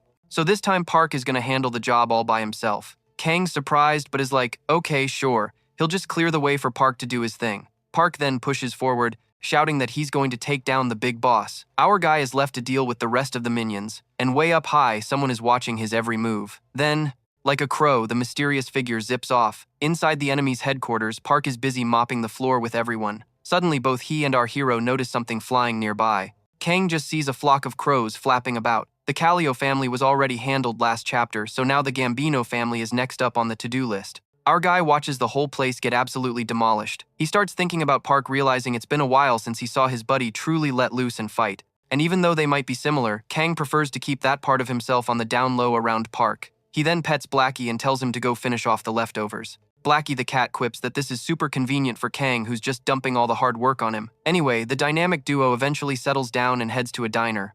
Park starts poking fun at Kang, calling him lazy. Apparently, ever since they arrived, Kang has only been eating hamburgers for breakfast, lunch, and dinner. Our boy defends his honor, claiming these are the best burgers he's ever had in his life. He just wants to enjoy them as much as he can before they have to bounce. Park tries to argue, bringing up all the other food they could be eating, but Kang shuts it down, saying he hardly ever gets a break and doesn't want to waste it stressing over a menu. He quickly changes the subject, asking what the Gambino boss told Park. Park just says the boss knows absolutely nothing. Kang remembers Park asking him to handle this one particular task, but Park just shrugs it off, saying the boss wouldn't have done anything useful at the meeting anyway. And speaking of which, the Gambino family boss is absolutely blowing a gasket. He's making call after call but gets nothing but voicemail from the Sanchez and the Falcons. This is really starting to freak him out. He's starting to think their whole alliance might be totally toast. Gambino is beyond furious, practically spitting nails, and he knows exactly who to point the finger at. His mind zips back to Park's little pep talk. Before bouncing, Park laid it out in 72 hours. His ticker was gonna go kaput and basically pop unless someone hit the magic reset button on him. Park had been all like, you get me, and yeah, the boss got him. He quickly agreed the Gambino crew would be sitting this meeting out. On top of that, he promised to help track down the guys who took out Capone. Park, cool as a cucumber, told him he was a smart cookie and decided to let him live. For now then, just casually walked away. But man, the Gambino boss was not having a good time. Park's promised fix was a no-show, all because the big meeting was still on hold. After getting the whole sob story, Kang's just like, so we've got squat. The manager tries to cheer his buddy up, saying they're bound to dig up some dirt at the meeting. He admits it's just a gut feeling, but he's pretty sure there's a new big bad on the block, someone outside the 5 big shot families.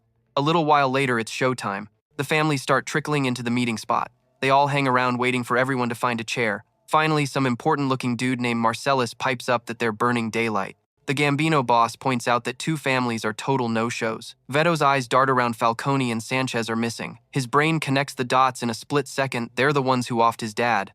Rebecca puts a hand on his arm, telling him to chill out and not go off half-cocked. She's like, just watch for a minute. Vito agrees, calling her the smart one. Then, out of nowhere, some guy bursts in looking like he's seen a ghost. Meanwhile, Park and Kang are watching the whole thing from a safe distance. The messenger drops a bomb. The Falcone and Sanchez bosses are toast. Kang figures they've got a new mystery player on the field. Park just smirks, saying it's no wonder the 5 families looked like a bunch of chumps. Kang starts to mumble something about thinking he was leveling up, but Park totally shuts him down. And just like that, bam, the lights go out. A single spotlight snaps on, and there on the stage is a mysterious dude in a hood. He announces how wonderful it is to have all the city's finest scum in one room. He starts calling them out for schmoozing with dirty politicians and messing with the working folks by rigging the unions. He calls them a bunch of no-good lying crooks who just love to stir the pot. This guy lays out all their dirty laundry for everyone to see. Then he introduces himself, I am Night Knight. He dramatically declares he's there to serve up some justice. Vito yells out, asking if this Night Raven is the one who took out the other bosses. Night Knight is like, you bet I did. He calls those guys seriously cruel villains. saying getting whacked was just a slap on the wrist for them. Then he twists the knife, adding that Vito's old man got the same treatment. Night-Night points right at Vito and promises he's next, calling him the son of a scumbag. Then Night-Night goes on the attack, flinging razor-sharp feathers like little daggers. Rebecca moves like lightning to shield Vito, telling him not to be a hero. Vito's screaming that Night Raven iced his dad and he's gonna pay. Rebecca totally gets that he's hurting. She says something epic like, "For the world to be saved, a price must be paid." Suddenly, Vito's internal system goes ding. It's an alert. Anti-hero Nightcrow is dishing out justice. Kang chimes in from the sidelines. You know, a lot of these goons have it coming. Then he lets loose with some gnarly dark magic and sicks his pet Blackie on him. And that's when Kang drops a bombshell. The real puppet master, a guy named Raiden King, has been pulling all the strings from the very beginning. Vito, our main man, zaps Night Raven with his own brand of dark magic, really putting the squeeze on him. But Night Raven is slippery and finds a chance to strike back. Blackie's voice suddenly pops into his head, yelling a warning that Vito's about to accidentally send Night Raven to the great beyond. Kang sees his little buddy Blackie getting tossed around, and his first thought is, man, I need to feed that cat more. Shaking that off, Kang decides it's time to step in. He zips over, grabs the guy by his cape, and bam, hits him with a huge magic blast. Night Raven gets slapped with a Deathmark debuff that lights up all his weak spots. That's Vito's cue to activate his special gossip keyword. This thing basically pops up the bad guy's entire stat sheet for him to see. It also lets him pile on even more of that exposed weakness debuff. Whoops, this move pretty much airs all of Raven's dirty laundry. Turns out his cloak is just radiating bad vibes, his feathers are super dangerous, and oh yeah, he's strapped with a whole bunch of party poppers. And Raven has zero idea he's actually fighting a dark clone of Kang, and the real Kang is watching his every move. Kang is just sitting back thinking, I can't believe this edgy cosplayer actually thinks he's the good guy here. Raven figures out pretty quick that he's in way over his head. He asks Kang's clone who he is, but gets total silence. So Raven goes for his big move. He summons a flock of kamikaze birds that blow up everything they touch. Park is stunned like, where did all of these things come from? See, Park is a master at one-on-one fights, but he's watching Kang take on this Raven guy all by himself. Kang yells over that the big shots are Park's problem now, and he needs to keep them safe no matter what. Kang insists his buddy is way better at bodyguard duty than he is. Park is totally against it, but Kang insists that taking out the trash is his specialty, and that's exactly what he's about to do. Then out of nowhere, Raven starts screaming that outsiders are supposed to be fighting for world peace. He's demanding to know why they're acting like a bunch of evil puppets. Kang's just standing there completely baffled like, peace union, what are those? Raven shouts that Kang has no idea how badly his enemies played him. He calls them a bunch of rotten villains and goons, claiming they're the ones who took out the Capone family. He says they paid their way out of court, greasing the palms of powerful people in the city because they were terrified of payback. Raven declares that this is the city's dark secret, and it's why he and his crew are demanding justice.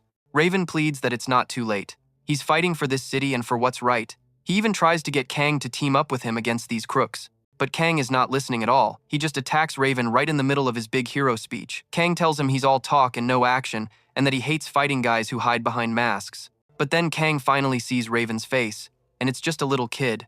Raven warns Kang, don't you dare look down on my justice. Then in one last desperate move, he hits a detonator. Kang is caught completely by surprise. Raven smirks, saying the woman told him all about this little get-together 3 days ago. He asks Kang just how many presents he thinks are planted around them. Suddenly, Kang's in the middle of a huge explosion, barely dodging the fireball. His buddy shows up just in time, and they both bail thanks to Blackie's help. You could see that blast from miles away. The next day, after things calm down, they all met up again. Rebecca thanks them for being so loyal. She explains that because of them, most of the businesses from that meeting are now under the Capone family's control. Kang tells her the kid made it out alive, and that they won just like she planned. Rebecca agrees, saying their work here is done, but then Kang drops a bomb asking if this whole crazy situation was her master plan all along. Rebecca gets defensive, asking what business it is of his. Kang lays it out plain and simple. My job is to get rid of all enemies of the Capone family. And you, Rebecca, had a hand in the Godfather's permanent vacation. You even hired an anti-hero to send the other family bosses on a one-way trip. That makes you the enemy. Rebecca scoffs, claiming he doesn't have any proof. But Kang hits back, saying Raven himself spilled the beans. Raven told him Rebecca was his little informant, proving she's a traitor who was just clearing the board of her rivals. She put the kid in charge to make him a puppet, all so she could become the real shot caller in Black York City. But Rebecca tries to deny it, insisting she did everything for Vito. She goes on about how Vito is just this super sweet and innocent boy. She claims she got rid of the Godfather and all the other threats just to protect him from the big bad world. Rebecca acts like she was just doing her duty as his guardian. Kang fires right back, saying she stabbed the very man who saved her in the back. Then you used his own son as a puppet to become the queen of the underworld. Park jumps in, telling her she's no guardian. Her schemes have made the kid totally helpless. She's only looking out for herself. Rebecca snaps back, yelling that no outsider has the right to judge her. So Park suggests, why don't we just ask Vito what he thinks? And just like that, Rebecca freezes up. Turns out Vito was listening to the whole thing. The poor kid starts crying, finally hearing the whole ugly truth. She tries to explain herself, but then Vito does something that shocks everyone. He unleashes some hidden powers and completely overwhelms her. Vito looks at her and says, "You were right all along. This world is cruel. Mission accomplished." The guys head back home. Park is complaining that he didn't get a proper hero's adventure. Kang, meanwhile, is just happy to be going home without the paparazzi mobbing him. His friend even suggests they should do it again sometime. But then his assistant shows up with bad news. She tells them there's a huge issue. The Tier 5 tower in Central SU is about to have a total meltdown. Even our hero gets a little nervous, hearing that this particular Tier 5 tower was attacked by association players. They bombed the first raid and barely got away. But one player points out that they're all looking at 3 penalties for that screw-up. That means a demotion. Then another player comes up with a wild idea to fix it. Let's just complete the challenge on hard difficulty. This idea makes the others freak out. He argues that they've worked too darn hard to get where they are. Everyone agrees. They refuse to go back to the bottom. They're not going to be the association's errand boys, so they have to clear those penalties, and hard mode is their only shot, so they geared up for a second raid on hard. Man, they were completely wiped. On the way, Kang mentions he's heard the association's whole reward and punishment system is absolutely bonkers, and he is not a fan. A tower going haywire is like a super rare event, but funnily enough, back in the first 2 seasons, this kind of disaster was practically a weekly special. Raids back then were basically just chaos. Back in the day, messing up was basically a guarantee, and the consequences totally brutal. We're talking countless people kicking the bucket, including Kang's own family. Yeah, it was rough both before and after he got his powers. But hey, times have changed. Kang decides it's time for a major shopping spree, cashing in all his saved-up gear and skill packs. His current loadout is pretty sick, but pretty sick isn't gonna cut it. He's not leaving anything to chance. No compromises. He's gearing up for something huge, putting together a whole new skill deck. After a quick ride, he finally arrives. The second he steps out of the car, the crowd just loses its mind. The Hero King is here to save the day, but Kang's already focused on the gnarly challenge ahead. He just looks up. A giant black hole is literally ripping open the sky. The crowd, which was already freaking out, somehow finds a way to panic even harder. Some players get ready to throw down, but Kang steps forward. He lays down the law for everyone. First off, if you think you might accidentally stumble into one of his skills, you need to leave. Second, if you can't keep up with the pace, beat it. And third, pretty much everyone else should scram. The other players got the message loud and clear. They bounce, leaving Kang to do his thing. And there he is, standing before a whole mess of enemies. He moves like lightning, dicing them up in seconds. He quickly realizes the whole area is crawling with all sorts of bizarre creatures, and more just keep on coming. He also spots something he's never ever seen before. Normally the bad guys from a tower break are the people who live inside that kingdom, but these monsters, they just don't fit the theme. They're completely out of place. He's scratching his head, wondering where these things are even popping up from. Right on cue, a news chopper zooms in to get a piece of the chaos. The reporter's on air, saying something like, "The Hero King might be a controversial figure, but when it comes to raw skill, he absolutely gets the job done." Just then, Kang gets a terrifying alert. The Monarch of the Abyss is waking up some nasty darkness from the deep. At the same time, the journalist points out the portal is changing color. They figure it's the opening act for an Abyss monster's big entrance. Everyone's confused, wondering how in the world an Abyss monster is coming out of a regular tower. Kang immediately starts booking it toward the helicopter. He yells at them to get out of there before they become monster chow. As he plows forward, he can't help but wonder if the Monarch cooked this up all by himself. Then his system screams another alert at him. The Abyss Slime has arrived. Kang totally saw this coming. He immediately goes on the attack, but he's wondering, is this really going to be enough? He decides right then and there this has to end in one hit. One shot. That's all he gets. He charges a massive ice attack, mixing it with his shadow skills and his Charlotte's Web technique. He connects 2 points, creating a web of pure death with some serious cutting power. Kang unleashes everything at once and just completely flattens the Abyss Slime. With that, he successfully stops the tower break. The Abyss Monarch is so impressed by the show. He actually tosses Kang a special gem as a little reward. Back in the real world, the press swarms him as usual. Everyone just saw the Hero King stop a world-ending event all by himself. The news about what happened just blows up everywhere. Kang, however, is super frustrated. He puts all the blame on the association, explaining that the other players totally failed the raid. Then they got scared of the penalties and just bailed. Their cowardice is what actually triggered the tower break. The press immediately turns and starts grilling the association.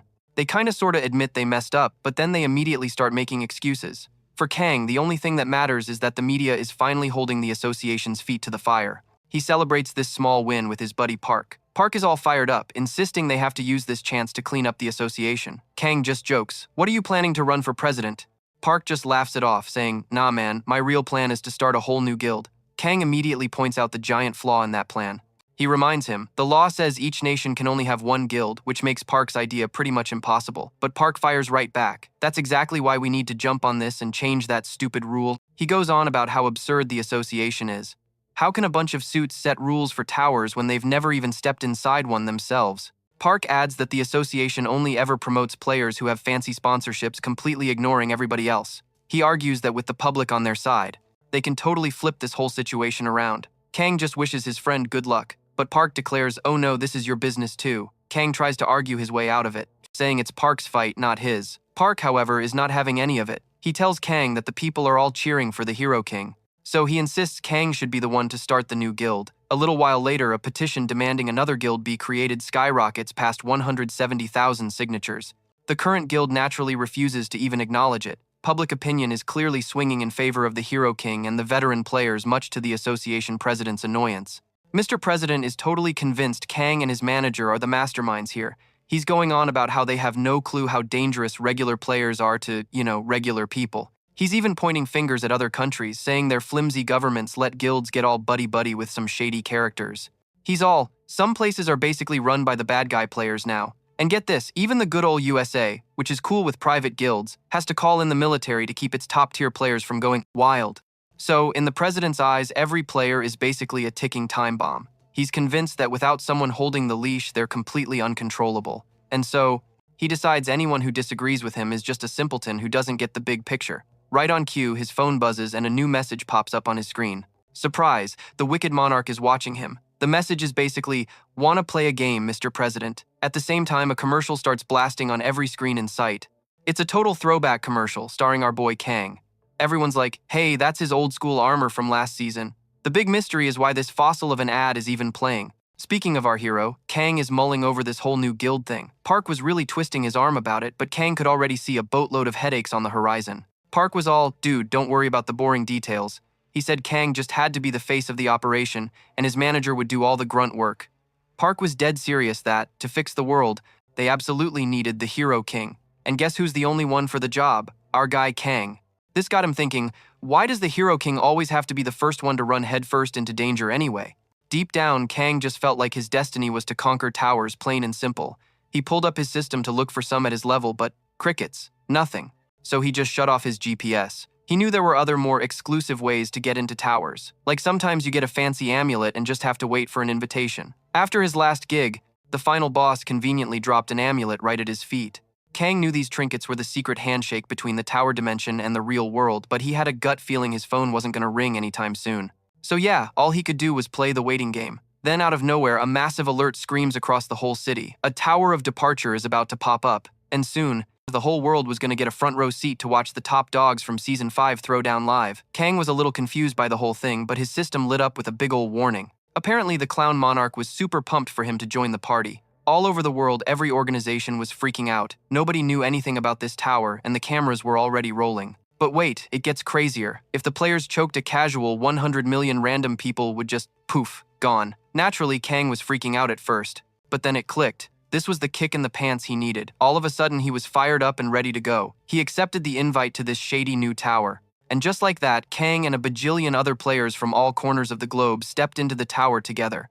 Once inside, Kang saw some old pals and told them he was so happy he could just burst. Seriously, it felt like forever since the whole gang was together. The Saint strolled over to say hi, and Kang's first question was, "Nice cosplay." She was not amused and said no, then added she preferred seeing the normal him. He fired back like, "When have I ever been anything but normal?" That's when the Saint brought up the raid on the Tier 7 tower. She said she was worried sick watching the stream because Kang looked like he was about to collapse. It hit him that she was genuinely concerned, so he quickly brushed it off, telling her he was totally fine and wasn't quitting the raid life anytime soon. Right then, some other player struts over and tells Kang that if he's not feeling 100%, he should just bounce now, capping it off by declaring Times he Times was the last Hero King. This self-proclaimed king then starts grilling Kang, wondering how a big shot like him could be the last one to show up to the party. Kang clapped back, saying he was a little too busy worrying about the 100 million lives on the line to check his watch. Then he sarcastically asked if the guy was waiting for some corny movie moment where the last person to arrive saves the day. But Mr. Hero King wasn't having it, arguing that the early birds are the ones who face the real heat. Oh, Kang was so not buying it. He straight up poked the bear, asking if he practiced that little speech in the mirror. Kang basically called him a total phony, saying he didn't actually give a rip and was just putting on a show. As you can imagine, that didn't go over well and things got heated real fast. All of a sudden, an old-timer steps in to break it up. Kang immediately spins on him, demanding to know why he'd show his face without the proper gear. The old guy just calmly says, "Hey, the season hasn't even started yet." He seemed totally convinced that nobody was going to bite the dust in this tower anyway, reminding them that the entire planet was watching. And right on cue, the system chimed in with a little alert. It announced that everyone was getting a temporary top-of-the-line 5th season end gear set until they bounced from the tower. Skills and shiny new equipment started raining down on the group. The old guy, who introduced himself as Jor the Gravedigger and also the big boss of an artifacts company, said, "This fancy gear made the odds of anyone kicking the bucket even lower." With York's boost, the players were feeling totally juiced up and ready for a brawl. Then a woman walked up to Maria, just shaking her head like she couldn't believe her eyes. This was Lydia, a world-class master player who's also a cop. She was floored that they were playing these little head games at a time like this, joking that some guys never really grow up. The Saint had to jump in and remind them all to get serious, considering how many lives were riding on them pulling this off. Suddenly, Lieutenant General Kilgore from the US popped into the conversation, declaring that everyone better step up and do their duty for the planet and their countries. The Gravedigger warned everyone to watch their step in this place. Kang, though, just muttered that they should have just aired the Pestilence Lord smackdown instead.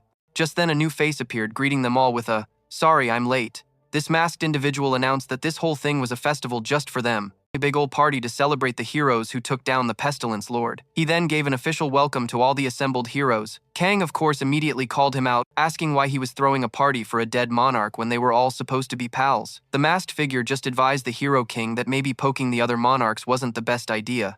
He even cheekily asked if Kang preferred the title Monarch Slayer, a little nickname Kang picked up for taking out the season's big baddie. However, the Red Guardian, who's clearly got a major beef with Kang, absolutely refused to believe some punk kid earned that title and figured something needed to be done about it. Regardless, the masked fella insisted this was a celebration for the players and really hoped they'd all just relax and have a good time. But the Red Guardian instantly went on the attack, screaming at the masked man. "Is this some kind of sick joke?" He roared that you can't call something a celebration when 100 million lives were lost. Kang just watched the whole thing, thinking the Red Guardian was being so pathetic.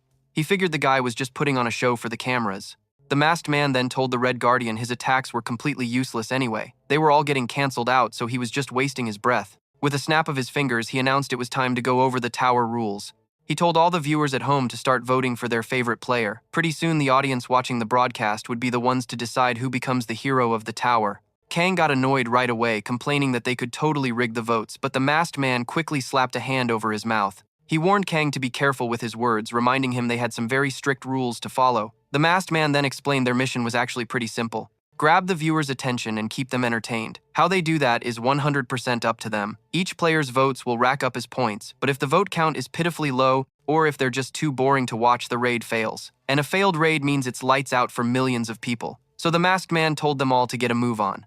They needed to pull out all the stops and put on an amazing show for the world. Right after that, the Red Guardian and the Swordmaster challenged the Hero King to a duel in the arena. Kang was immediately like, "Whoa, hold on, why do I have to fight?" The masked man explained that turning down a challenge simply wasn't on the menu. He added that even if someone gets taken out in the arena, they'll just respawn right back in there anyway. He then poofed an arena into existence, telling the players they were stuck there until the voting was over.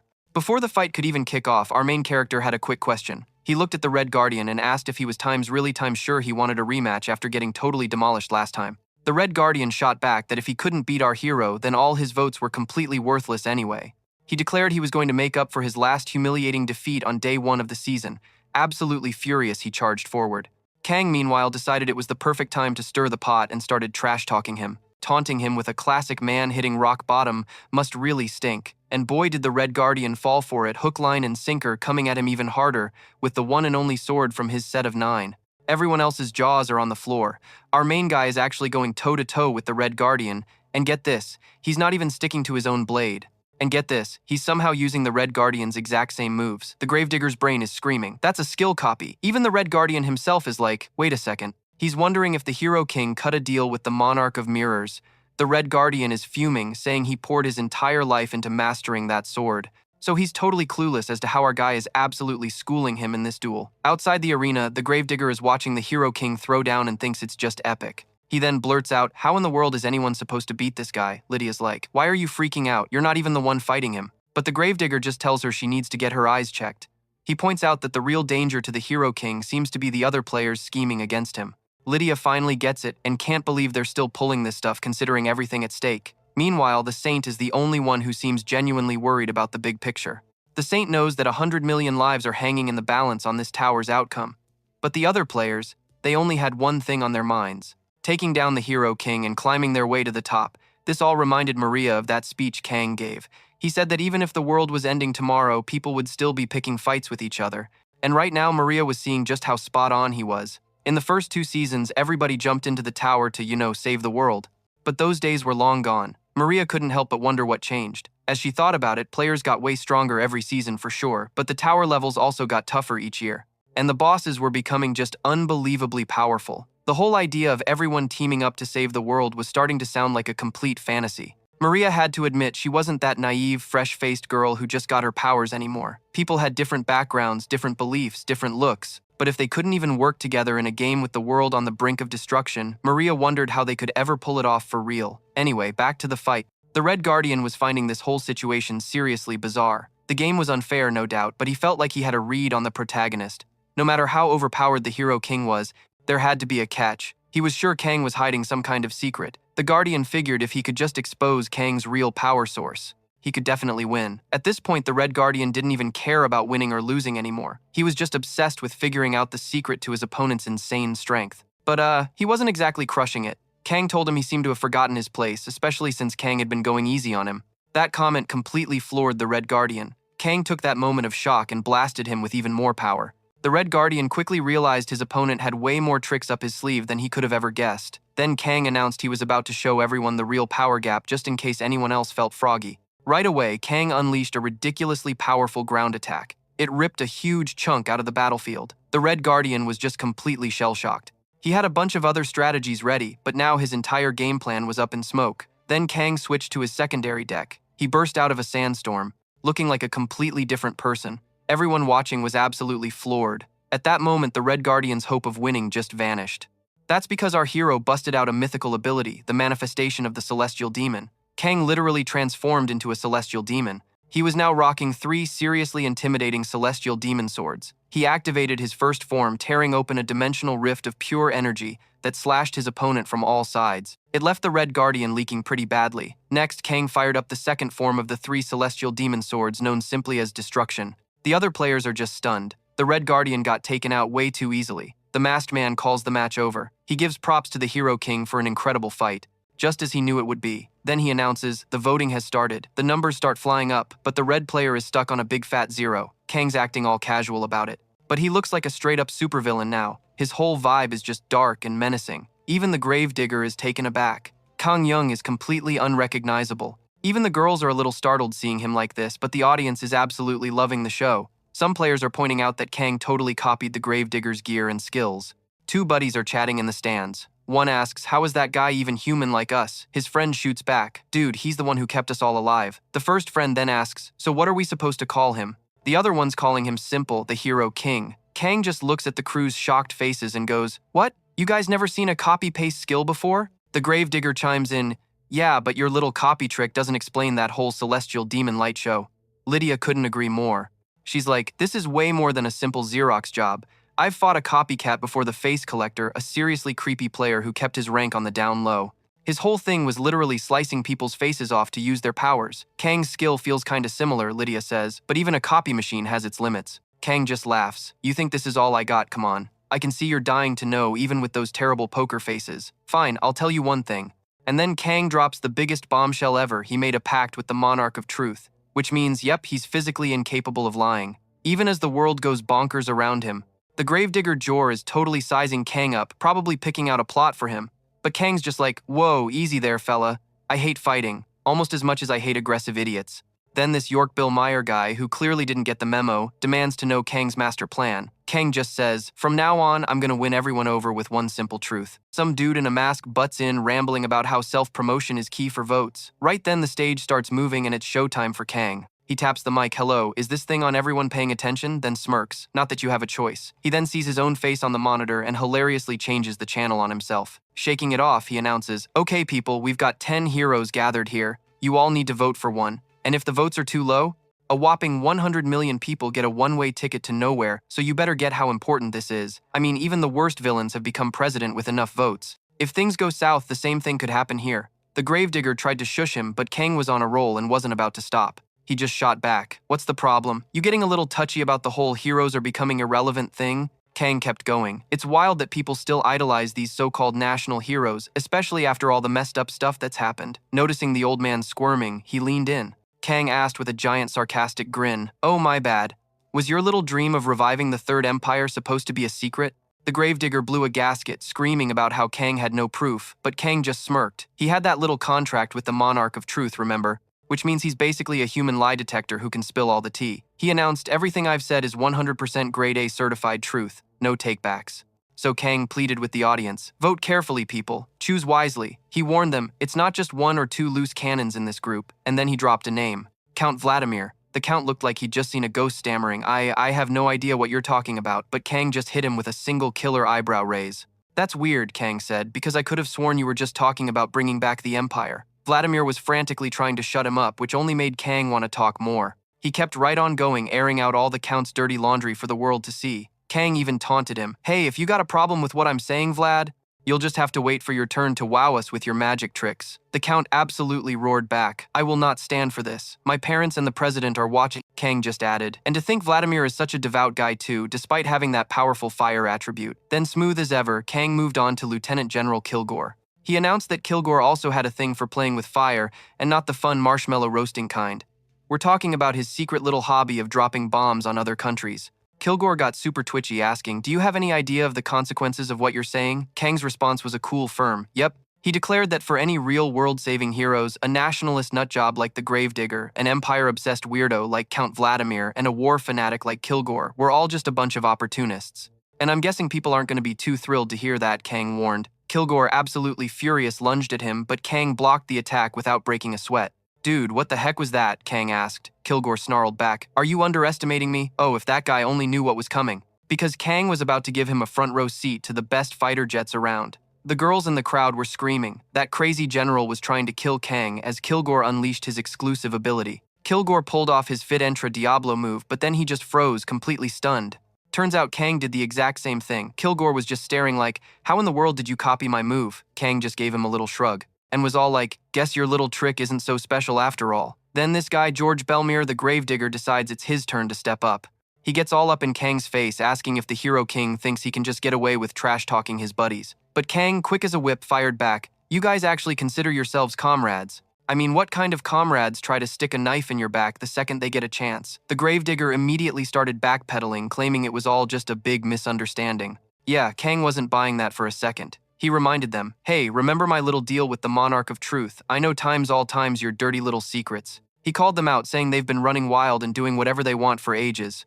But the second the cameras are on, times they're all bent out of shape. Kang was like, "What's the big deal, guys? Getting a little camera shy." He totally called their bluff, promising he could spill the tea all day long. Besides, everyone knew the world wasn't going to lift a finger anyway. So George Belmere tried to get clever, asking if the Hero King was just going to whine about the world like a spoiled brat. Kang shot right back, "Hey, I'm just a kid. I can't be expected to deal with a bunch of old geezers." This sassy comeback totally cracked up the Clown Monarch, who was so amused he granted our boy a wish. And just like that, poof, the celestial demon appeared. The Gravekeeper was just standing there completely clueless, probably wondering what in the heck Kang was up to. Meanwhile, Kang was all smiles, knowing his wish was in the bag and about to become a reality. Then the masked dude announced that Kang's time on the mic was up. He was all, "Time for another hero to get their say, everyone deserves a turn." And who steps up? None other than Maria. She announced that she too had something super important to share with everyone. The masked man snapped his fingers, changed the whole scene, and told Maria the stage was all hers. Our hero thought her choice of scenery was a little odd, but the saint totally cut him off, telling him to zip it because it was her turn to talk. But you know Kang, he wasn't about to just stand there. He called her darling just to push her buttons. That's when Maria dropped a bombshell, declaring she was about to show the world the Times Real Times Hero King.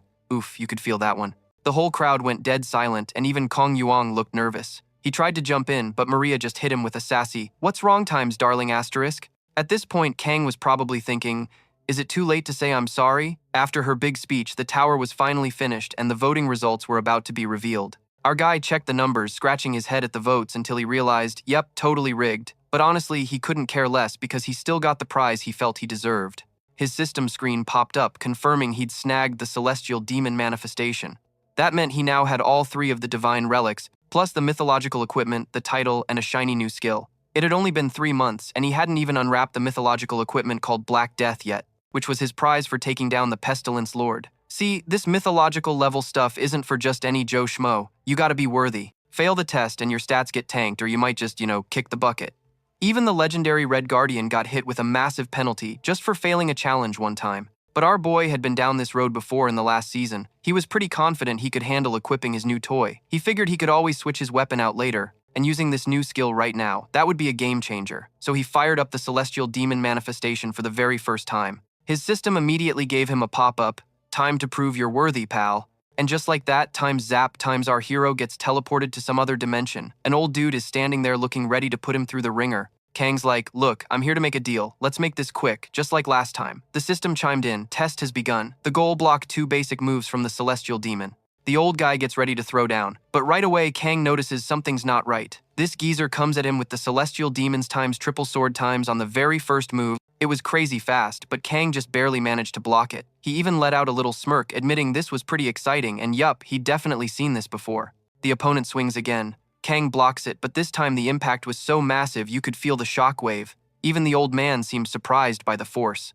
He immediately sheathed his sword, realizing our hero was rocking a brand new title. Kang asked, "You mean the Monarch Slayer title?" The old man nodded, asking if Kang had truly earned it. Kang was like, "Yep." So with the test officially over, he asked if this old-timer was gonna pop up every single time he summoned the celestial demon. The old dude is totally floored by the news. Our hero's like, "You good man," but the old guy just goes, "I dig this, Kang fella." And then bam, the whole scene just kicks into gear. Our guy demands to know what the heck is going on, but his opponent just gives him the silent treatment. Instead, he zips forward all like, "All right, Kang, show me what you got with that sword." So now they're duking it out again, and our hero has zero clue why. He's thinking, I thought we were done here, but the old-timer won't quit. Kang's pleading, "Dude, stop or I'm seriously gonna have to end you." The old man points out that our hero's sword is still juiced up with magic. He gets all suspicious, asking if he used it to off the monarch. He warns him, "If you did, you're disqualified." But Kang claps back, "Seriously, how else was I supposed to take down a celestial demon with just my own 2 hands?" He's like, "Look, if I could have used that sword, I wouldn't have gone on this whole epic quest for more power." And weirdly enough, the old guy seems to buy it. Then the celestial demon announces, "All right, new plan," and slams his foot down so hard it kicks off another earthquake. After that little show, he dives right back into the fray, but this time it's all fists and fury. Kang is totally baffled, like, "Why are you trying so hard, old man? Just give me a reason." The guy finally spills the beans. "You took out a monarch," he says. Then he drops this little nugget. "The answer you're looking for might just be inside you, Kang Yusung." Our hero is freaking out, but the celestial demon isn't giving him a second to breathe. He whips out that crazy triple sword again, daring him. "Come on, try and stop this." Kang's head is completely spinning. He was so not ready for this. After the attack, he's just standing there super confused. He checks himself over. Not a scratch, not even a paper cut. He has no idea what the guy even hit. Then the celestial demon starts his villain monologue, explaining he spent his entire life looking for someone who could actually beat him. But no matter where he roamed, he was undefeated. The dude literally couldn't grasp the concept of losing, not even when the Grim Reaper himself showed up for a playdate. But still, the demon couldn't find a single soul strong enough to end his winning streak. He started thinking a worthy opponent was just a myth. Every Miram master from every country and empire, even God's own Reaper, they all got totally schooled by his sword. It didn't take long for him to realize he was basically playing on easy mode. But this was a first meeting, a mortal who actually managed to take down a monarch. It made him wonder, is this Kang kid the real deal or just another chump I'm gonna wipe the floor with? He just had to know what made Kang tick. The demon's words hit our hero hard, and suddenly his life is playing like a highlight reel in his head. Then he remembers what the saint lady told him back in the tower. She'd said he was way kinder than anyone could ever guess, with a heart made of pure marshmallow, but she also called him a total crybaby and a chicken. She even called him a spoiled brat when his buddies kicked the bucket. He literally bawled his eyes out for a solid week after finding out about the sacrifices from a failed raid. And all the saint did was sit there and listen to him whine. Thinking about it now makes Kang feel kinda lonely. That's when the celestial demon pipes up. "Don't worry, you'll figure it out." Kang's like, "Figure what out? The meaning of defeat, the meaning of death. Are we about to get into the meaning of life here or something?" Honestly, the celestial demon was just plain shocked Kang was still standing. But then those words from the saint kept echoing in his head, because no matter what, she was dead set that Kang was the guy who never ever quit. It didn't matter how bad it hurt or how terrifying it got, Kang just kept on fighting for the world even if it was all for nothing. Kang shoots back that you can only smash stuff you can touch, not an idea. And meaning is just an idea, right? He even asks, isn't that like the whole point of your crazy triple sword technique? Then the celestial demon drops another bombshell. He's actually been a ghost this whole time. So, he argues he can't possibly beat a meaning that isn't even real. The demon is floored like, are you seriously putting yourself on my level? If Kang really got what meaningless meant, then there's no way he could be the hero king. He's basically asking, are you just some dummy trying to save something that doesn't even matter? Kang's reply is a total curveball. I'm not doing it because I have to. I'm doing it times because times it's meaningless. He points out how heroes are always saving the world, working their butts off. But the bad guys, he says, they've got a never-ending parade of crazies just lining up to attack. The celestial demon just asks, so what could possibly be more pointless than that? He actually agrees, saying, you know what, it times is times all pointless. And with that, he puts his sword away and tells Kang he's totally looking forward to round 2. And just like that, the system gave Kang the big ol' worthy player stamp of approval, so he just shrugged and headed home figuring, yep, just another Tuesday in the life of a hero. His system then pops up all like, you've unlocked the true manifestation of the celestial demon, but then Kang just faceplants, scaring the heck out of his cat. A little later, you see him trying to take his own temperature. Blackie, his ever-so-judgmental cat, is basically thinking, dude, why are you so pathetic right now? Kang, of course, gets super defensive, insisting he's not weak and that his stats are literally #1 in the world. The cat keeps giving him the 3rd degree about being sick, but Kang swears up and down he's totally fine. He's just ticked off about some online trolls. Naturally, his solution is to go clear an 8 or 9 tier tower to cool off. Blackie, being the smart one, points out that those towers aren't even a thing yet. Kang checks his calendar and whoops, it's only March. He remembers from past seasons that the big boy towers usually start popping up, but that's still a whole month away. On top of that, those fancy towers aren't even on his side of the map. Once they unlock, he could just warp right in easy peasy, just like in his video games. For now, he figures a 7-tier tower will do, but Blackie puts his paw down and says, you ain't going nowhere.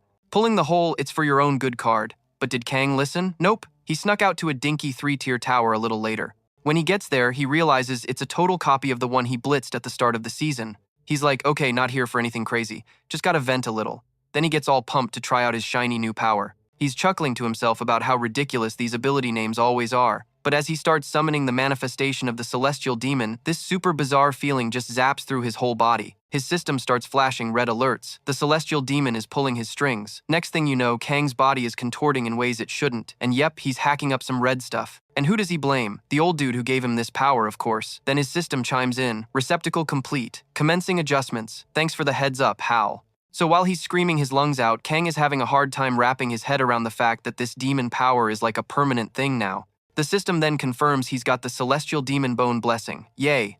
He's thinking, oh man, did my whole body just get a freaky makeover? And just a few seconds later, he gets to see that bone transformation up close and personal. Phew, turns out it's all an internal renovation project. Doesn't mess with his handsome exterior. Then the system screams at him again. The floor just gave out, dropping him right onto the 2nd level. Out of nowhere, a whole welcoming committee of orcs shows up to say hello with their axes. This is just what Kang wanted. He finally gets to test drive his new powers. After he turns them all into green mush, he spots a 3rd basic move in his skill tree that definitely wasn't there before. He's scratching his head wondering why it doesn't have a name and wasn't in the original skill package. And then, it clicks. It's the Void Sword, the very same one that Celestial Demon Creep used on him, and now it's his. The big question is just how much of this insane power can he actually handle? Well, he's about to find out because a big old gate just appeared. He's ready to dive in the second it opens, but his sync rate is stuck at a measly 1%.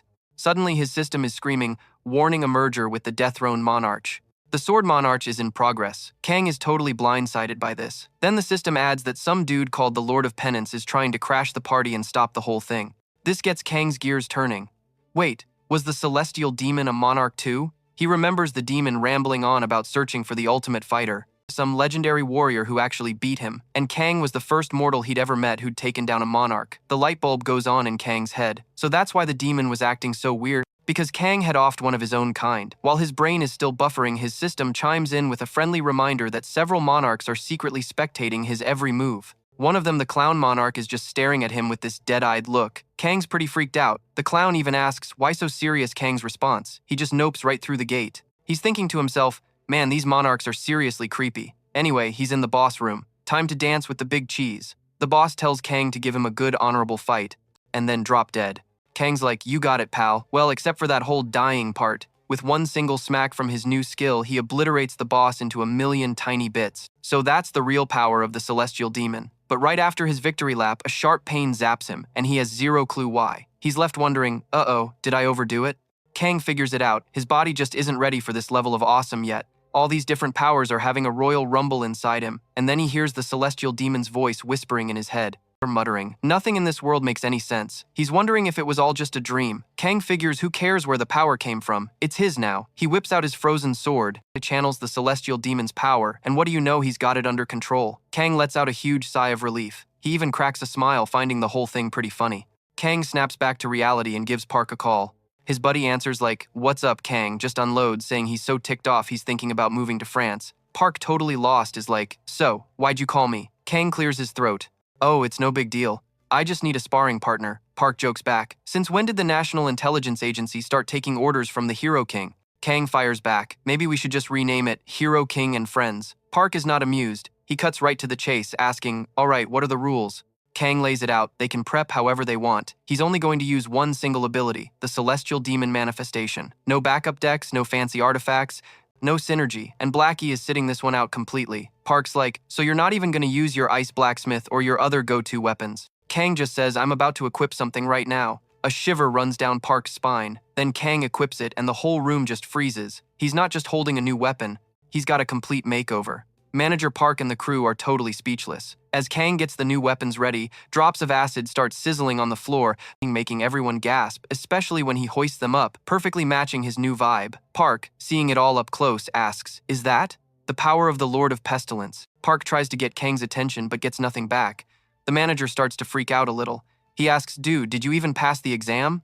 Kang finally straightens up and answers with a solid, "Yep," adding that he'd never bombed something that easy. Park and the guys finally let out a collective sigh of relief. Man, Kang's new look really had them on edge. These swords called Black Death are a lovely gift from the Lord of Pestilence, and they pack an insane punch.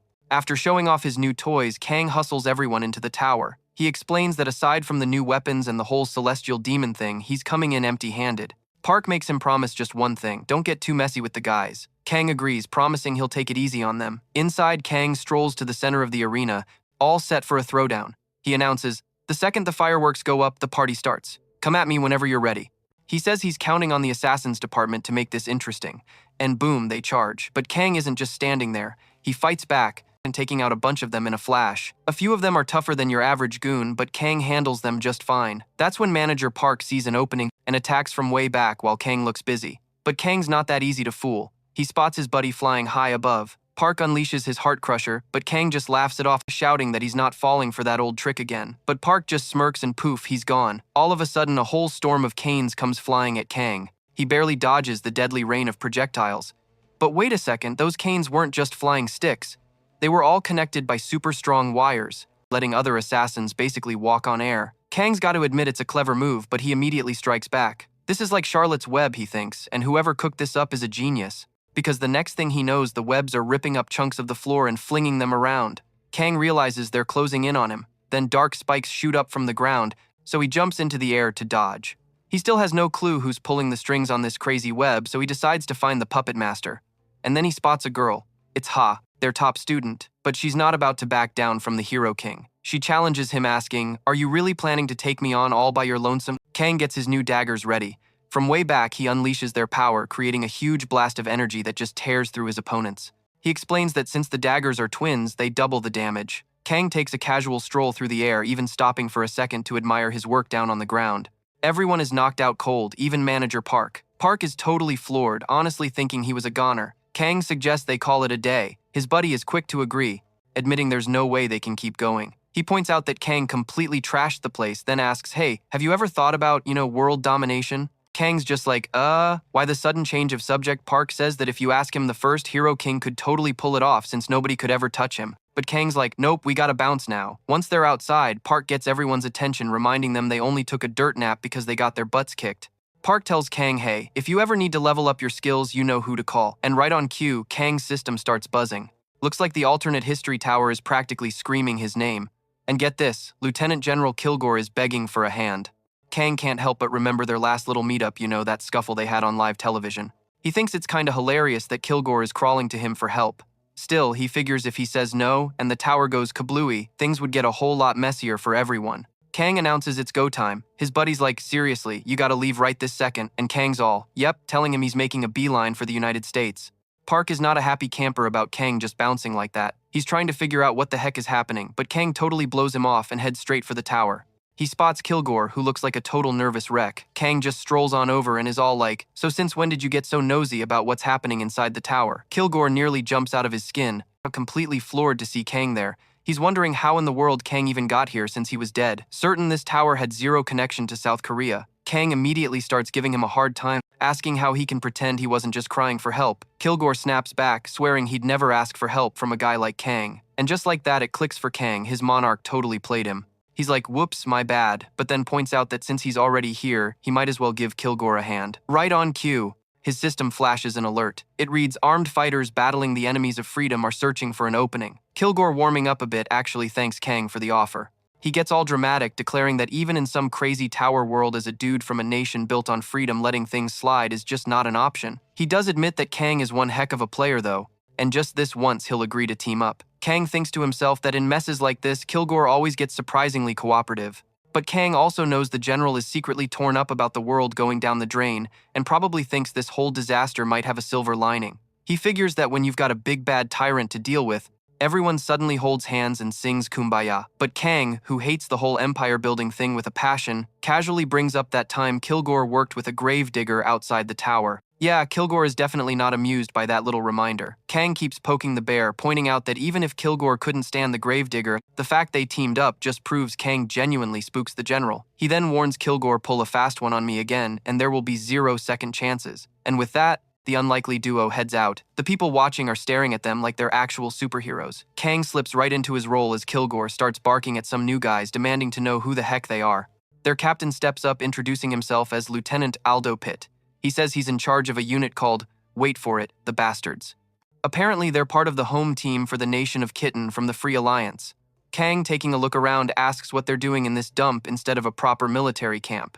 Kilgore cuts in, asking for the lowdown on the situation. Aldo explains that the darn Pugsy Empire has them totally boxed in. Kang just shrugs like, "Yeah, saw that one coming a mile away." I mean, they are neck deep in enemy territory, right? So our hero takes a peek outside and surprised the bad guys aren't a bunch of necromancers. Aldo jumps in to explain. See, necromancers are usually the A-team, so they'd be smack dab in the middle of the fight. This means these guys are not playing around. Kilgore tells him to let the bad guys take their sweet time. His crew has one job and one job only to wipe every single one of them off the map. This idea gets the general super pumped. He announces he's about to lay out the game plan for his new friends. Kilgore declares they're gonna roll out and take down every single enemy in their way. He also makes it clear no holding back. And with that, they storm out totally amped for a brawl. Turns out the Pugsy Empire's top goons have the whole place on lockdown. The general links up with his squad, but the guys are stunned to see he's only packing a shield. Kilgore just tells them to stick close, promising his trusty shield will keep them all safe. So they follow, yelling their heads off about fighting for freedom. Our hero's just thinking, man, freedom sure is a great feeling. But he's basically just kicking back and watching Kilgore and the crew do all the heavy lifting. They are absolutely steamrolling the enemy army. Then from a rooftop, Kang spots something a little fishy. He zips over to check it out and makes short work of some enemy snipers. Down on the ground, Kilgore is busy with the soldiers. He clocks Kang providing some backup from the sky while his team handles things below. Our guy is hopping from rooftop to rooftop, taking out snipers like it's a video game. Then Kilgore comes over and reminds him, "Hey, I thought I told you to be ruthless." Kang's just like, "Hey, they're out of the picture, so I'm good." But the general is not having it. He insists that every single one of those enemy soldiers needs to suffer. This guy wants to give every baddie on the field a one-way ticket to deletion. That way anyone left standing will know not to mess with them, and the fear will spread like wildfire. Our hero's thinking this general sounds like a bad guy straight out of a cheesy action flick. Just then a whole fleet of enemy planes shows up. His buddies are freaking out, but the general, not even a little. He's all like, "I'm about to show them what real air power looks like." Kilgore then pulls out his classic summoning trick just like he did with Kang back at the tower. He calls in his F-23s, codenamed Diablo. A massive dogfight breaks out, but honestly the enemy jets didn't even have a prayer. The F-23s just wiped the floor with them. The whole crew goes wild cheering for the win. They're high-fiving and thanking the players for pulling off the victory.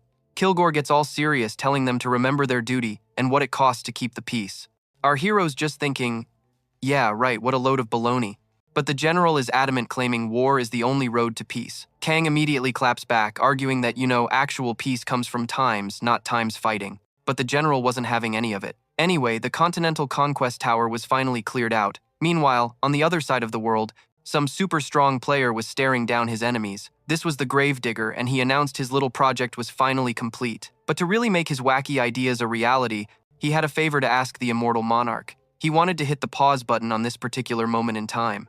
The monarch was like, sure, whatever, and let him have his little moment. And poof, just like that, the gravedigger's grand return was put on ice. The gravedigger swore he'd show the monarch just how loyal he was real soon. Meanwhile, back with our crew, the general was still on his soapbox going on about how starting fights is the only way to get peace. With that brilliant thought, he ordered even more attacks. But our heroes were starting to get a weird feeling like, hey, aren't we, attacking our own allies? They just kept on trucking forward though. Kilgore goes on about how much he loves the smell of napalm in the morning. Kang points out that the whole place just reeks of gasoline, but the general just snaps back, saying that's exactly times what he meant. He calls it the sweet smell of victory. Our hero is just thinking this guy's whole vibe is kinda sad. So Kilgore asks Lieutenant Aldo Pitt where the enemy's main headquarters is. Aldo reports that it's smack dab in the middle of the Pauhi Empire, specifically in the nation of Kitten inside a skyscraper in a city called White York. Kilgore was floored, asking if the literal heart of the Alliance was now an enemy base. Aldo confirmed it and added that they even swapped out the Crest of Liberty for a statue of their Governor-General. This news sent the general into a full-blown meltdown. He screams that he's gonna tear that ugly statue down with his bare hands. As they try to move forward, they run into a little problem. The 3rd Occultist Battalion, the Pauhi Empire's A-team, was lying in wait to ambush them. Kang steps up all like, I got this. Kilgore, however, quickly decides they'll just take a detour and head straight for the enemy HQ. But the necromancers weren't about to let them just walk away. Our hero sees what's happening and calls on Blackie to jump into the fight. But the cat takes one look at the zombies and refuses to eat them, complaining they taste like cardboard. Kang then figures out these zombies are actually prisoners from a detention center turned into the undead. Now their whole teeth-gnashing thing made sense. He wonders out loud why the world is so full of crazy people, but his cat immediately reminds him that he's hardly one to talk. Blackie's like, is what you do really that different from what these guys did? Kang tries to argue, insisting his actions are totally different. Blackie just deadpans that humans love to make things complicated. Kang eventually has to agree that yeah, humans are a weird bunch.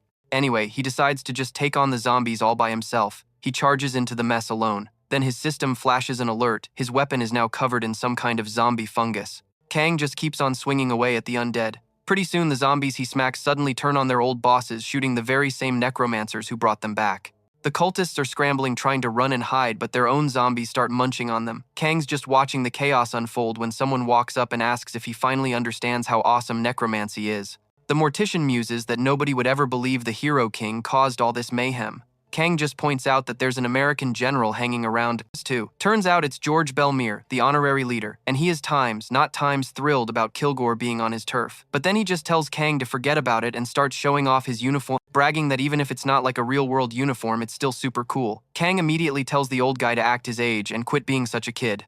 He even cracks a joke that the uniform looks like something a bad guy from a movie would wear. The old Undertaker dude totally clocks Kang's celestial demon powers, but just scoffs, saying he's not about to lose. Then boom, he strikes a pose like he's the Lord of the Grave or something. Kang's just like, how does a busy CEO like you even have time to grind for a legendary skill? The old guy fires right back, eyeing the Lord of Pestilence's lamp in the Hero King's hand. He's like, well, look at you. Kang's clearly not your average celestial demon in training.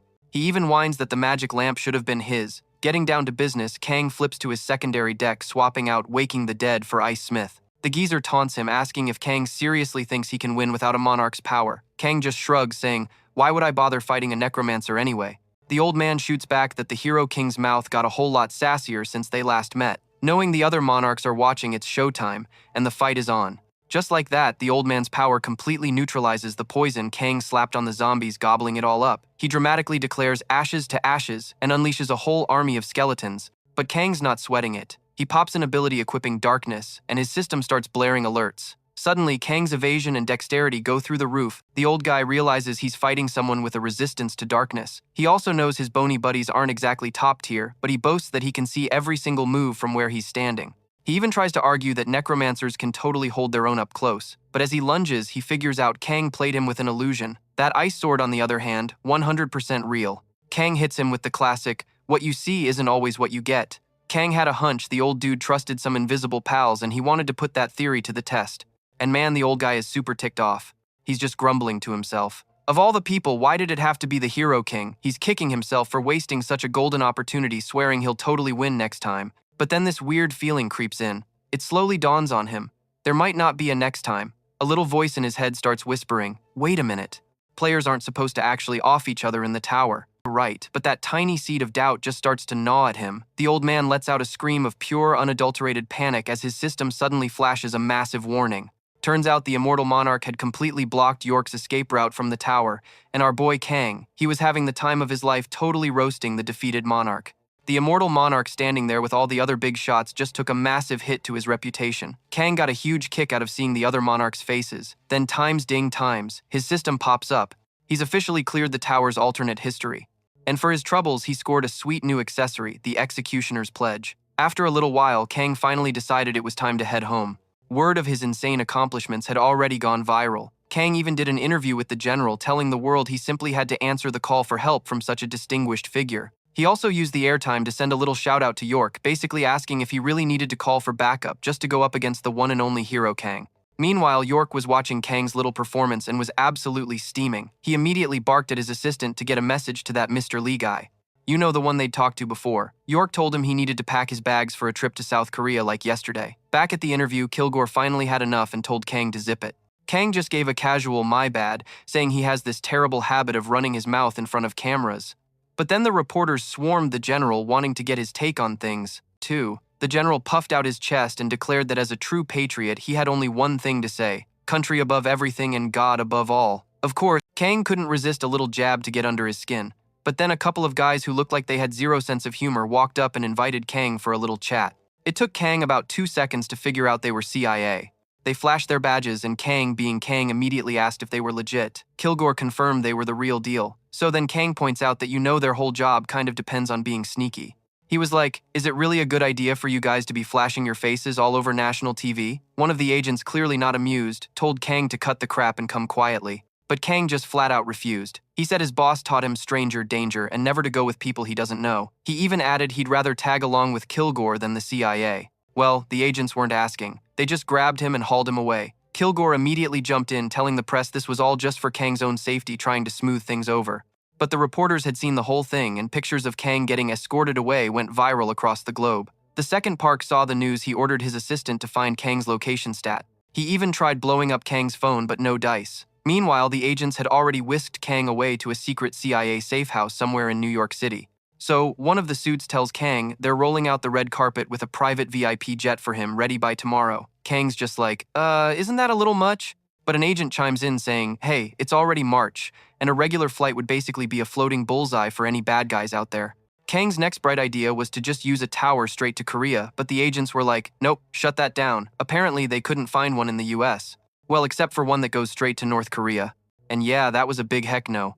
Cause starting a massive war is generally frowned upon. So Kang just sighs and asks if he can at least get some shut-eye before his fancy flight. But the second he even tries to close his eyes, the agents go into full-on panic mode. Kang's instantly awake like, okay, what's the emergency times now, asterisk. This time, an agent spills the beans that things are getting seriously weird. He says the big bosses upstairs even gave the green light to let Kang in on the secret.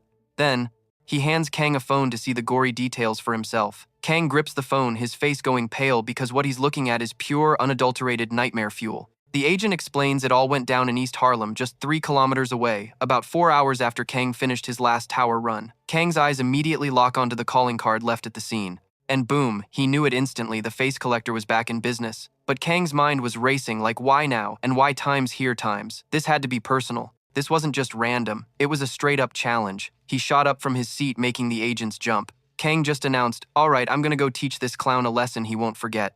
He looks at the agents and goes, well, don't just stand there gawking, take me to him, especially since the all-powerful CIA managed to track this psycho down so fast. Meanwhile, over in the Big Apple, our resident creepy crawly, the face collector, was busy with his, hobby. The Mirror Monarch gives him a little pat on the back for a job well done. And just like that, poof, the psycho slaps on a woman's face. He gets new marching orders, it's go time, and there's zero room for screw-ups. A moment later, he shoots a message to someone named M, basically saying, got it. The Mirror Monarch then gives him a little pep talk, telling him he can be anyone he wants to be, even the legendary king hero himself. This whole thing got Kang's gears turning about the true power of the Abyss. He knew some of the players in that neck of the woods, also known as the Rankless Kingdom, liked to play on hard mode, totally ignoring gear or skill cards. They even scrubbed their names from the leaderboards. These guys were the Abyss powers. They could be anyone from super secret spies from different countries to elite special ops soldiers who needed to stay off the grid. Or, and this is the scary part, they could be criminal players laying low just itching for a chance to cause more trouble. And the Collector, oh yeah, he was definitely in that club. The guy was notorious for taking out a ton of folks from the Heavenly Kingdom. Kang was thinking, man, if I'd known we were gonna have this little reunion, I would have squeezed that woman for every last detail, and then it all clicked. Why they sent him to the USA Tower, it was a total setup from the start. They were trying to throw him and the Collector into the same sandbox. After a bit, they pull up to the scene.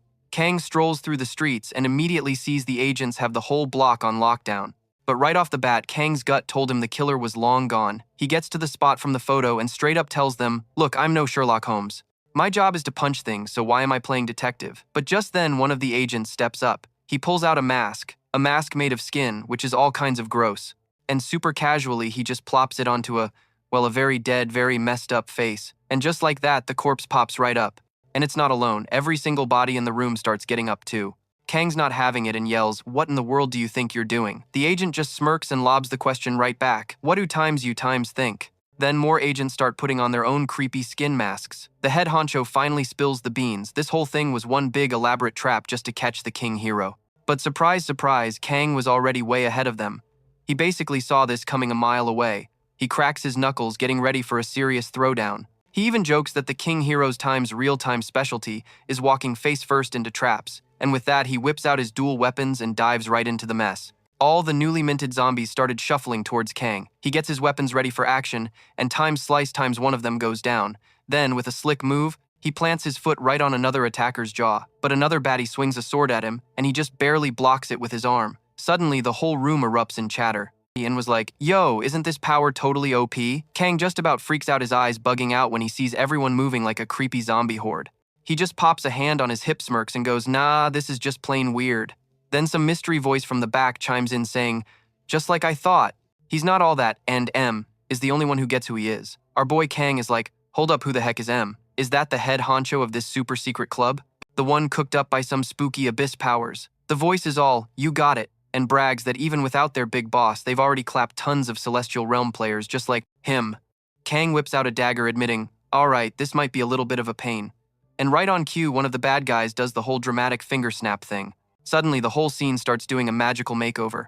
The voice is like, hey, no worries, we're just in a totally new spot now. It's giving major gladiator vibes like a coliseum or something. Kang instantly clocks it as a barrier ability, you know, the kind that whips up a pocket dimension. With a totally disgusted look, he mumbles that it looks like the face collector really went all out planning this little party. The baddies all rush him, but our dude is cool as a cucumber. He's like, seriously, this face snatcher really thought he could take out the hero king. He whips around throwing up ice shields left and right to block every single attack, and then he just starts popping off shots with his pistol. Kang's just shaking his head like the world's on the brink of collapse, and this dude's still trying to live out his supervillain fantasy. It's like the guy is totally blind to Kang's one-man world peace tour, so Kang just casually yeets an ice missile straight into some goon's face. Kang just keeps on shooting, looking super annoyed now, like he's totally over it. These chumps just won't quit, but Kang's picking them off one by one with his chilly bullets. All of a sudden, this dude in a slick suit with some serious emo fringe covering one eye pops up in the corner. He's all like, what's all the fuss about? And starts strolling over, casually walking past the Kangsicles, asking,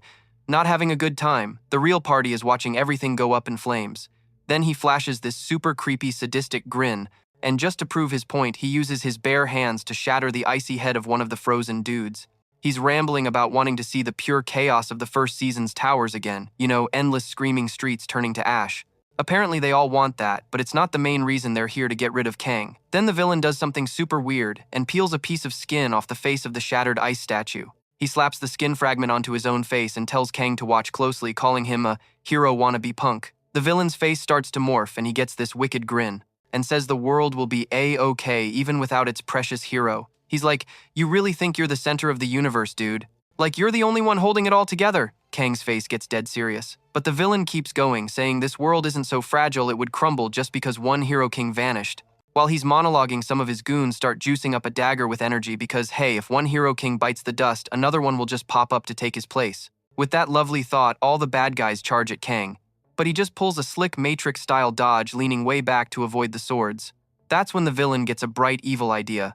He's gonna peel Kang's face right off and become the new hero king himself. Kang's voice is ice cold. He calls the guy worthless trash and a total noob who couldn't even be bothered to show up for a season boss raid.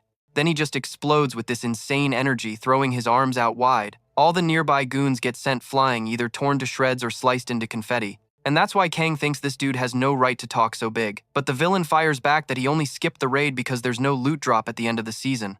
In his book, only total morons would waste their time on that garbage.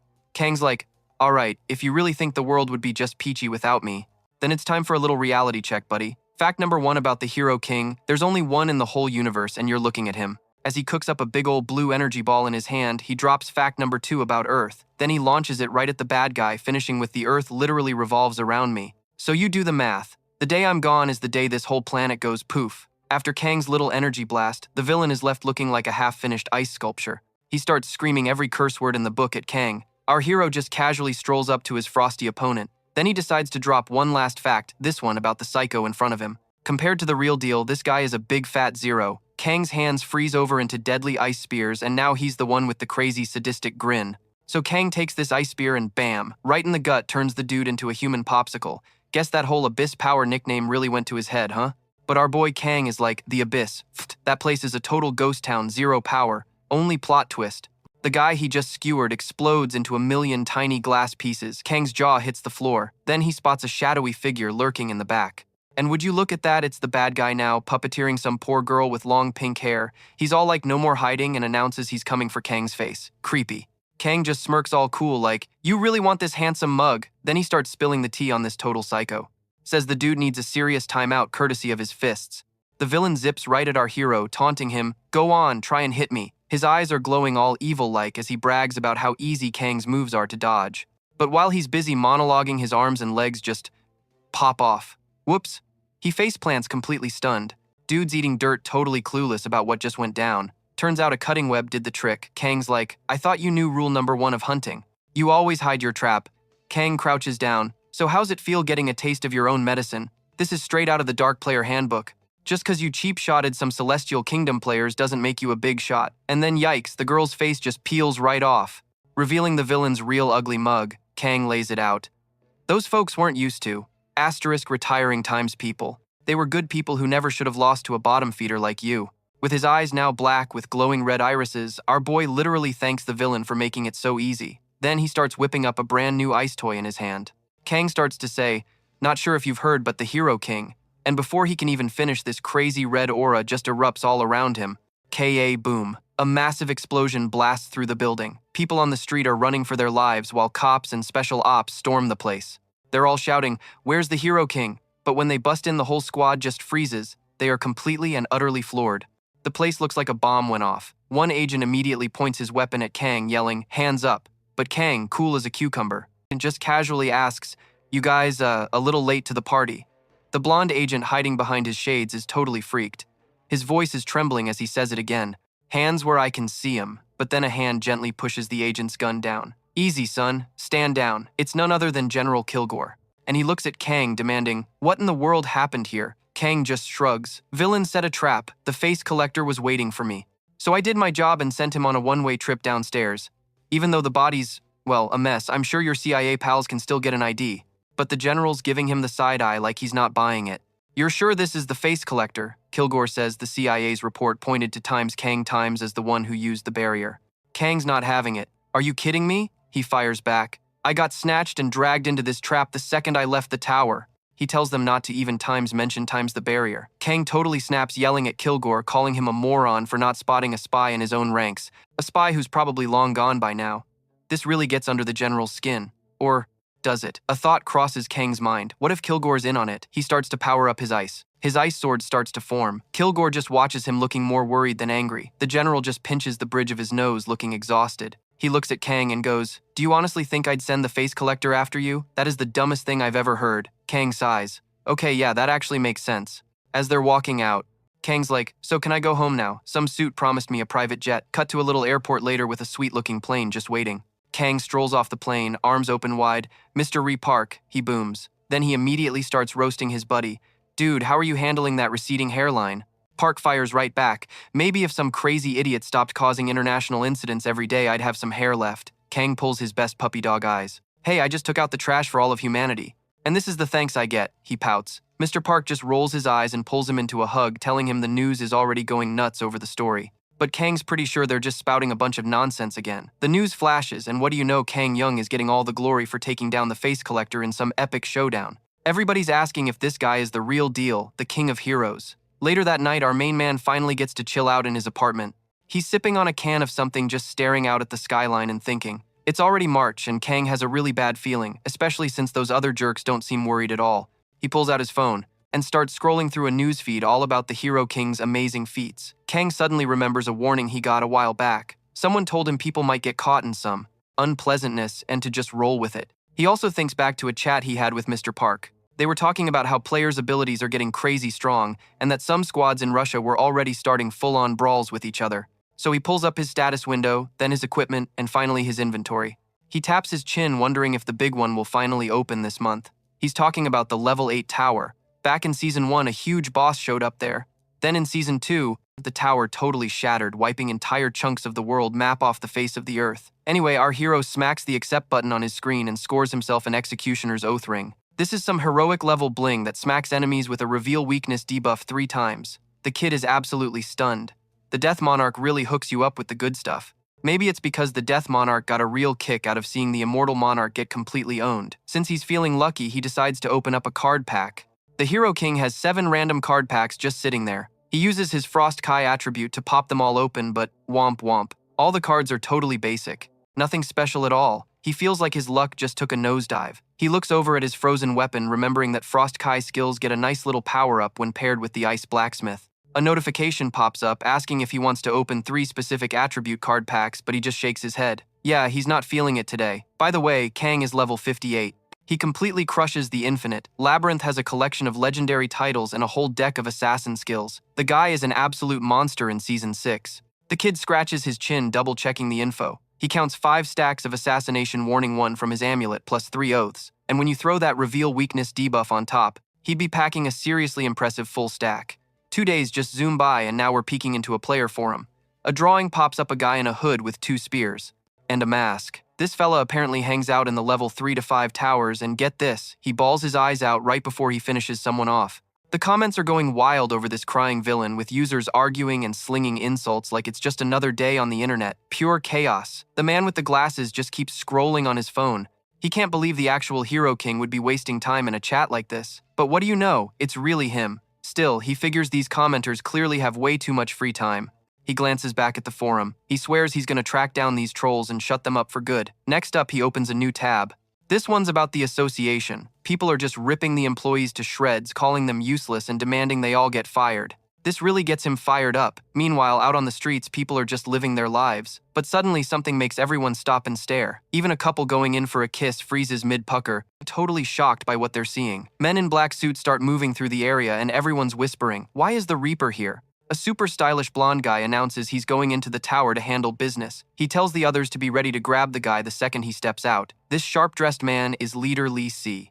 Hugh the Reaper himself. He looks mad serious, wondering how this clown dares to break the rules in his city. He's a man of his word and storms right into the arena tower. He asks the hooded figure if he's the one who's been giving all the rookies a hard time. The crybaby villain just smirks and says the Reaper sure took his sweet time showing up. He then adds his robe was getting so hot he had to chill it with some ice. Lee Hyuk is completely blown away. He recognizes that voice in a heartbeat. He can't wrap his head around it. The villain couldn't possibly be times him asterisk. The figure then dramatically throws off his black robe, revealing a sick suit of metallic blue frozen armor. He totally calls them out, saying they never gave the Hero King the props he earned. And hey, since everyone's apparently super into all this boo-hooing, he's happy to deliver exactly what they ordered, just like all those internet trolls. You can practically see the Reaper sweating bullets. His voice is all wobbly as he's like, "Hey man, take it easy." He tries to pass the buck, saying they only wrote that junk because the big boss told them to. The Ice Knight flips up his mask asking, "So were all those comments true?" And boom, he reveals he's the Hero King, just like the blonde dude totally suspected. Ditching the armor, our hero shows his true form and starts cooking up a massive energy ball in his hand. He's clearly not holding back and his eyes are glowing like crazy. Lee Hook slaps a hand over his mouth, sweating bullets from pure terror, while Kang starts putting on a big dramatic crying show.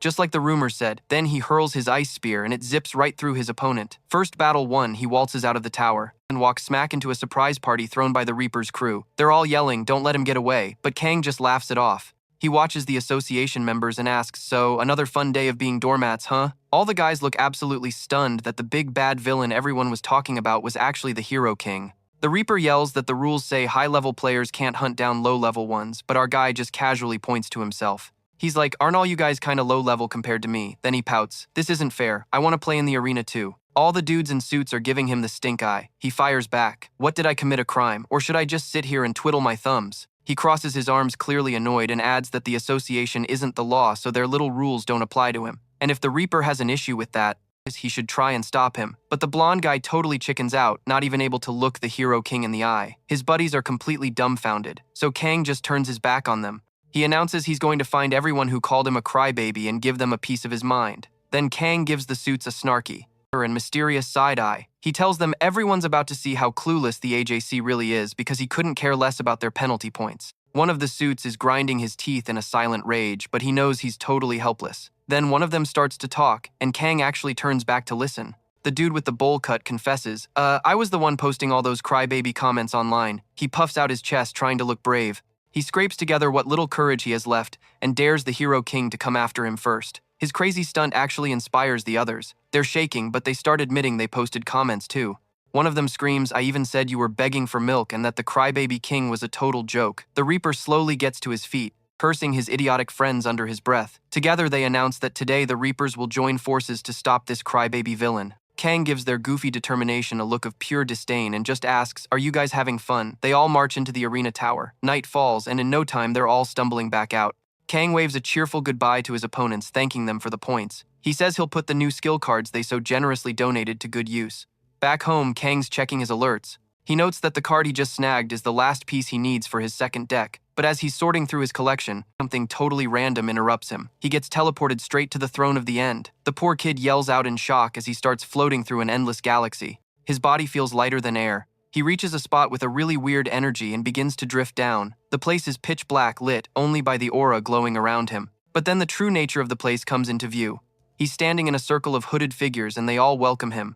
Our boy just gulps. He gets it now. He's at the throne of the end, the meeting spot for all 999 monarchs. Looking dead serious, he asks them, why did you summon me? A brilliant golden light erupts in front of our hero, making him jump. A hooded man in golden robes steps out of the light, telling him that as the game's monarchs, they want to apologize. The masked figure holds out a hand to him. Kang just smirks, saying, you guys should apologize for so many things. I've completely lost count. The monarch explains that when Kang fought a player named Gork, he had already cleared that tower. Kang was only able to stay in that world thanks to a temporary blessing. Kang listens with full attention and asks for more details on this whole situation. The monarch explains that the blessing was granted because all the monarchs agreed to it. They were all just dying to watch the showdown. Unfortunately, times one monarch just had to interfere and yank the Undertaker out of the fight. Man, the other monarchs were totally ticked off about this, and that immortal monarch got a serious earful for being a total party pooper. So at the trial, he tried to claim Kang's sword basically made the whole no killing players in a tower rule null and void. He even hinted that maybe Kang was the one who offed someone. The guy insisted he was just trying to follow the rules. But our Hero King wasn't having it, swearing he'd never ever kill a player inside a tower. The other guy, though, shot right back, saying the odds of that weren't exactly zero. That definitely threw Kang for a loop. I mean, our guy earned the title Monarch Slayer for a reason, you know? Getting a little worried, Kang asked what the final verdict was. Out of 999 monarchs, a whopping 995 said the immortal dude was innocent. Kang just scratched his head, wondering what in the world he was doing there if it was all decided. The hooded figure then explained the little hiccup. One of the top dog monarchs had found the guy guilty. Because of that one vote, the immortal monarch was in some seriously hot water and had to face the music for his little stunt. And Kang was also going to get a little something for his trouble. The hooded man gave our hero this super creepy grin, and Kang was like, is this opportunity the compensation you meant? The second he replied, a crazy golden glow just filled the whole room. The man told Kang that everything going down in the game, like always, was basically his fault. And just like that, bam, the Hero King was zapped over to the immortal monarch's tower. This place had a funny little rule: if you die inside, you just get booted back outside. Kang started to panic, realizing he never got a chance to change his build. If this compensation was a surprise raid, he was in deep trouble. But then he looked around and crickets, no raid at all. Super annoyed, Kang threw his hands up and yelled, okay, so what am I supposed to do now? Just then a voice called out to him. Startled, he whipped around trying to figure out where it came from. The voice insisted. Down here. Kang crouched, but still didn't see anyone. The voice called out again. Our boy is on high alert, but the voice just asks if he's a player. He says yeah. Then this voice tells him it's seen tons of players come here and get totally wrecked, so he better believe this place is seriously dangerous. Then it offers to help him out, but our hero is already one step ahead. Whipping out his ice sword in a flash, an ice blast erupts, sending a skeleton head flying. The voice screams, whoa, buddy, you trying to knock my block off or something? Kang grabs the flying head, thinking to himself, isn't a talking skull like the biggest cliche in RPG history? That just makes the skull burst out laughing. It grins, welcoming him to a world where death doesn't really stick. But our boy's confused. If you can't die, how do you get booted back to the outside world after you lose? The skull explains that, well, you technically times do times die. But no matter how many times it happens, everyone just pops back to life at midnight. And as for the skull himself, he always revives with his head buried in the sand. To Kang, this whole thing makes absolutely zero sense. Apparently, this wacky situation is all thanks to the local big shot, the great immortal emperor. The guy offered up this entire world as a sacrifice. See, to become a monarch, you gotta give up what you love the most. And that's exactly what he did. He loved his empire more than anything in the world. So a never-ending curse was slapped on this place, making it impossible for anyone to stay dead. Kang's pretty sure the emperor just loved his own skin the most. But instead of getting into it, he decides to talk about the good stuff, the rewards. If that's what he's after, the skull tells him to hit up the imperial palace. It's supposedly loaded with treasure. Better yet, there are no guards since nobody even bothers with the loot anymore. Kang spots a rundown-looking castle way out in the distance. Then he sees an army of skeletons marching their way. He's like, what's going on with that? The skull just casually replies, oh, those guys. They're just some friends dropping by to make things interesting. It even says it was nice to meet him, but all our hero sees is a massive experience farm. So he calls over his companion, and they both charge right into the bony mess. The battle is epic, and Kang is just raking in the XP, leveling up at lightning speed. This is like a walk in the park for Kang. He's cool as a cucumber, just having a blast and racking up those sweet, sweet battle stats. But then the sky starts to get dark. He looks up.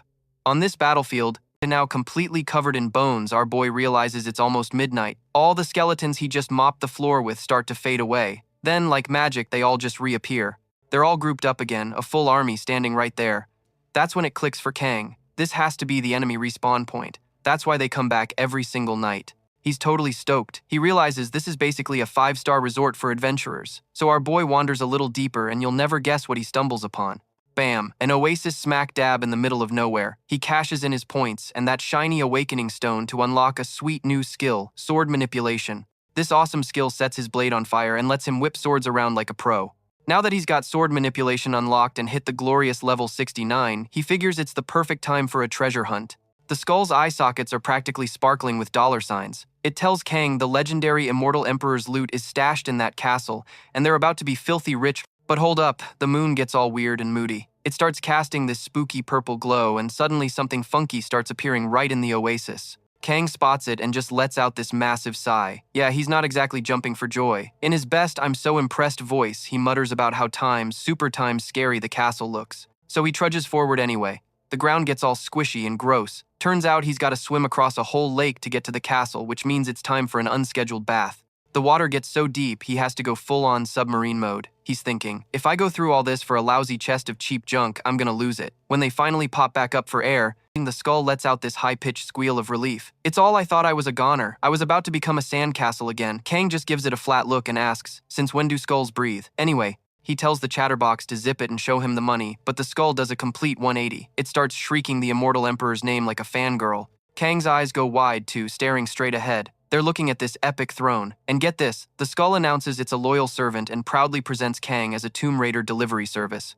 This throne is giving off some seriously bad vibes. There's a ridiculously huge sword stuck in the floor right in front of some armored dude just chilling on the throne, not moving a muscle. And then boom, the immortal emperor's eyes flash open, glowing a creepy sky blue. Nap time's over. Kang just shoves the traitorous skull out of the way because it's go time. Now this emperor dude is the real deal. We're talking top-tier fighter and a super powerful necromancer. But something's off. It looks like he's just an empty suit of armor. Kang pops his Curtain of Absolute Darkness equipment skill. With his 2 swords ready, he charges straight at the Emperor. The big guy responds by grabbing his own comically large sword. Next thing you know, a blast of purple light shoots out from the Emperor's sword, kicking up a crazy gust of wind that sends Kang flying backwards. The Emperor's sword swing floods the entire room with that spooky purple light. Oh yeah, this party has officially started. With his other hand, the Emperor starts cooking up a nice big ball of purple energy. A bunch of nasty curses start flying right at Kang. He's clutching his sword, totally kicking himself for not changing his skill loadout before this. He was not ready for this pop quiz, and he just knows this is going to be a long, painful fight. In the meantime, Kang starts prepping his own skills. He takes a breath, focuses, and zaps his opponent with a spell. It smacks the immortal Emperor with a few nasty debuffs. The Emperor wobbles for a second, feeling that one, but it doesn't last. He shakes it off and comes charging at Kang again, dodging all of his enemies' attacks. Kang's thinking, man, I really should have turned on my danger sense before walking in here. That speed debuff is a real pain. Kang can't even touch the Emperor like this. And as if that's not bad enough, he spots another problem. A bunch of creepy hooded ghosts are flying right for him. Turns out these are the spooky souls of the dead coming from the Emperor's sword aura. Kang tries to block with his ice sword, but he's getting totally swarmed from all sides. And then the Emperor sneaks up behind him. Using both hands, the Emperor winds up for a killer blow and lunges, but Kang's spidey senses tingle just in the nick of time. His eyes light up. Right as the Emperor brings down that massive sword, Kang manages to block it, saving his skin. But just making contact with the blade is a problem, because even though he didn't get hurt, he gets slapped with some awful debuffs, malign touch and another speed debuff. These curses are already giving him a huge migraine. And dealing with the sword's special powers on top of it all is just the worst, so he decides to go big and activates Celestial Demon's Fall. This skill juices him up with some of the Celestial Demon's powers for good. As he's blocking away, Kang starts to wonder, hey, does this skill let me download some of my enemy's memories and experience points? Then, in a make-or-break moment, Kang locks both of his swords against the Emperor's giant one. Using all his strength, he gives a massive shove and sends the Emperor stumbling back. And now with his eyes glowing and a slick new aura buzzing around his swords, Kang is looking a whole lot more sure of himself. The tables might just be turning too. All of a sudden, his brain gets a highlight reel from way back when. He's seeing this little kid swinging a sword the size of a car. Turns out these are the Emperor's greatest hits. Yeah, all that info got zapped right into Kang's head mid-brawl. But the Emperor, he's not taking a coffee break. He's already winding up for another home run with that giant sword. Plot twist. Kang's already seen this move in his new Memory Flicks subscription. His awesome power is working like a charm, and you can just see the smirk on his face. So now Kang's got a whole new bag of tricks to own this fight. Every time he crosses swords with a tough guy, he basically downloads their entire moveset. Blocking and hitting back is a piece of cake for Kang now. He's so cocky, he's literally asking the guy what's next. He's basically memorized the Emperor's entire playbook.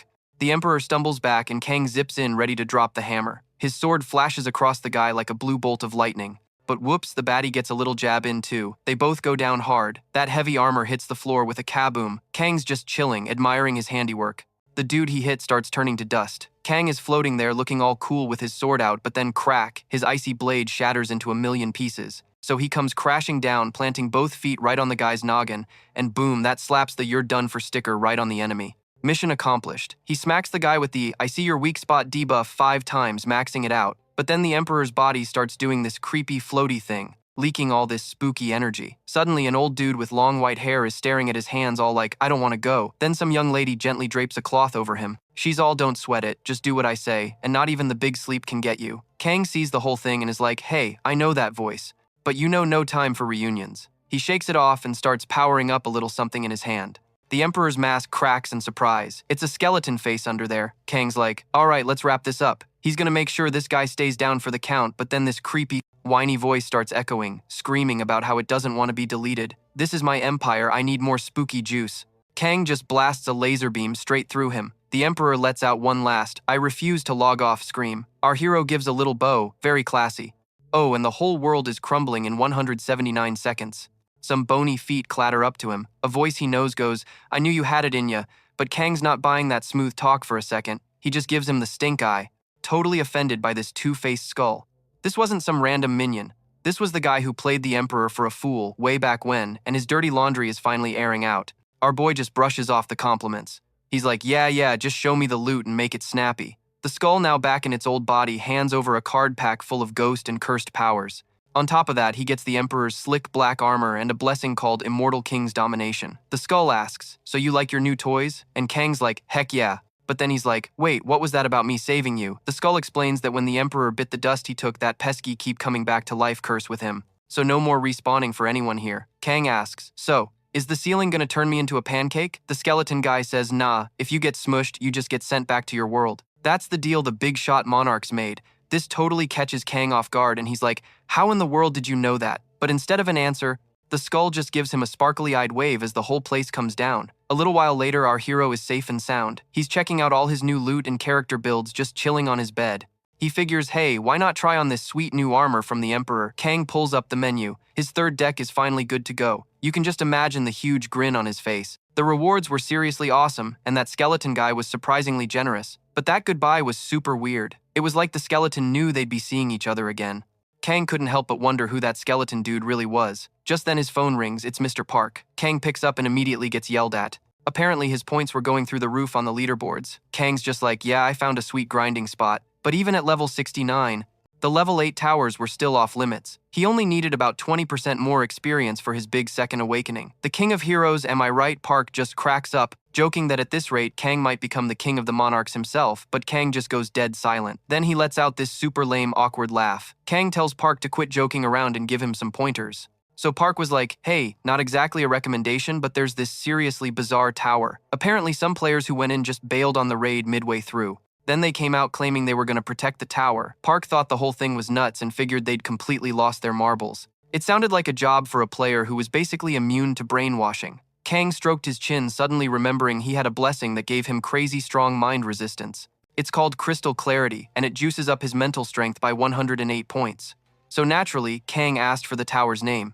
Kang decides to cruise over to the Tower of Peace looking sharp in his brand new armor. The second he gets there, something feels off. The place looks like a totally normal, peaceful little village buzzing with kids and families. But here's the messed up part. The goal of the raid is to take out every single person there. All of a sudden, a voice calls out to Kang. A crew of old dudes in hoods and long robes are just standing there giving him the stare down. Kang spins around face set to serious mode, but the guys just welcome him. And even Kang has to admit the place has a super chill vibe.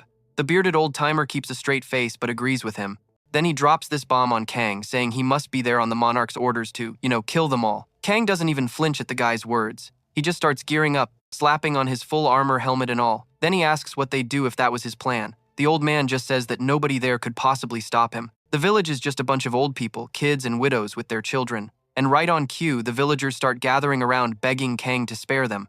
People are dropping to their knees left and right. A young woman holding a tiny baby even gets down and pleads for mercy. Kang just tightens his grip on his twin swords, watching the whole sob story play out. That's when it hits him, this isn't some random tower world. It's a level 7 tower, which means this is the big leagues. He asks them why the monarchs want them all dead. The elder explains that evil gods don't really need a reason to crush people. It's like stepping on a spider, you just do it. Our boy isn't buying it. He steps in closer and calls them out, saying monarchs, especially gods, have way better things to do. Kang tells them to drop the weird analogies and mind games, cause they're not gonna work. The elder bows, asking if it really has to end this way. Kang's voice is like steel as he says, yep. Kang lunges forward, sword at the ready, yelling that he's got a world to protect too. The elder blocks the attack with a blast of magic and poof, his true form is revealed. He's a fallen angel. Kang was already thinking something was fishy. He then asks them if they have any clue what the Light Monarch is actually like. He'd never just let his own light protectors walk away after they betrayed him. The angels shout back that the Light Monarch was the one who ordered them to kill innocent humans. Our hero puts it together, asking if they're defying orders just to protect these people. The angels say that's exactly right. Kang locks his eyes on the angel in the middle and asks if he's the leader. The angel stays dead silent with a grim look. Kang just stares him down, completely unaffected by any mind tricks. His special skill is protecting him. His sight, hearing, and smell are all totally normal, so it's not some fancy illusion either. He grips his sword and points it right at the angels. Our boy is thinking, hold on, if helping the monarch commit a massacre is a tough level 7 quest, he can only imagine how insanely hard it would be to side with these guys. Then one of the angels finally breaks the silence. He asks Kang if he really thinks his actions just being a puppet for the monarchs are the right thing to do. He pops off his helmet, calmly closes his eyes, and just says no. The angels are completely stunned by his honesty. The woman with the baby begs him again to spare the angels and the kids, even offering up the rest of the villagers as a sacrifice instead. But our hero just hangs his head and says, sometimes you just have to pick the lesser of two evils. The angel absolutely loses it and yells, asking if Kang is really willing to sacrifice their world just to save his own. Our boy just raises his arms and says, from my point of view, that's actually the least awful option on the table. That's all it takes. The angels draw their swords and get ready to fight. The women, children, and elderly all cling to each other, praying in total despair. But Kang isn't done. He remembers a hero on TV who once said that if he had to choose between two bad things, he wouldn't pick either one. The angel, still clutching his two swords, the dude looks completely shell-shocked. Then Kang just jams his sword into the ground and poof, the dirt turns into this nasty green slime. Next thing you know, he's looking up and screaming his head off, yelling that as a player he is so done with this raid. Of course, everyone starts throwing shade and the Monarch of Light just completely blows a gasket. But nope, the Hero King gets unceremoniously yeeted right out of the tower, kicked out by the Monarch of Light personally. The other monarchs just laugh their butts off, saying they totally backed his decision. I mean, it was his second time failing to raid the Tower of Peace. A level 7 tower break was about to go down. Looking up, our boy realizes he actually pulled it off. Then a voice chimes in warning him they've already barricaded the entire tower zone. They also ordered everyone to clear out for 5 kilometers. Kang hops on the phone and tells them not to send any other players, saying they'd just cramp his style. The guy on the other end just yells back, like, dude, does Kang even have a clue what's going on? This is a Major League tower and he hasn't even hit his second awakening yet. But Kang clapped back that he'd stared down monsters and literally ended wars. He's offed all kinds of creatures inside towers.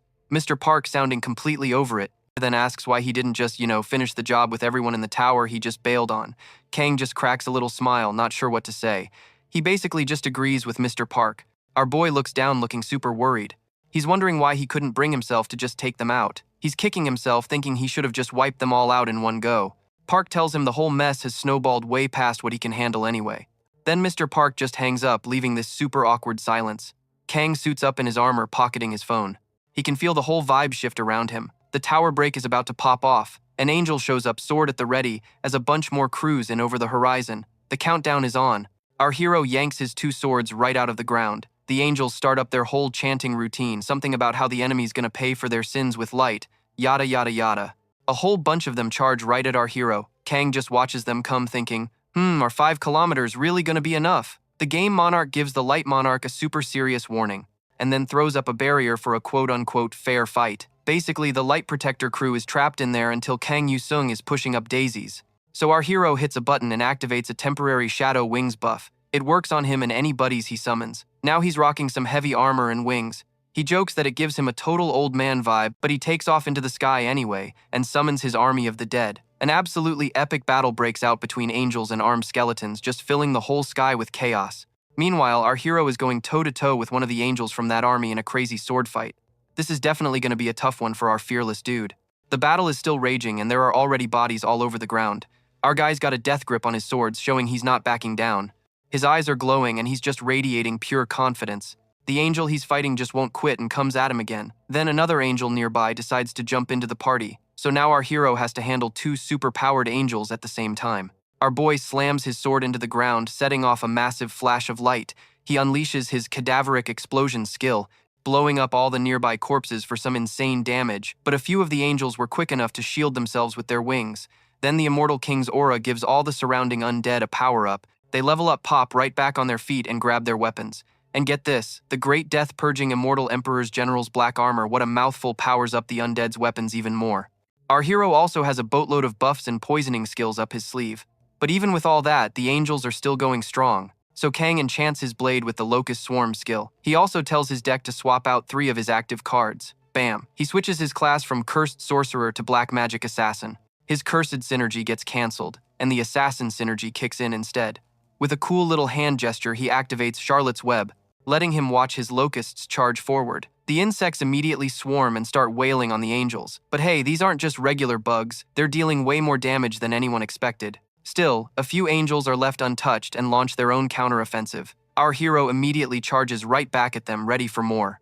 He unleashes a series of sword slashes that land square on his enemies. The crazy destructive battle rages on as the sun finally starts to come up. All of a sudden, the Monarch's barrier shatters into a gazillion pieces. Kang has wiped out all his enemies. His buffs disappear and he stops the tower from breaking. And on top of that, and boom, our hero hits level 70. The second the dust settles, a swarm of reporters descends on him like seagulls on a French fry. He just watches this chaotic stampede heading right for him. But with a slick flick of his wrist, he starts summoning his trusty steed and hops on. The reporters, not getting the hint, start yelling about why he bailed on the raid. They're also demanding to know if he seriously thought he could stop the tower from crumbling all by himself. With a killer smile, our young hero says he'll spill the beans. But first, they all need to take a major chill pill. Naturally, they ignore him completely. They mob him, shouting about whether he ditched the raid on purpose. Cool as a cucumber, he confirms it was 100% intentional. You could hear a pin drop. Then some guy from the back asks if he's pretty much admitting to letting a major security breach happen. Kang hops off his ride looking genuinely baffled and asks how in the world that could be considered anything of the sort. Turns out Mr. Question Asker is from Scipio, the International Player Police Organization. They just so happen to show up at the perfect time. These guys are also known as the Player Purgers. Our main man admits that, yeah, without the full story, it probably looks like he's totally lost his marbles. But he tells them not to worry because despite how it looks, he hasn't gone off the deep end just yet. He flashes them a gentle smile.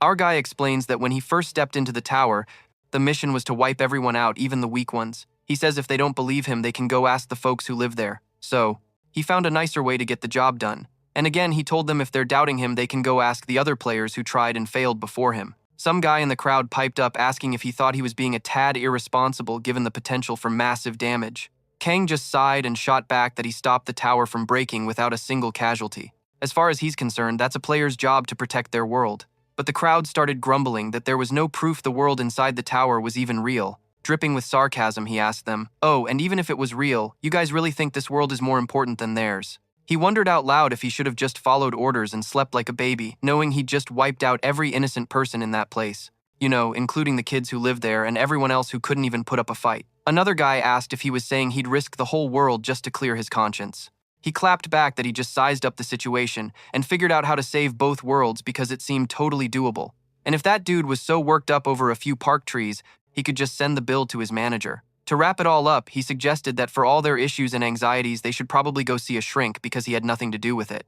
The shady-looking guy from the back starts going on again about our hero's so-called moral conflict. He claimed it could blow up in their faces and destroy the world someday, but Kang just laughed at that. He then said he figured they had a way bigger problem on their hands. So, he asked, "Why should I even save the world?" The man shot back that Kang was acting like a child and that holding the world hostage was just plain ridiculous. But Kang just laughed off what he said. Still smiling, Kang asked how some low-rank player could ever understand a real challenger. He shrugged off his heavy armor and stretched his arms out.